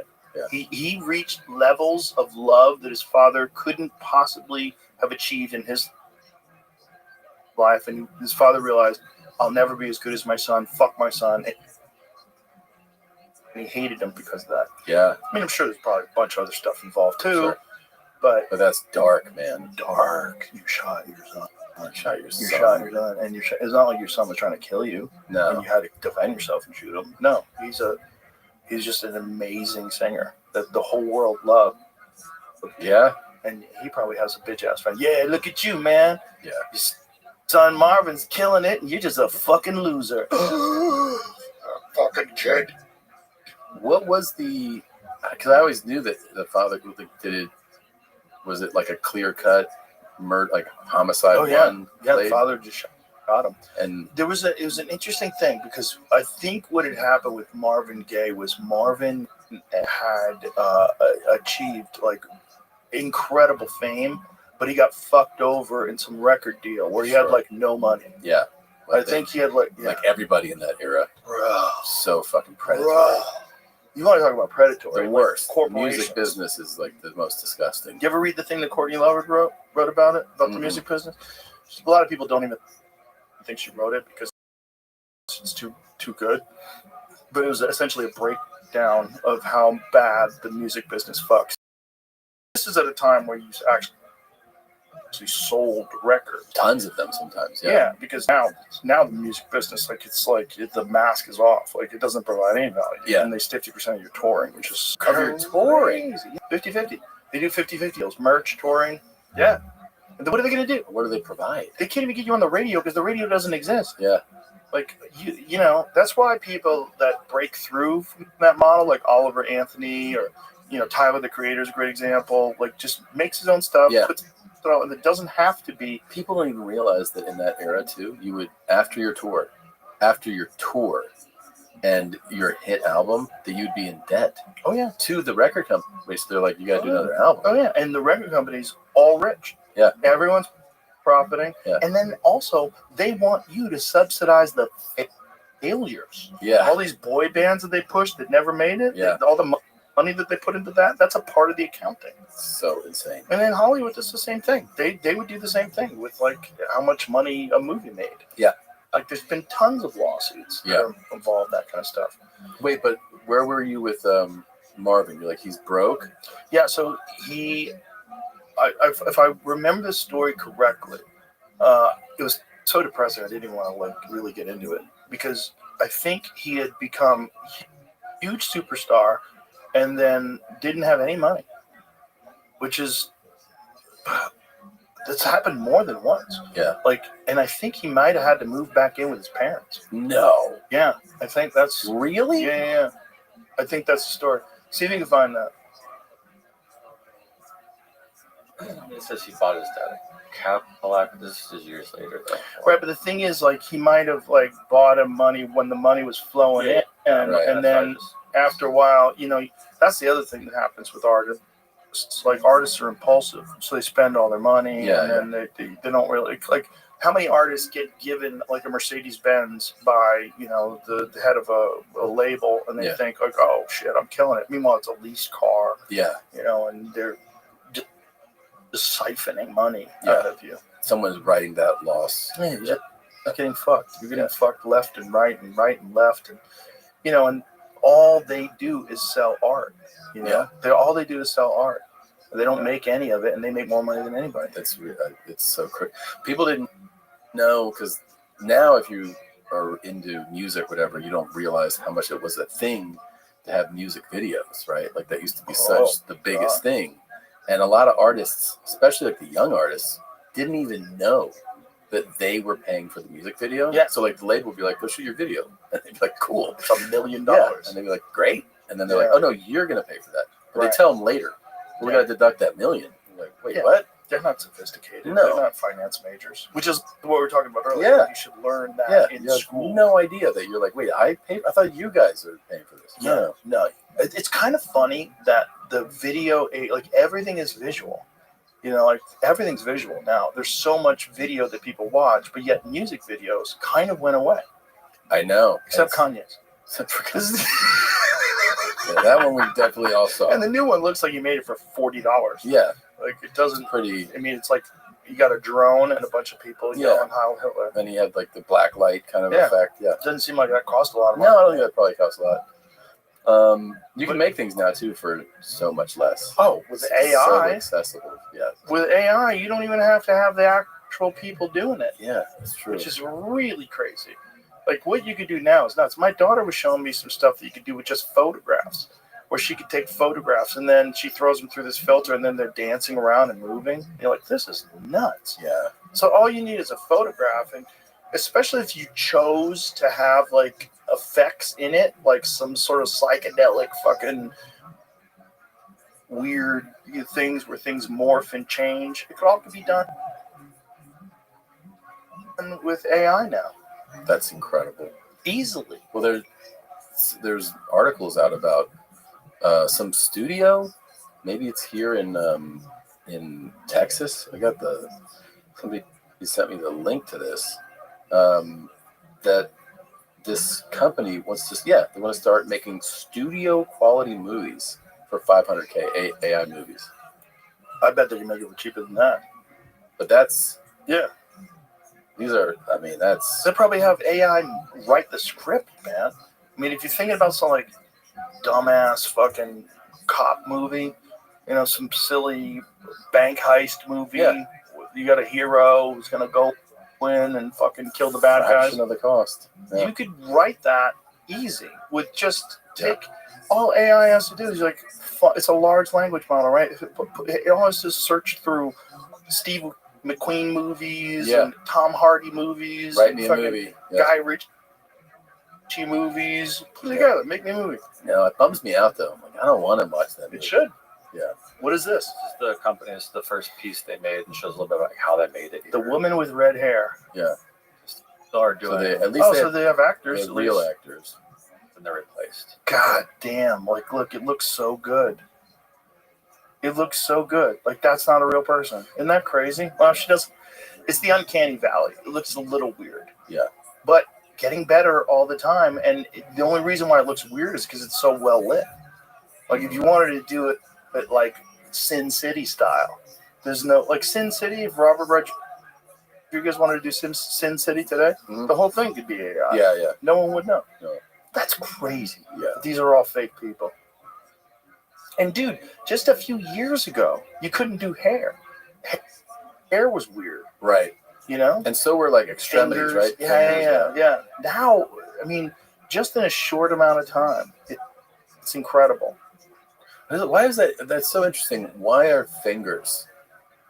Like, It's a good question. And fingers, hair seems like it would take a lot of computing power, right? Because you have strands, single strands moving. Her hair's not moving. It's pretty static. Yeah, but it isn't. Go back. No, I'm saying. But it is all moving. Not the way it would. It would if. Yeah, you're right. Right here. You're right. Yeah. You're right. Yeah, it's moving as like almost like a little bit of a helmet. Like that would be a tell. Like it's a little bit of movement, but not enough. Right. A little bit of bounce, but not like it's all spray painted. Like as if their hair was like sprayed with a shit ton of hairspray. Yeah. Like, couldn't move at all. Right. That would kind of make sense. But it's not moving. So they all need that scene at the beginning of every of their movies, like. This Like they always do really it. tough to do too. What is getting dub? a good font? Oh. I can't read anything. In a movie, you wouldn't need it, but when you're looking for AI stuff, you can sort of, like, look at fonts. Interesting. Yeah, look at that. Like look at that font. It looks like ancient, like Sumerian text or something. Like That's some interesting. lost language. Yeah. Well, like that one, and the fingers and toes thing is like, I just wonder what the explanation is for that, because that's a tell in photographs too, right? Yeah. If you see a photo, you could be like, oh, look, that's got like 6 fingers. Well, remember that lady, the English lady that was missing? Was her Kate? She was missing forever. She's like supposedly was sick. Kate Middleton. She was sick, and then there was a photo that was released of her. Look, she's fine. And everybody's like, no, this is fucking AI. Like in the photo, like people had 6 fingers and shit. Like it's weird stuff. That's weird shit. In the photo, there was like weird, clearly edited. Yeah. It's gonna get way spookier. Way spookier. We're just touching it Yeah, right now. it's This just is started. This is the infancy. Scratching the Yeah. surface. Yeah. Yeah. It's going to be real weird. Like, actors should really save their money. You're going to be useless in a short amount of time. I agree. And also, if you have any type of, recognition to you now, you gotta like get your image. You know what I mean? Like, oh yeah. Like, but also, like, how are you going to stop China from just making Mel Gibson movies? no, you're definitely not. You're not going to. They're just gonna be like, I don't care. Yeah, fuck you. you. They're going to make a Mel Gibson when he's 35 movie. Fuck off. Yeah, Eat he's gonna play shit. it here. We don't Yeah. care. Fuck off. We're going to put it online. What are you going to do? So crazy. Run through 30 different shell companies. You're never going to find who made it. Yeah, Yeah. totally. And it's going to get to a point where it's going to be virtual. So it's like, it's going to be inside people's heads. You're going to be able to exist inside the movie. Things are going to get so strange, and they're going to be so immersive so quickly. Yeah. That the Matrix is a decade away. The real Matrix, where real question where is, you're in the Amazon and you are barefoot and you feel the ground under your feet. Yeah. And you hear the monkeys and the birds and the bugs and the trees, and you hear the sound of a panther nearby. Like, that's going to be real. It's going to be real, and you're going to be like, why do I even want to go back to real life? Partake in the real world. Like, what's that guy's name? Joey Pants from fucking The Matrix, when he's eating the steak. He's like, I want to be important. I'm going to be an important person. Yeah. Like, yeah, that's what people want to do. They'd rather be an important person in The Matrix. That's so true, man. And we might be in that right now. That's the real mindfuck.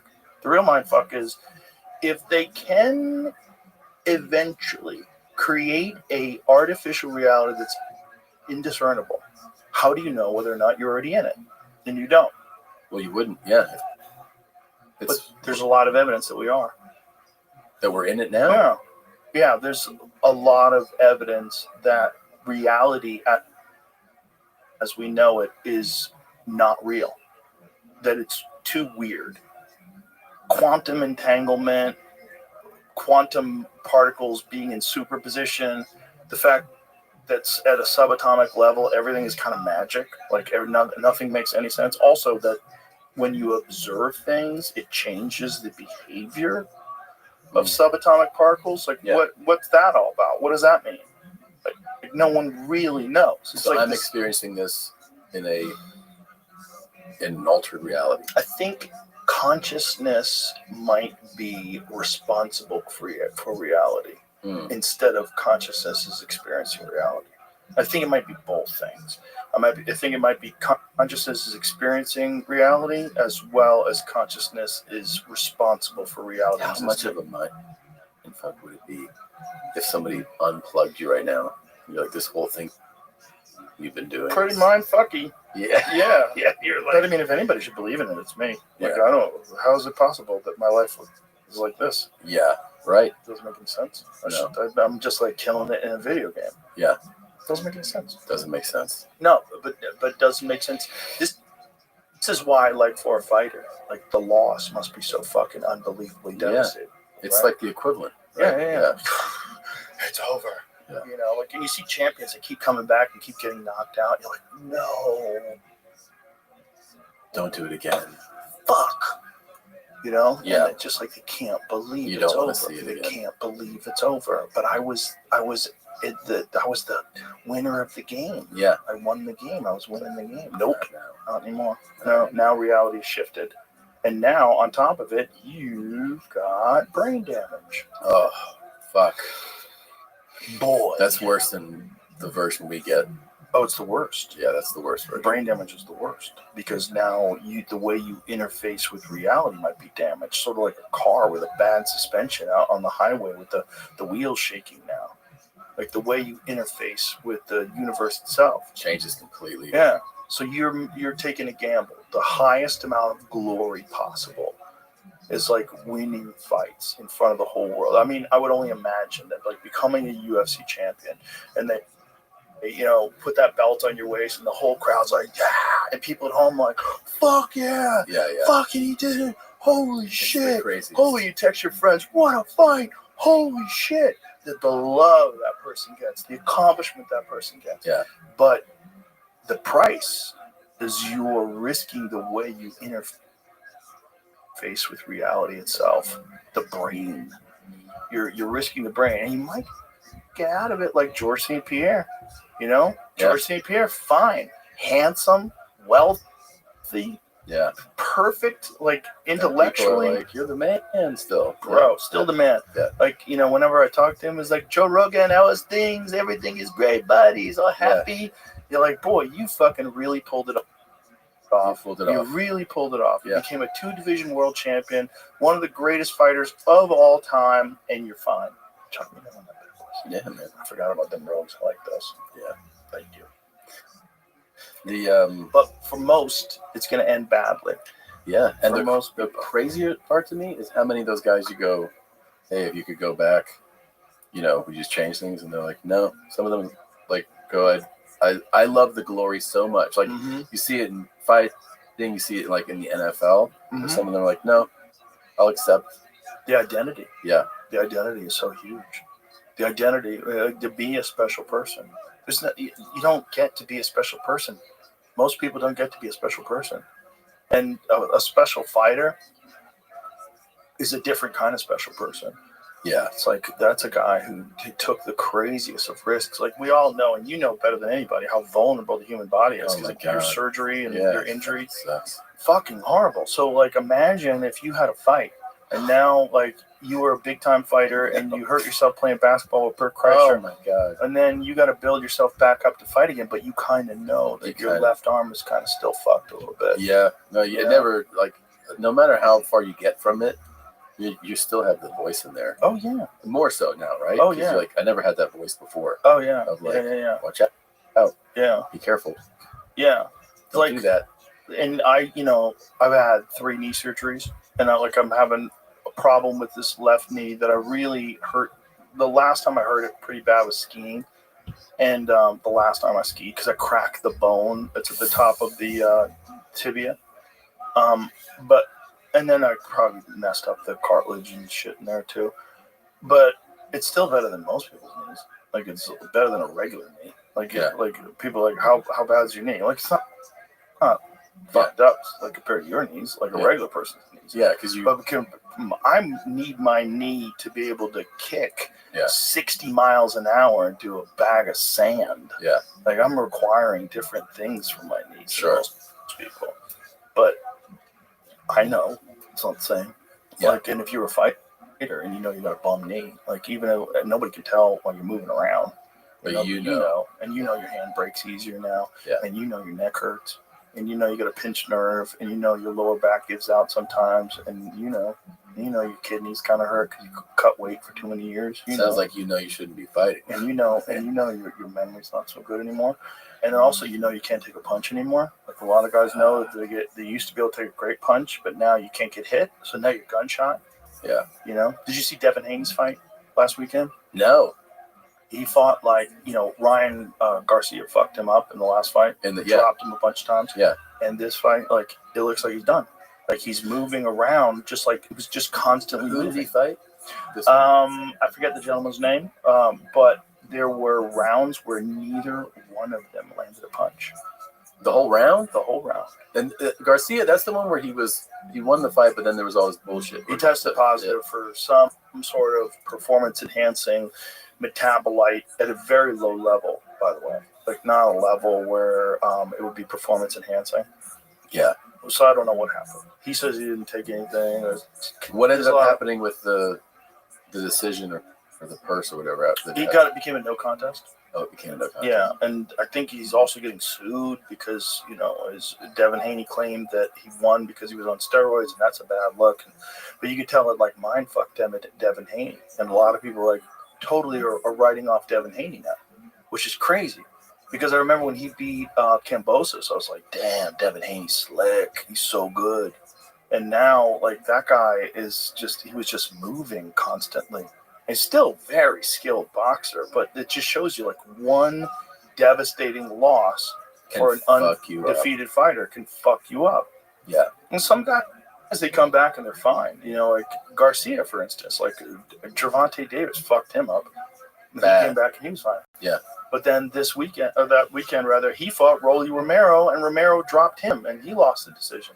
So they were going to set up a big rematch. Now nobody wants to see the rematch because they both lost.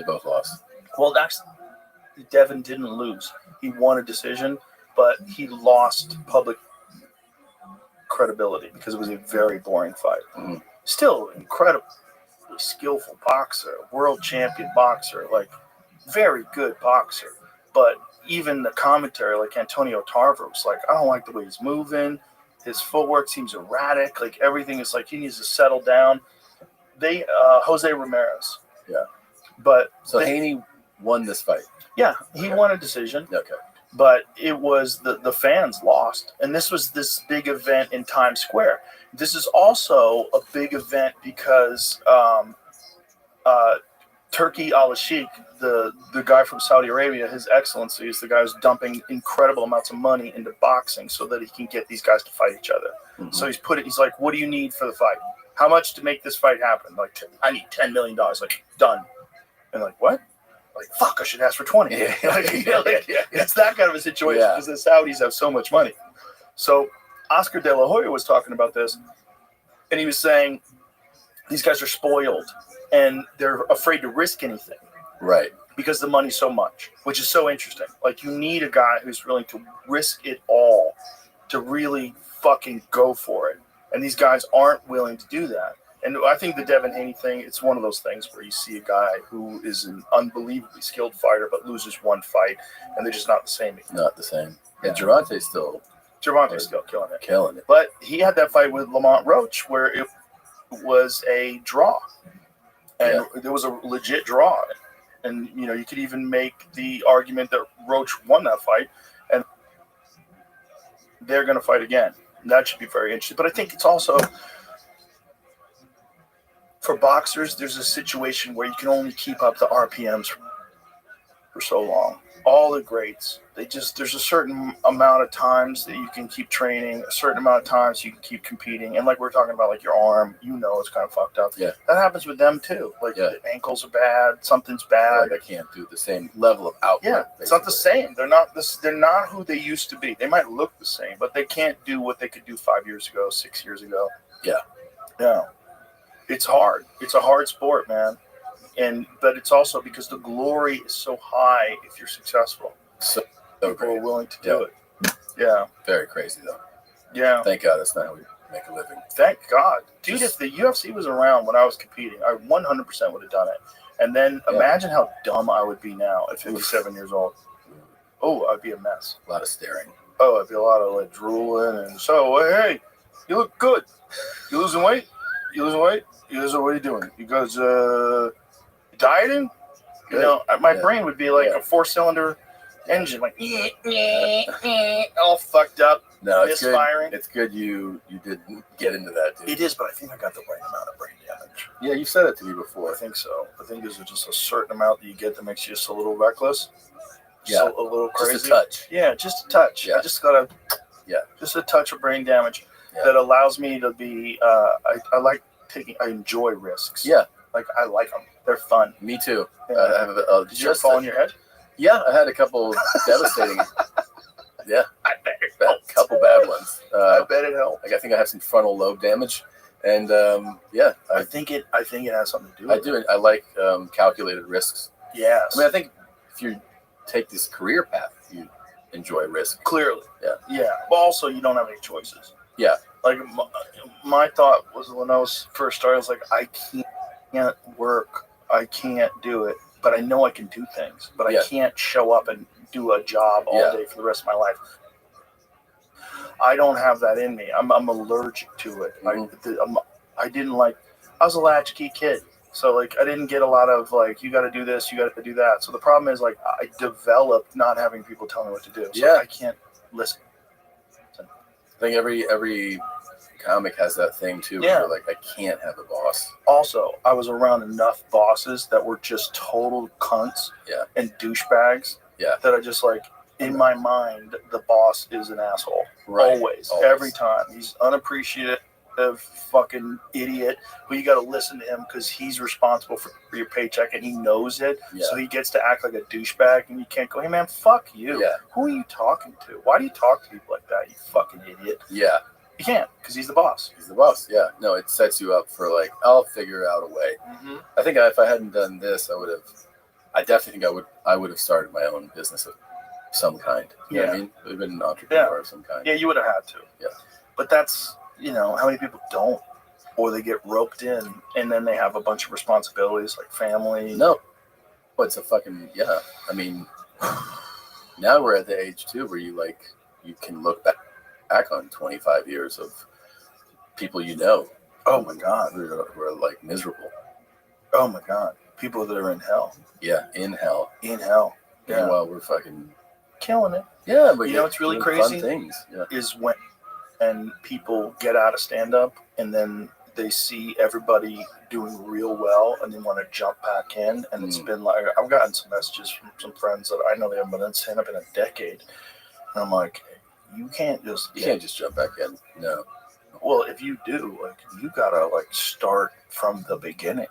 Start doing open mic nights again. Like, you've been in the writer's room just doing writing for a sitcom for fucking 8 years. You lose your footing so much in that time. It's a different. Like sometimes I've had a week off, 2 off, even a month or something off, where you're like, oh, like you have sea legs. It's just like, whoa, I can't imagine 10 years. Dude, it happened to a lot of writers when they got in the strike. When the strike was going on, like, how long did that strike go on for? God, months. Long ass time. Yeah. And these guys have mortgages, and their kids are in private school, and their wife likes to spend money. Yeah. Fuck. Yeah. And they're used to making $1 million a year. Yeah. Doing real good. Yeah. Up and like, oh fuck, and then their savings out, and the wife's like, what are you gonna do? Fuck. I'm gonna start doing stand up again. Like, and they start trying to put together an act, and they want to show up, and then the club doesn't know who they are anymore. Oh God. Oh. Anxiety. Yeah. Whoa. Scary. It's a scary feeling. It's the worst. But it's like this decisions that you make in life. Like, what are you going to do? Like, what are you going to do with your life? Those are personal decisions, which is why this whole free will versus determinism thing drives me crazy.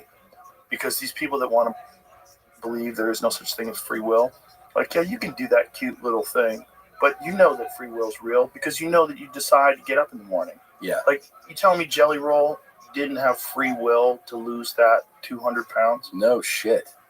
Yeah. Perfect example. Yeah. Like, that's hard to do. Yeah. You're 400 plus pounds. You're fat as fuck. You're drinking and partying every night, and then one day you put your foot down and not go, that's doing it. this shit. Yeah. That's enough. I'm gonna get healthy. That's free will. Like, what you're telling determinism, like, forced him into a position at 39 years old where he's all of a sudden going to decide to lose all this weight and it has nothing to do with his free will. That's silly. Yeah. Will's a real thing. Of course, we all have it, and you can just deny it. But it's why, I don't know, anything that you accomplish that's work is through free will. It's through making choices, man. But then there is also a certain amount of determinism. If you grow up in a terribly abusive household and you're around drug addicts and violence, and then you go and commit that, it's almost like you have no other examples. It's true.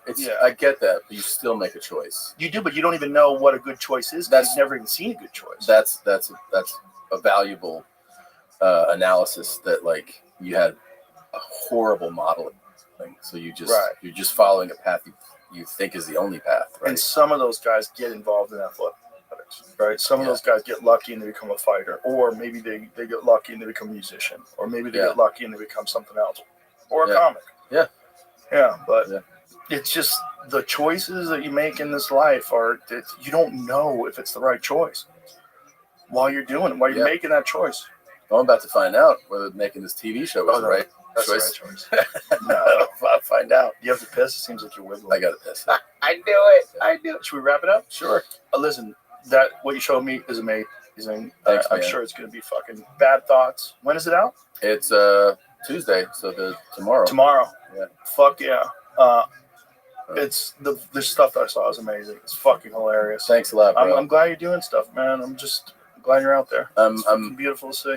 I'm very excited for it. I'll tell you, I know it's an overused term, but it really was a dream come true to do it. Well, you could tell. You could tell by how well it came out. It's so ridiculous. It's so you. It's such a signature Tom Segura type of humor. Thanks, man. It's awesome. I'm excited for it. Thanks for having me on, man. My pleasure, my brother. Yeah, anytime. Always good. Love you to death. Love you too, man. Bye, everybody.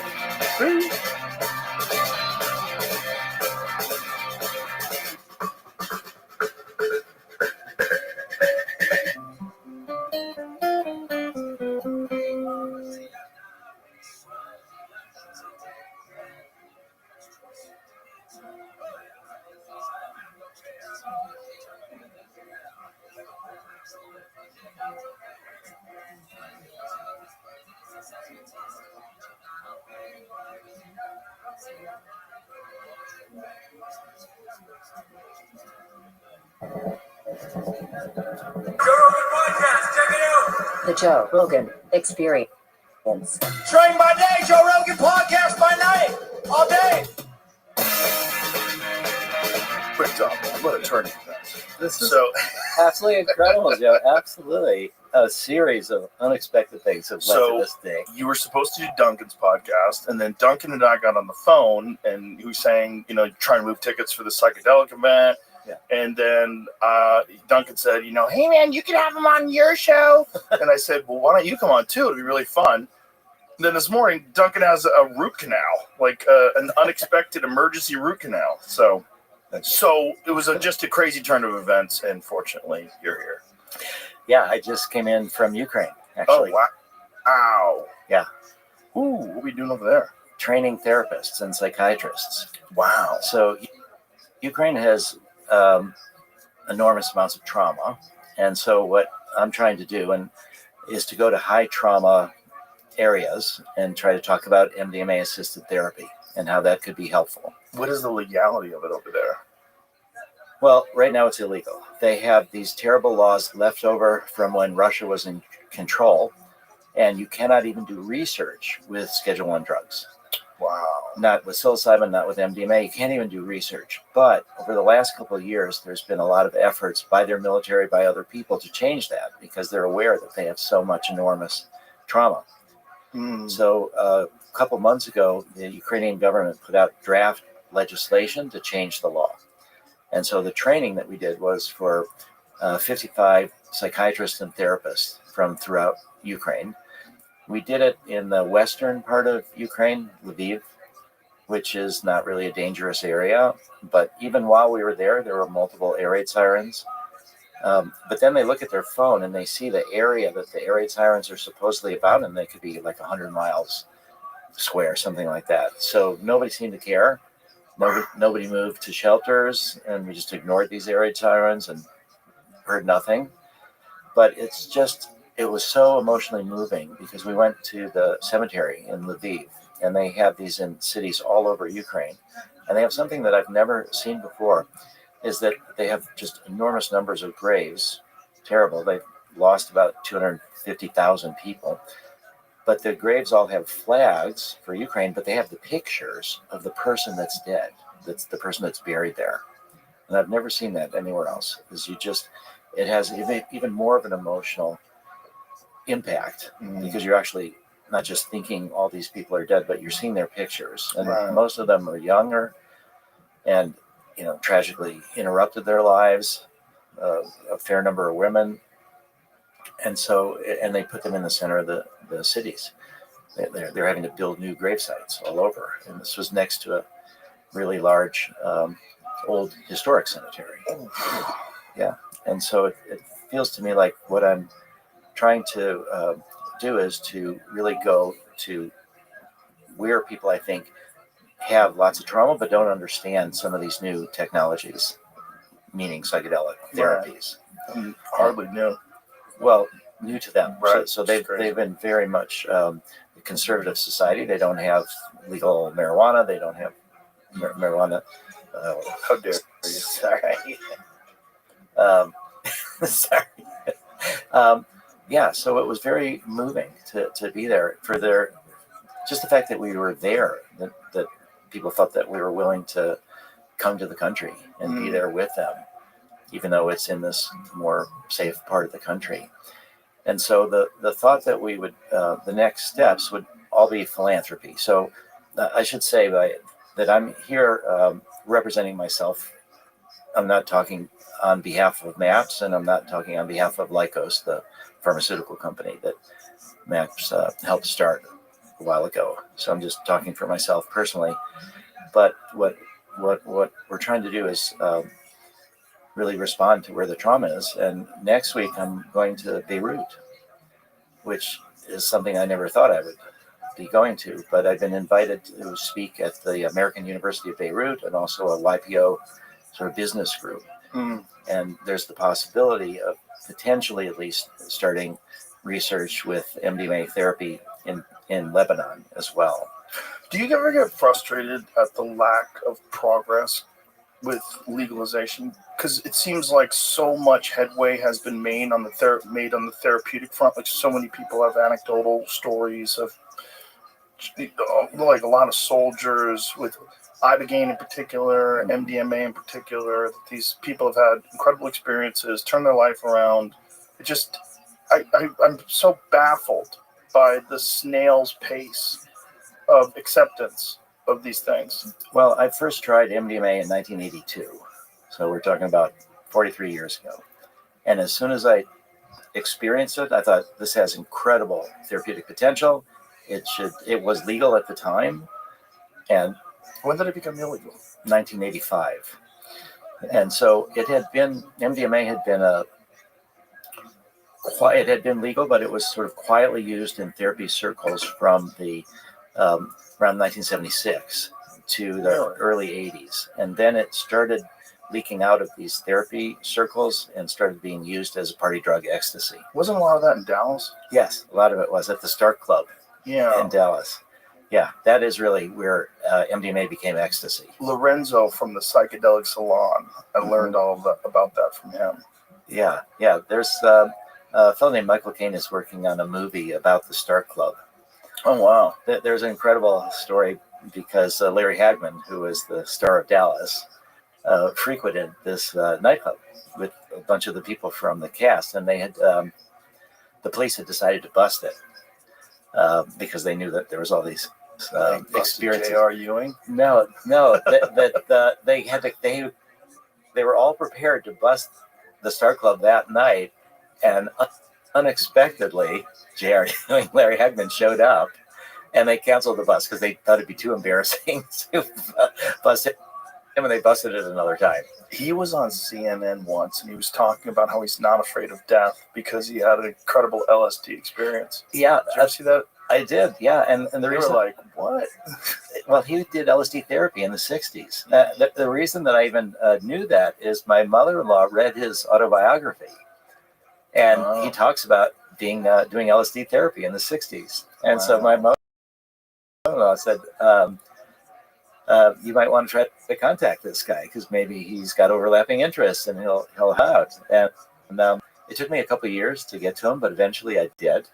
I'll tell you one funny story is that I got to know him pretty well, and I would stay over his house a bunch of times in Santa Monica. But he was also in I Dream of Jeannie. Oh, yeah. So I Dream of Jeannie is about this genie that comes out of this bottle. He's an astronaut. And a friend of his had made a bong out of the genie bottle. And they wanted to market it. And Larry said, no way. So there was only, 2 versions of this genie bong. And I had one of my more humorous moments was smoking pot with Larry Hagman on the genie bong. That's hilarious. It's so funny when a guy plays this like straight-laced, greedy kind of psycho on a television show, a soap opera show, and then in real life he's a stoner. Oh, he's incredible. Yeah. Isn't that interesting, though? It's like, because you would never guess that from the J.R. Ewing character. Oh, right. No, he was very much pro-psychedelic and had multiple experiences during the 60s. And the CNN interview was wild, though, because I remember watching it going, oh, you guys weren't ready for this. That's what he said. That they're like, what? You're saying acid's good? It's like literally the opposite of the Bill Hicks joke. The Bill Hicks joke, like you never hear like a good drug story. Yeah. It's always young man on acid thinks he can fly, like dies. Yeah. It's like, but that was the one time a positive drug story from a beloved star of a beloved show. Yeah, it was the most popular TV show in the world at some point. Yeah. But about your question about frustration, yes, the answer is yes, but it's important not to be overwhelmed, I guess, by frustration. It's just to continue plodding along. We've just passed MAPS's 39th anniversary, April 8th. I had 1986 is when I started MAPS. And when I started MAPS, I didn't really know that it would ever succeed, that we would ever make MDMA into medicine. It was the height of Nancy Reagan and just saying no, and the escalation of the drug war. The worst times. And I realized that it was worth doing, working towards bringing psychedelics forward, whether it worked or not. And that's what really gave me the mindset to not be overwhelmed by the frustration, by how many obstacles there's been. Because I always had this feeling that we need this kind of healing. We need this access to these experiences. And it's been tragic when we think about the number of veteran suicides, for example, that are happening every year. And if the Drug Enforcement Administration, when they made MDMA illegal in 1985, they did that on an emergency basis. We were in the middle of a lawsuit against the DEA, what's called an administrative law judge lawsuit. And we were challenging this arguments for making it into a Schedule I drug. And we actually won the case. Wow. The judge said it should be Schedule III, which means it should be available as a medicine, but it should be illegal otherwise for recreational use. But administrative law judges only give advice to the agencies that they're working in. They don't compel. You have to get out of that into the civil courts.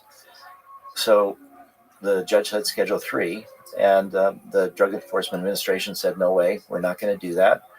And their rationale was so wrong. So we sued them in the appeals court. What they said initially was that only the FDA could make a drug into a medicine, not the DEA. But the law was clear that it could be the Attorney General could do that. So the appeals court, when they review agencies' decisions, they don't tell them what to do. They say, you did something wrong, now rethink it. So then the DEA said, okay, we're going to rethink it. And then they came up with a new reason why they were against it. And this was this 8-part standard that was essentially the same as the FDA. So then we sued them again the second time. And we won again in the appeals courts. And so they went back to the DEA and said, you have to come up with another rationale. This one doesn't work either. And then they came up with a 5-part standard that was sufficiently different, but still had phase 3 studies. So it's essentially the same as FDA approval. And finally, the courts upheld that. And that's, during this process, it was clear to me that the DEA would not do anything to make this available as a medicine, that we would have to go through the FDA. And that's where MAPS began as a nonprofit psychedelic pharmaceutical company focused entirely on donations, and the intention was to turn it into a generic drug. That because MDMA had been invented by Merck in 1912, it was in the public domain. It was used as a therapy drug before I even knew about it. And then it turned out that the emergency scheduling that DEA did in 1985 was itself illegal. It turned out that the Congress had given the Attorney General the power to emergency schedule drugs, but the Attorney General had never subdelegated that power down to the DEA. So they didn't have the authority to do that. So the people that got busted in the first year were all let go once their lawyers figured this out. So, so the first move to criminalize MDMA was a crime, you could say. Wow.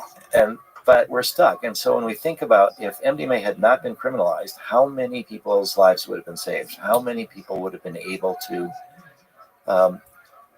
benefit from psychedelics? That's one of the things that we're going to be talking about at the Psychedelic Science 2025 conference, the 16th to the 20th in June in Denver. We have over 500 speakers. We had over 1,500 applications. There's an enormous amount of research taking place with psychedelics, with psilocybin, with ibogaine, with MDMA, with 5-MeO-DMT, with a whole host. And the healing potential of these are incredible. And yet they've been kept away from people by these prohibitionist laws.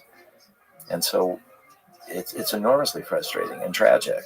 And yet, if we let that overwhelm us, then we're not going to work as hard to make it happen. So I've had to learn how to deal with that frustration.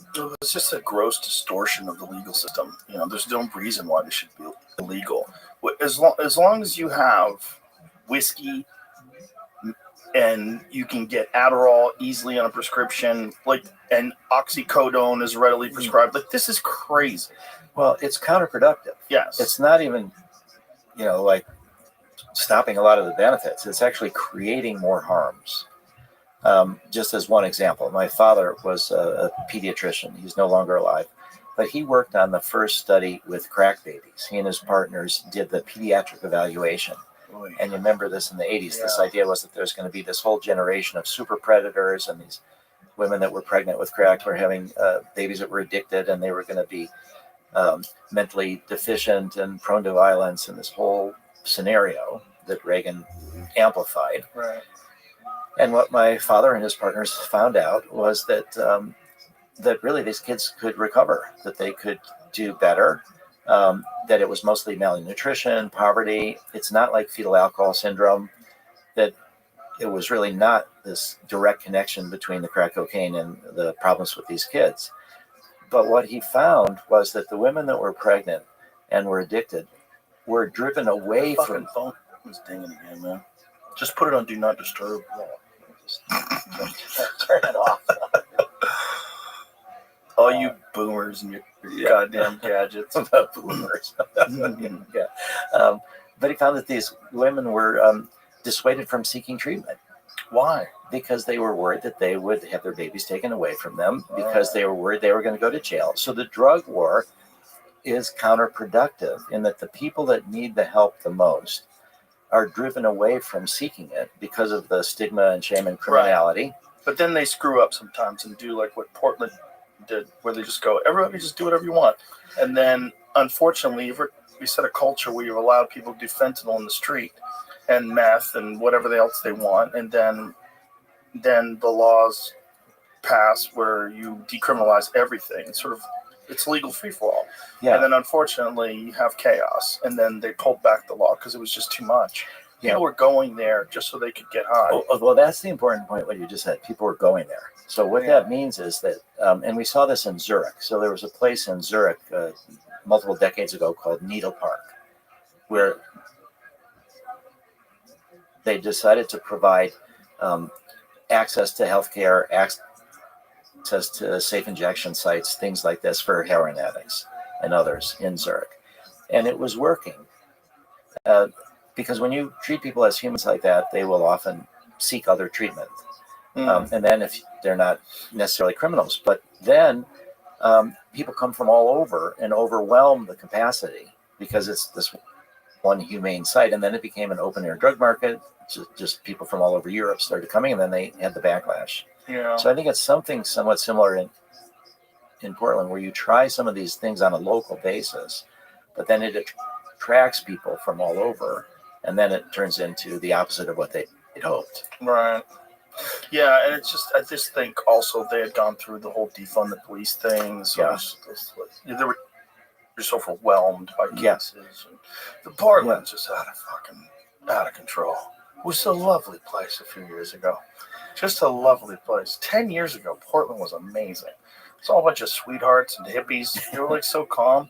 And something happened, and people got radicalized. And then the tents, the people that camping on the street. Yeah. Once that happened, and you tolerated people just putting tents up in the middle of the city, it's like, don't ignore these people. Like, either help them out, or tell them they have to move, or do something. You can't just clog up your city with mentally ill drug addicts who are in tents. That's crazy. It is, and it's hard to have these local solutions because it attracts those people. Exactly. So people probably got on trains to go to Portland and get high. They did. So these kind of solutions, I think people take the wrong idea from them, that the solution itself was the wrong idea. Yeah. But I think it's when you do it on a local basis like that and not have it widely distributed. So basically the idea is that you have people that have problems with substance abuse of all kinds. We don't criminalize people who are alcoholics. They can go to AA, they can go to other things. They're not stigmatized, and they're not worried that they're going to be arrested. Right. And yet they can go for help, and you have a lot of people that actually do that. Yeah. And I think that's the kind of humane approach. But that's where we should be leaning as a society. That's a healthy, intelligent society. And also, we should be paying attention to the people that report great benefits. Like, there's just too many. Well, luckily we have guys like Rick Perry. And Rick Perry, who was the Republican governor of Texas, is now really in full support of this iBegin initiative. It's wonderful. Yes, well, Rick Perry will be speaking at the conference. Fantastic. As will Brian Hubbard. Brian Hubbard too. The work that you did to have Rick Perry and Brian Hubbard on your show, and how much that brought attention to the iBegin possibilities, was incredible. Well, it's my feeling is if a guy like Rick Perry, who's this like straight-nosed, conservative, right-wing kind of a guy, if he can open up his eyes to that and open up his heart to that, it's available for everybody. And there's this very binary position that people take in regards to their thoughts on psychedelics. It's either it's for losers and people that want to escape reality, or if you're on the side of the people that have experienced it, you don't get any of that, which is so weird for me. So the people that think that it's for losers and it's all just a bunch of people just trying to escape reality and they're lazy, and none of those people saying that ever have done it. So if you can get just a few of them to do it and tell their friends, if we had like legitimate therapy centers, because everybody needs a little help. Yes. I'm not saying you need to get off heroin. I'm not saying you're coming back from Afghanistan I'm not saying anything crazy, but like everybody could use just a little therapeutic help to give you a fresh perspective. And I think if that was available to a lot of people that are just generally depressed, I think we could change the tone of the country. I really do. Because one of the things that bums me out the most about especially the interactions that people have on social media is like it's all negative. It's all negative. You're living in these rare moments. You have a finite amount of time. 100 years is so quick. It goes by so fast. And you're wasting it, yelling at people on Twitter. For what? For what? Like commenting on things all day long in anger and disgust and look where this country is. Like, what are you talking about? Everyone's perspective needs a little help, needs a little pick-me-up, just a little something to go, I think we're okay. I think we're going to be okay. I think that there are so many possible benefits from having psychedelic clinics all over. All over, yeah. I mean, we're talking about right now there's several thousand ketamine clinics. But one of the issues with ketamine clinics is that many of them provide ketamine without therapy. Whoops. So yeah, I met a lot of those people. Yeah, yes. So I think the key point is that when we talk about psychedelics, when we talk about the clinics, it's not here, take this pill. Right. It's here, take this pill in a therapeutic context with therapists there to help you process the emotions. With an expert, someone who's experienced it themselves who can help you. Yeah, and then with the therapy afterwards, which we call the integration process. So it's not just the experience itself, it's the preparation to be open to whatever happens. It's the experience. And then I just was the other day with a woman, Gul Dolan, who is a neuroscientist. And what she's talked about and what she's discovered is that psychedelics are these rare substances that have they'll open up what they call the critical periods. So it's neuroplasticity. It's this ability to rewire your brain that stays for sometimes weeks or longer. With Ibogaine, it can be several months after you have the experience. So that the therapy that happens afterwards, the work that you do to integrate it, has special potential to make long-term changes in your behavior, in your brain circuitry. And so psychedelics are unique among the substances. People are trying to develop non-psychedelic psychedelics that do have this neuroplasticity property, but they open up this potential for long-term change if you do the therapy afterwards, if you focus on trying to, what the insights that you had during the experience, and then try to make them into permanent behavior patterns. That's really fascinating. It's also so typically human that we try to develop non-psychedelic versions of the same thing. Like we can do better than nature. Yeah, God was onto something, but he had an early plan. It wasn't really fleshed out yet.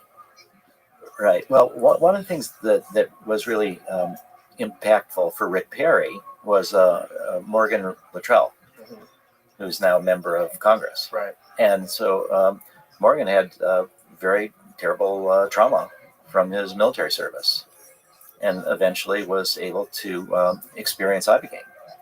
And from that, he was able to get a lot better. And there's a researcher, Nolan Williams, who will also be at the conference, who's done work with Ibogaine and a lot of the Navy SEALs and others that have gone down to Mexico, and he's done studies of their brains with traumatic brain injury, and has shown before and after that some of them actually do have this recovery from traumatic brain injury. Yeah, it's pretty phenomenal. It's also helps people with other neurological disorders. Like it's helped people with Parkinson's, right? Yes, and that is where it could make sense in certain ways to have psychedelics. Right, but also, why not? If Ibogaine's working, well, get them on that. You already have Parkinson's. Are you scared? Well, and then and then you get the insights though as well. Yes. So, but there's people that might not want that. It's difficult. But why do they not want it? They don't want it because of propaganda. They don't want it because someone, there's the stories of like Sid Barrett from Pink Floyd, or you know what I mean? Like the stories of people losing their mind. And that's what people are terrified of. I think with some people, honestly, that's a valid point. Now that you're saying that, there's a bunch of people that are like very psychologically vulnerable, and maybe a profound psychedelic experience wouldn't be tenable. They wouldn't be able to handle it. You know, that's possible. There's a bunch of people that they're in a bad state. Maybe they're on a ton of medication just keeping them stable. They can't do psychedelics.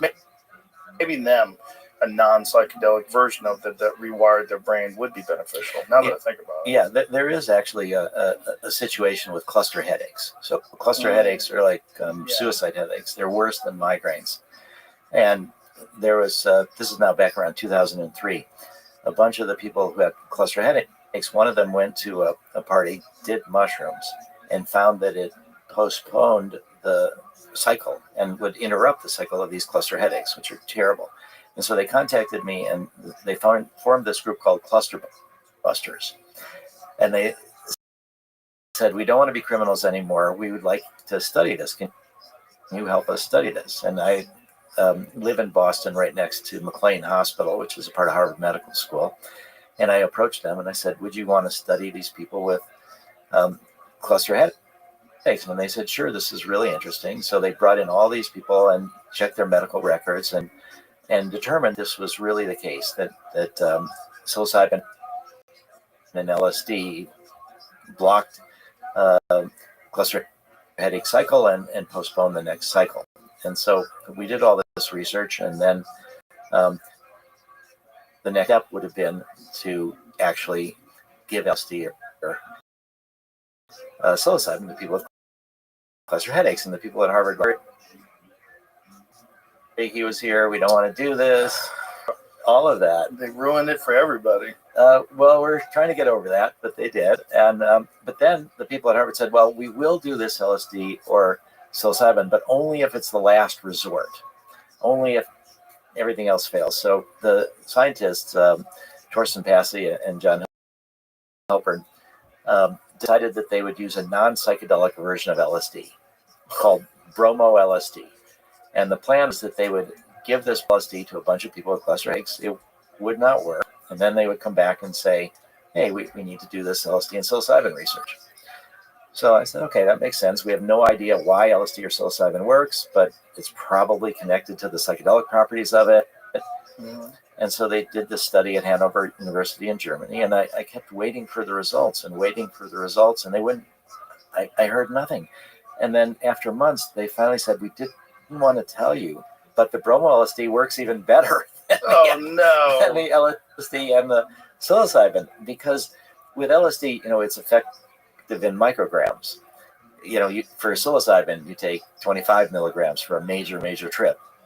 But with bromo LSD, you can give large amounts of it because you're not getting high. And whatever it does, it's still a mystery what it does in the brain, but it works better. You just flood the brain.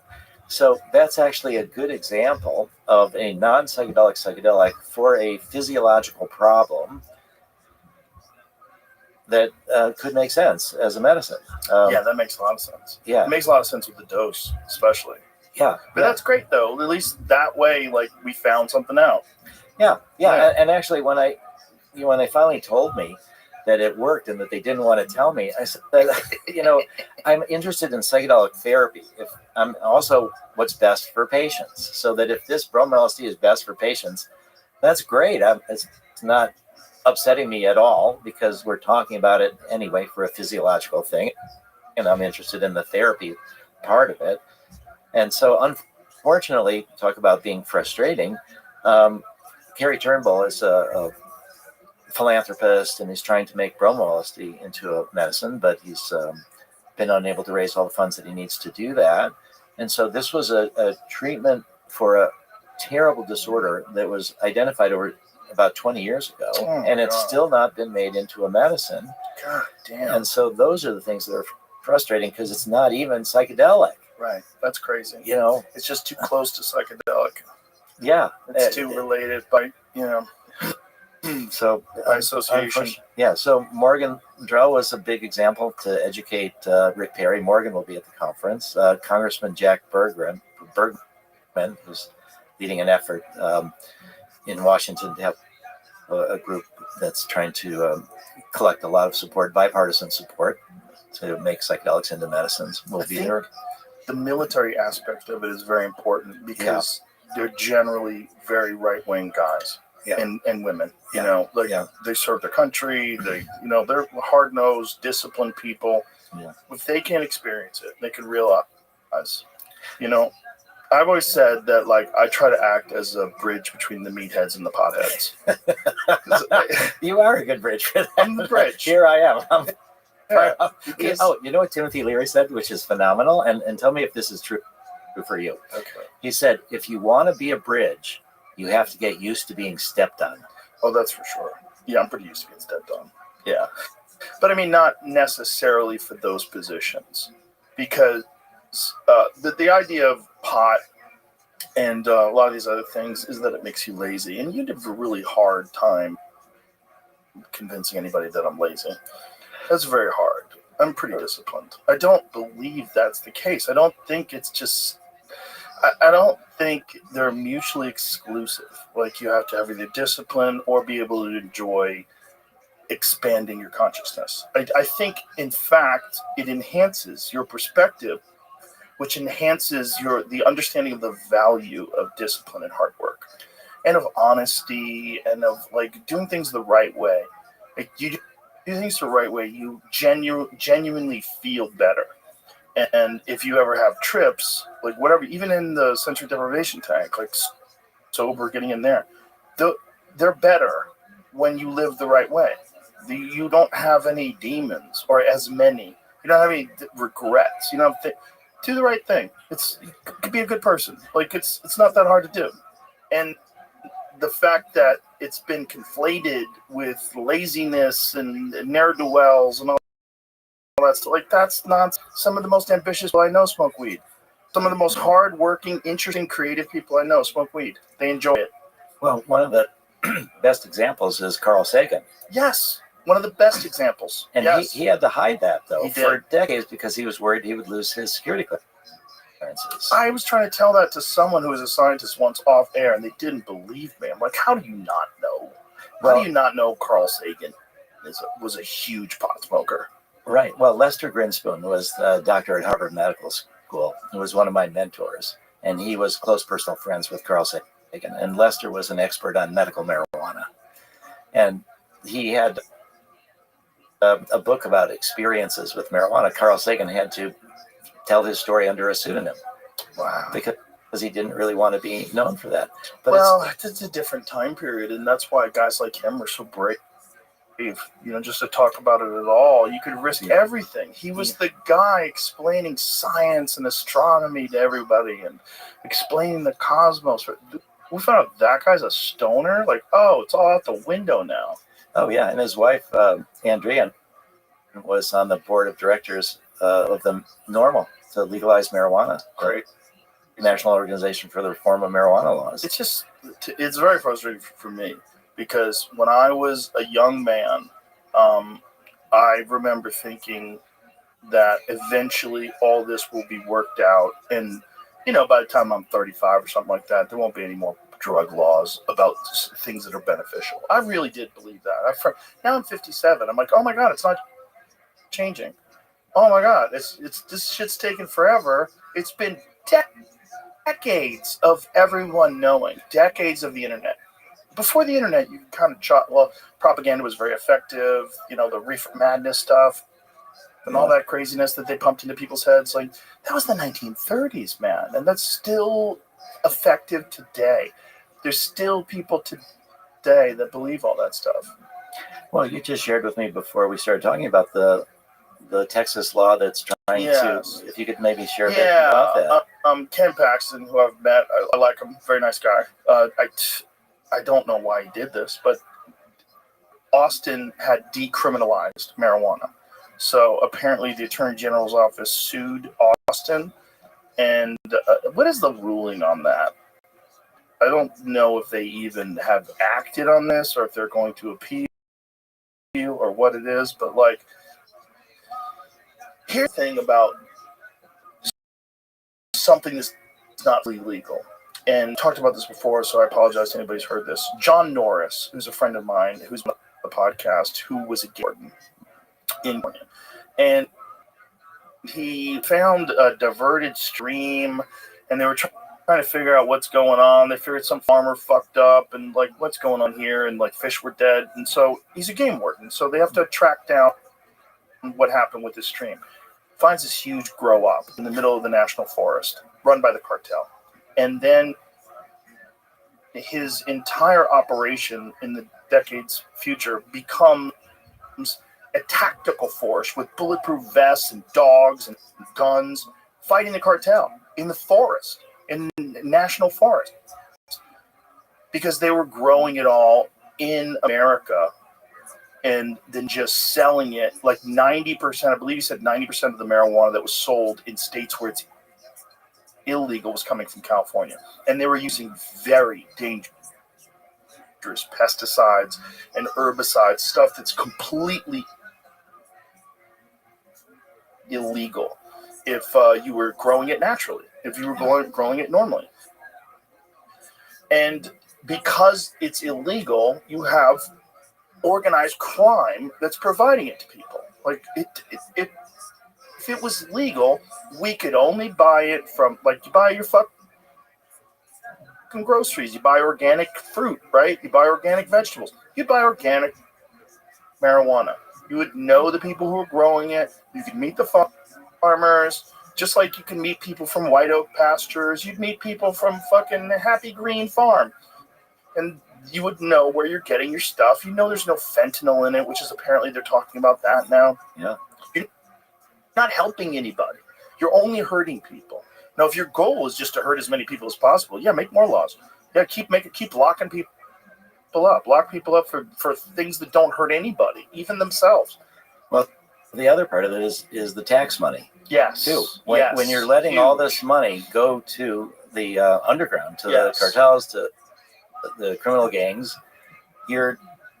alternatively you could have it as taxes, and it could make it easier on the rest of us. I could see as an argument, if you were the Attorney General and you said you are propping up organized crime by allowing it to be decriminalized, and the people that are growing it and selling it in Austin, or the people that have it in Austin, are all committing crime, so they're probably cartel people, or I could see that argument, kind of. But you know what the fucking solution to that is? Make it legal. This is dumb. We could just buy whiskey anywhere, which I love. Nothing wrong with it. But you can go buy. I have a bar. You know, I'm a drug dealer. Literally, I'm a drug dealer. I have a bar. I own a bar. I sell drugs. Alcohol's a fucking drug. It's just a sanctioned legal drug that we pay taxes for. And, you know, the alcohol commission has to check, make sure we're doing everything right. But it's drugs. And it's way more dangerous. And prohibition of alcohol, actually, in the 20s, led to organized crime in America. Yes. Al Capone. All that stuff. Propped up organized crime. But also led to NASCAR, too. You know? Pretty cool. They figured out how to soup up some cars to get away from the cops. Right. That's what NASCAR came from. Did you know that? Yeah. Yeah, it's amazing. But it's so dumb. It's so, and everyone who enjoys a little alcohol with a drink at a social gathering, there's nothing wrong with that. There's nothing wrong with that. Let people do what the fuck they want to do. We're all going to die someday. And if people are having good or bad experiences on any of these substances, it's up to them to manage their experiences. Like, I don't get along with alcohol. I won't drink alcohol. I don't get along with marijuana. I don't want to try it. Okay, good. That's okay. It's all fine. But, like, let people who enjoy it have it. It's dumb. Well, this idea that we're all going to die one day, one of the most important uses of psychedelics is to help people at the end of life who are scared of dying. Right. And also for palliative care. So there's a lot of research that's been done with people with life-threatening illnesses who are anxious about dying and have received either MDMA or psilocybin or LSD in the 60s. Yeah. So that the kind of big fears that we have about illness and death, when people are not able to process those fears, it just gets worse and worse. I wonder how many people Larry Hagman turned on. You know what I mean? That day on CNN, there's probably millions of people watching. And Larry Hagman saying, "Well, I'm not afraid of death because I had an LSD experience and I realized that it's all just connected." Yeah. Well, if it wasn't for my mother-in-law reading his book, wild, and he became a big supporter of maps, and he spoke out in public. Those are the kind of dialogues that change people's minds. Yeah. There's been some. We have a lot of. I live in Massachusetts, where marijuana is legal. Marijuana is legal in California and Colorado, and all these states. They're doing really well economically. Oh, it's a huge tax bill. Especially like Colorado had the craziest taxes. When it was like 39% or something at one point, and everybody's like, okay, because it's first of all economically, like if you want to go out for a night drinking, that's going to cost you a couple $100. Buying a round of drinks for your friends, a round of drinks here or there. Yeah. It's you a couple $100 worth of marijuana. You're stoned for a month. Like you're just stoned forever. And if you have to pay 39% tax, like okay, like I hope it fixes streets. Like I'll give you my tax money. I'm not scared of paying. I want to pay taxes if you were doing good stuff with it.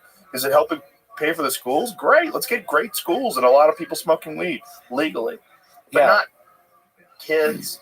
That's the other thing. Like, we need education for children to let them know, like, it's not good to alter your state of consciousness, especially on a regular basis when you're young. There's some developmental issues that come along with abuse. Well, this is with abuse for sure. Abuse, definitely for sure. One of the things that's pretty interesting is look at the cultures that have successfully integrated psychedelics, like, for example, the ayahuasca churches that are in Brazil, or the Native American church that uses peyote, often for Native Americans that have problems with alcohol.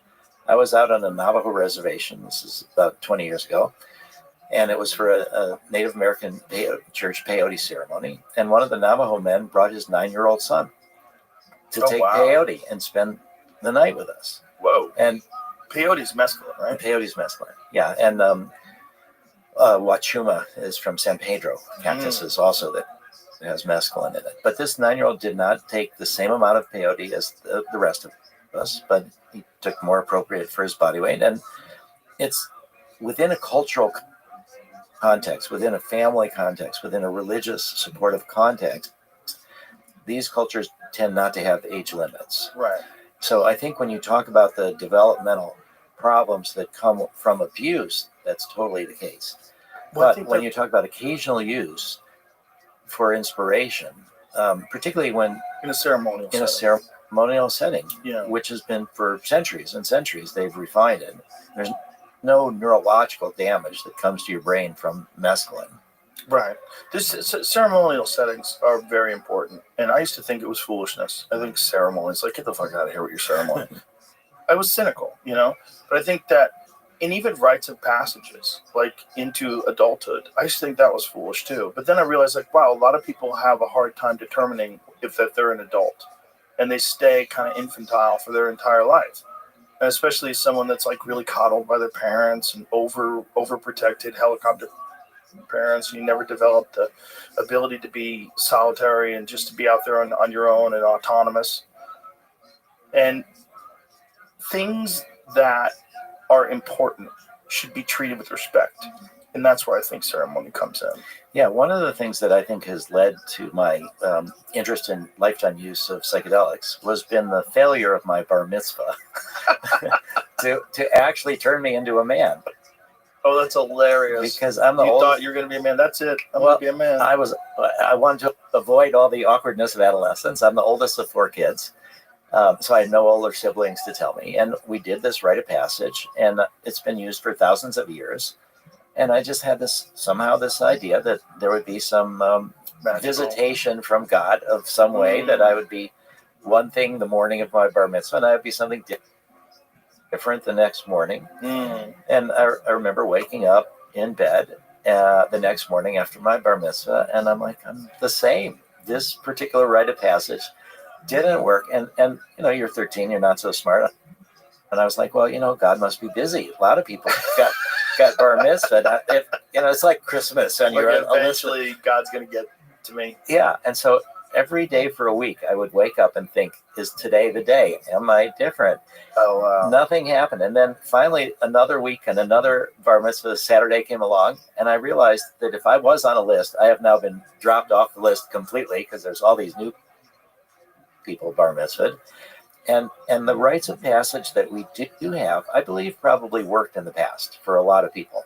And they did have this demarcation between different ages. People didn't used to live that long either. So 13 was kind of a transition point. Right. But it was when I was 17, almost 18, that I first did LSD. And one of my very first thoughts was, this is what my bar mitzvah should have been. Because, you're like, who am I? Right. Where do I fit in? Right. I'm sort of, my ego sense is dissolving a bit from LSD. I'm connected to something bigger and larger than myself. Right. I thought, this is the courage, the test of courage. This is the test of manhood. This is something that is a part of a rite of passage. So for me, the psychedelics became the rite of passage when the religious rite of passage didn't have the same impact as I had hoped it would. That's fascinating. That's fascinating. Yeah. It's interesting too to talk about not restricting it for young people. And I thought about like wine in Europe, because kids in Europe, particularly kids in Italy, they don't have the drinking problem that kids have in America. When high school kids in America get a hold of alcohol, they get drunk and ridiculous, and like, because they're doing something naughty. Yeah. But kids are normalized to the just regular consumption of a glass of wine with dinner. It's normal. Well, and then in the U.S., where when kids do experiment, because they're worried about being caught with things, they tend to not use wine, but they tend to use stronger drinks. Right. So they call that sort of the iron law of prohibition, that when you prohibit something, it moves more and more to more concentrated, more powerful forms of that drug. Hence fentanyl. Yeah, or even cocaine. When if you could have coca-tea. I mean, while has been promoted decades and decades, this idea of I had that one. What was the? I couldn't shut the fuck up. I couldn't shut up. I was like, oh my god, thank God I've never done cocaine. I was telling my friend Doug, I was like, I don't think I could shut up. But it wasn't anything crazy. I think chewing the leaves is supposed to be like super beneficial and actually even healthier than coffee. Yeah, there's a lot of nutrition in the leaves. Doesn't it fuck your teeth up though? Well, if you do anything too much, it can. But it's something. You sound like an apologist. You sound like. Well, I think it's this idea that appropriate use. Well, Paracelsus is the one of the early physicians, and he said the difference between a medicine and a poison is dose. Right. Well, yeah, salt will kill you. Eat a pound of salt, see what happens. Water will kill you. Yeah. I mean, people drink too much water. Yeah. Yeah, hyponatremia. You dilute your. I remember a lady died. She was trying to win a PlayStation for a kid at a morning radio show. She was trying to drink the most water. Oh. Crazy. Yeah. Like, no, who knew? I guess no one knew then. But people are pretty aware now because of frat parties, like, hazing. They've had kids do that. Yeah, that's one of the things that has been happening in terms of the raves and ecstasy use. So that occasionally people will overheat and die from MDMA, where you dance all night, you don't drink adequate fluid, and you can get hyperthermia. And there are some cases. So that's one of the dangers of ecstasy use outside of therapeutic context. And so people have heard, okay, now I need to drink fluids in order to not overheat. And there have been cases of people that have died from drinking too much water. Well, I can counter that because there's a bunch of people that have died from too much exercise. There's something called rhabdomyolysis that people get when you over-exercise, where your protein starts breaking down, your kidneys can't process it. You start peeing brown, and it can be totally deadly. You can push yourself too hard and die from exercise too. Yeah. How many people every year die of rhabdo? Google that. Because I know it's very common in the CrossFit world because people are competitive with exercise, which is not necessarily the great. Like a lot of people I know that are trainers do not like the concept of CrossFit because doing exercises that are just supposed to strengthen your body and condition your body, but doing them in a competition setting where it's like unlimited amount of repetitions, as many as you can get in, X amount of time, or, and then they have these games where people play where they might not be conditioned enough to sustain the workload that they're putting forth, and then they get rhabdo. And it's fairly common. Like, I know multiple people that have had rhabdo. Wow. Yeah. How many people die? So it doesn't say that, but it says there's 26,000 cases reported annually, and about 5% of those lead to mortality, 5 to 20%. That's a lot. That's a lot of people that die. That's probably more than people drink water and die. I guarantee it's more. I bet drinking water, so much water you die, is probably fairly rare. But I think that rhabdo stuff is super dangerous. Yeah. Yeah, you're reminding me of something funny. David Nutt was the drug policy advisor for the British government, and he did a ranking about the dangers of all these different drugs. And what he found was that the psychedelics were at the very low end of the dangers. And so he talked about how horseback riding was more dangerous than ecstasy. Oh, yeah. It's super dangerous, man. People fall and break things all the time. Yeah, and so he got fired for that because he was telling the truth. He was making people love horseback riding in England. Oh, that's crazy. So what MAPS did is that we you got fired for telling the truth. Well, he was the drug policy advisor, saying things that people did not want to hear. Maybe he should have got his job description down before he started yapping.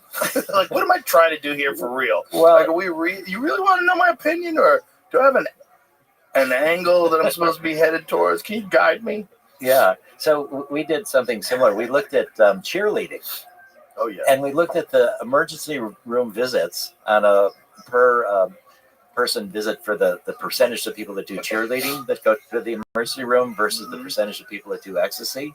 And cheerleading is more dangerous. Oh, yeah. They fly through the air, man. Yeah. They bang heads sometimes. Yeah. Yeah. So we had a poster that we made. It said, give me an E.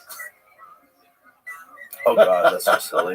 But here's the thing. It's like we allow multiple things.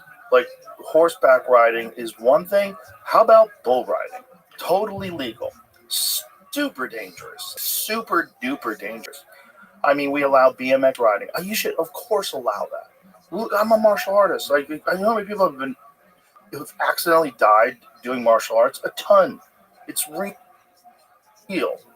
There's a ton of activities that people enjoy. Skydiving. They enjoy bungee jumping. Legal. All legal. Amusement parks. Legal. Yeah. Well, I think that in those circumstances, people believe that there's benefits that outweigh the risks. Amusement parks? People enjoy them. Oh, people enjoy psychedelics. Yeah. But I think that's the critical issue is that people have got, as you started out by saying, people think that if you take these drugs, there's no benefits, you're hallucinating, you're running away from reality, you're not paying attention to what's really going on, you're making yourself more vulnerable, you're going to fly out a window and think you can fly. Well, it's just like we need a comprehensive addressing of the actual real landscape of what these things are, what the benefits are, and just this addressing of the impact of propaganda, the sweeping Schedule 1 Act of 1970, right. The whole William Randolph Hearst connection to marijuana illegalization, which was right after alcohol prohibition. So they were looking to put these agents back out into the field. All that needs to be comprehensively explained to the American public to reinform people, because I think people are they have the general population that doesn't listen to podcasts like this and doesn't get online and search these things. You have these conceptions that are entirely formed by propaganda, and they're not based on real anecdotal experiences, real science, real data. And also the problem with that too is there's real side effects of some of these things. Those need to be understood. How do you understand them? We have to make them legal and do tests and studies. And maybe people have gene expressions that, maybe they shouldn't be doing this thing, but they can do that thing, Yeah. I think this idea that, for me, how do we break through the wall of propaganda? Right. And for me, the idea has been we go to where the suffering is, we go to where the science is, and we try to make things first into medicines. And I think that's where people are willing to listen. When you have all this propaganda and all these fears, it has to be that there's some corresponding benefit that's overwhelms your sense of fear that you're willing to take a look. Right. And that's where you go to where the suffering is. And that's where with post-traumatic stress disorder. Yes. I think one of the things that we've been able to do remarkably is with psychedelics, they're one of the few things that are out of the culture wars these days. There's bipartisan support for psychedelic research. And it's because we went to where a lot of the suffering was. Sympathetic patients. Most of the people in our studies are survivors of sexual abuse. Most of the people with PTSD are women. But most of the media attention goes to the veterans. And people put veterans on a pedestal. And if so many of them, there's different estimates, but it's, 18, 22 or more per day commit suicide. And you can end up avoiding a lot of that by helping them process the traumas that they experience. And again, it's like we were talking about before, it's the bridge. Yeah. That's the real bridge. The bridge is these, hard-nosed, right-wing guys who have these experiences, become better parents, become better friends, just like reintegrate into society, make peace with the past. It's totally possible. And that these tools are being so underutilized to so many vulnerable and needy people. So many people just fucking need some help. Yeah. One of the speakers at the Psychedelic Science Conference is Sharif Elnahal, who was the undersecretary of the VA. Wow. And he's become very passionate about what he's seen from those people that have done, the veterans that have done MDMA-assisted therapy inside the Veterans Administration. But it took MAPS 25 years, starting in 1995, we were offering money to the VA to do MDMA research until 2021, when the first veteran received MDMA inside the VA from VA therapists. Wow. So talk about frustration. Think about the number of people that have committed suicide from when we started offering to the VA to do it. But it was the propaganda, it was the stigma that made it so that they were not willing to do it. What's most amazing today is that Congress gave $10 million to the Department of Defense for MDMA-assisted therapy research in active duty soldiers. Oh, wow. So there's a $4.9 million grant that went to Dr. Aaron Wolfgang at Walter Reed, and it's going to be giving MDMA-assisted therapy. There's another $4.9 million grant that went to a group called Strong Star that's in San Antonio, here in Texas, elsewhere, and they're connected with Emory University. And so they're going to combine MDMA with therapy called prolonged exposure, where you talk about the trauma over and over. But that's very re-traumatizing. There was a study that the Veterans Administration did that took them about 6 years. It was 916 veterans, and it compared two therapies that they used, both non-drug therapies for treating PTSD. One was called prolonged exposure. The other was cognitive processing therapy. And what they showed is that around half the people are in the study drop out because the therapy itself is re-traumatizing. Oh, God. Because you're just forced to go over the trauma over and over, and that's supposed to desensitize you. And if you can stay in it, it can be helpful, but it re-traumatizes so many people. So what we've shown is working with the MDMA with the veterans is that they're able to process the trauma, that the fear reduction from the MDMA, reducing activity in the amygdala, the fear processing part of our brain, that you can, once you can approach these things that have felt like will tear you apart, that they'll be overwhelming. You can't really go away from them, but they never really leave either, that then you can process it. So this study that will be done here in Texas with active duty soldiers, again, is going to be a combination of MDMA with prolonged exposure. The Walter Reed study is combining MDMA with what they call acceptance and commitment therapy, different kind of approaches. How do they decide which approach? Well, this is going to be research, trying to different kinds of. We do multiple ones, just see what's the most effective. Yeah, and I think that MAPS has started funding studies combining MDMA with cognitive processing therapy as well. But the one that I think is the most potentially the most valuable is called cognitive behavioral conjoint therapy. Conjoint means couples or dyads. And so what happens is the designated patient, the veteran with PTSD, is where the attention is focused. But when they have PTSD, it affects their families, it affects their partner. And so cognitive behavioral conjoint therapy was developed by this woman, Candace Monson, at the Boston VA. And that's where they bring in the partner as well as the veteran, and they both get therapy. And so back in 2014, when finally I was working with Richard Rockefeller and his cousin, Senator Jay Rockefeller, who was on the Senate Veterans Affairs Committee, and they finally convinced the VA, to be willing to let MAPS support research with MDMA.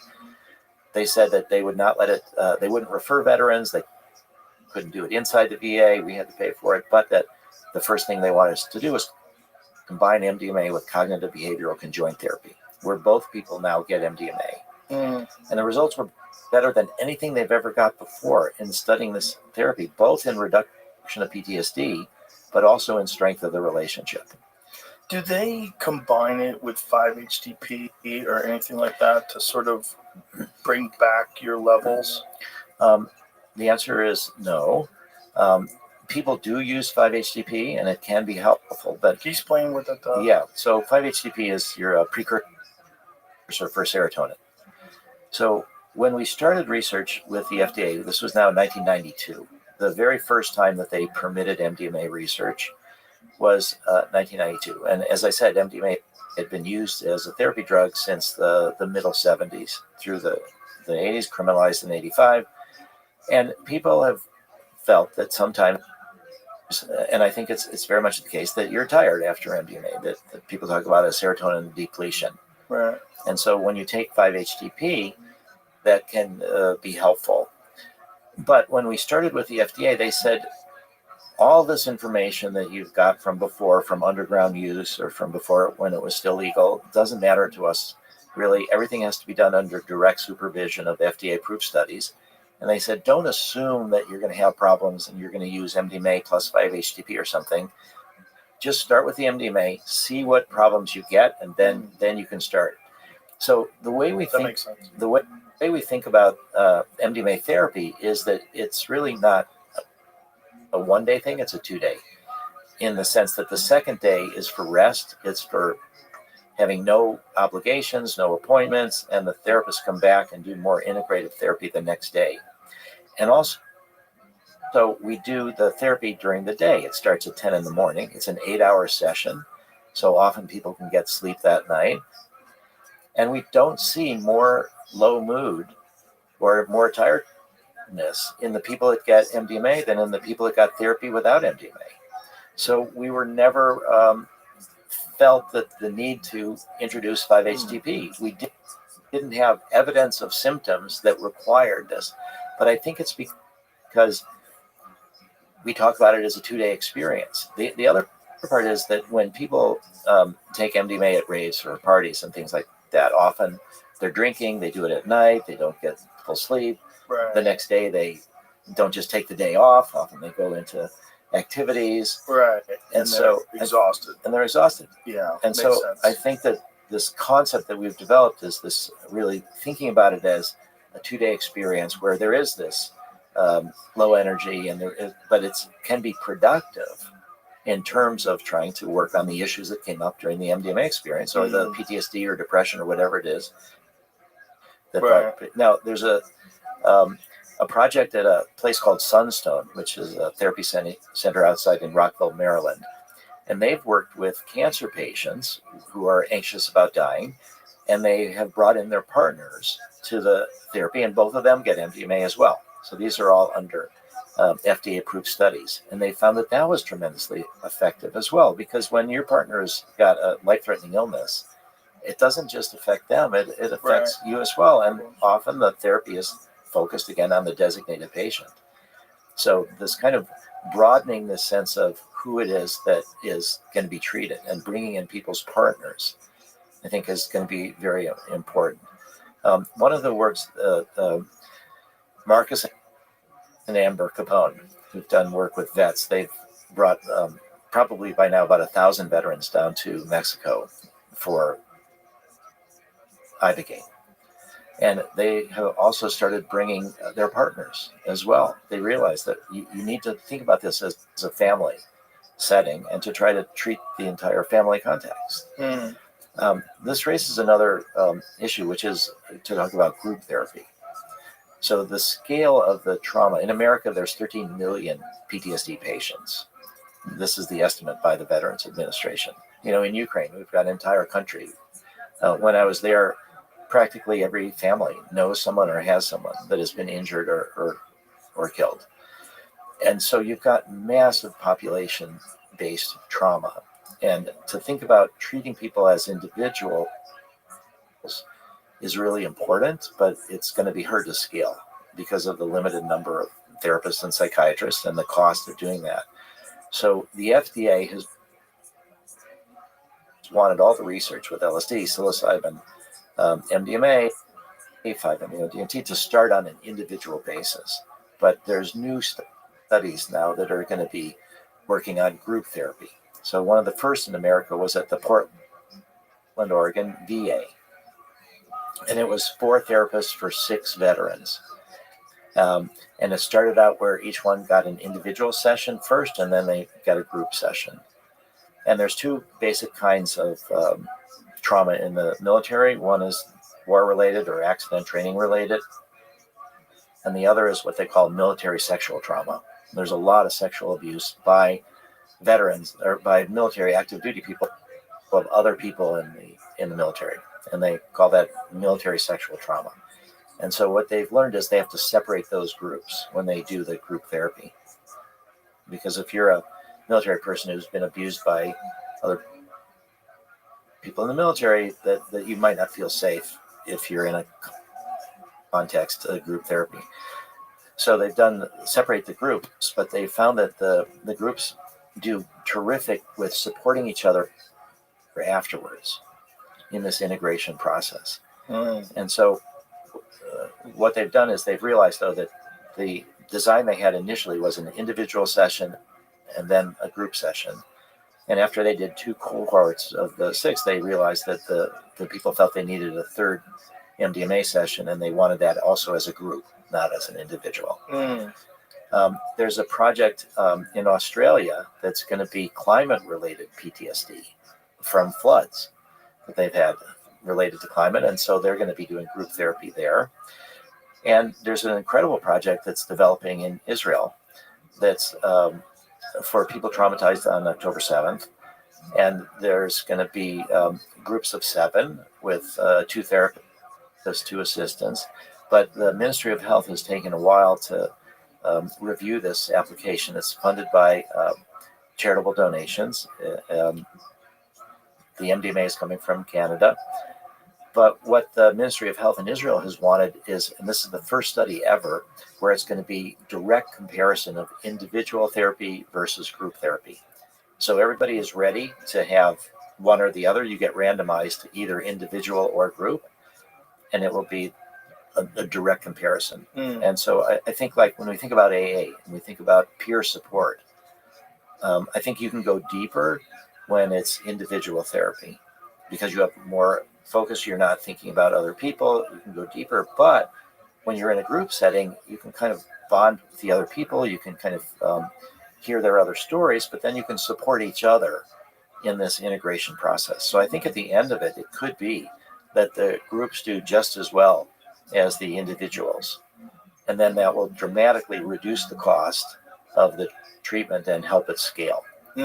So that's where we're at this initial thing. And I think particularly for military people that are traumatized in similar circumstances, that are bonded in groups, that group therapy can maybe even be the treatment of choice. But I think the way the FDA is going to be reviewing it is that there is going to be studies with individuals first that will have to be gone through the system and approved, and then there will be this additional research with group. What kind of a timeline are you talking about? Like, how long are these studies? Well, it's going to be about 3 years for the project in Israel. I mean, it's going to be. What about the projects here? The Portland, Oregon VA is going to be done pretty cohorts. It's very small numbers of people, and so there will need to be more. I think that there's been some efforts to do what people call, in some ways, a modified version of individual versus group. Is that and they've done some of this at Sunstone also, where there'll be 4 people getting psilocybin at the same time, but each in a separate room, each with one therapist. But then near the end of the session, they bring them together, and then they talk about what happened, and then they also have the group integration. So it's kind of a modified.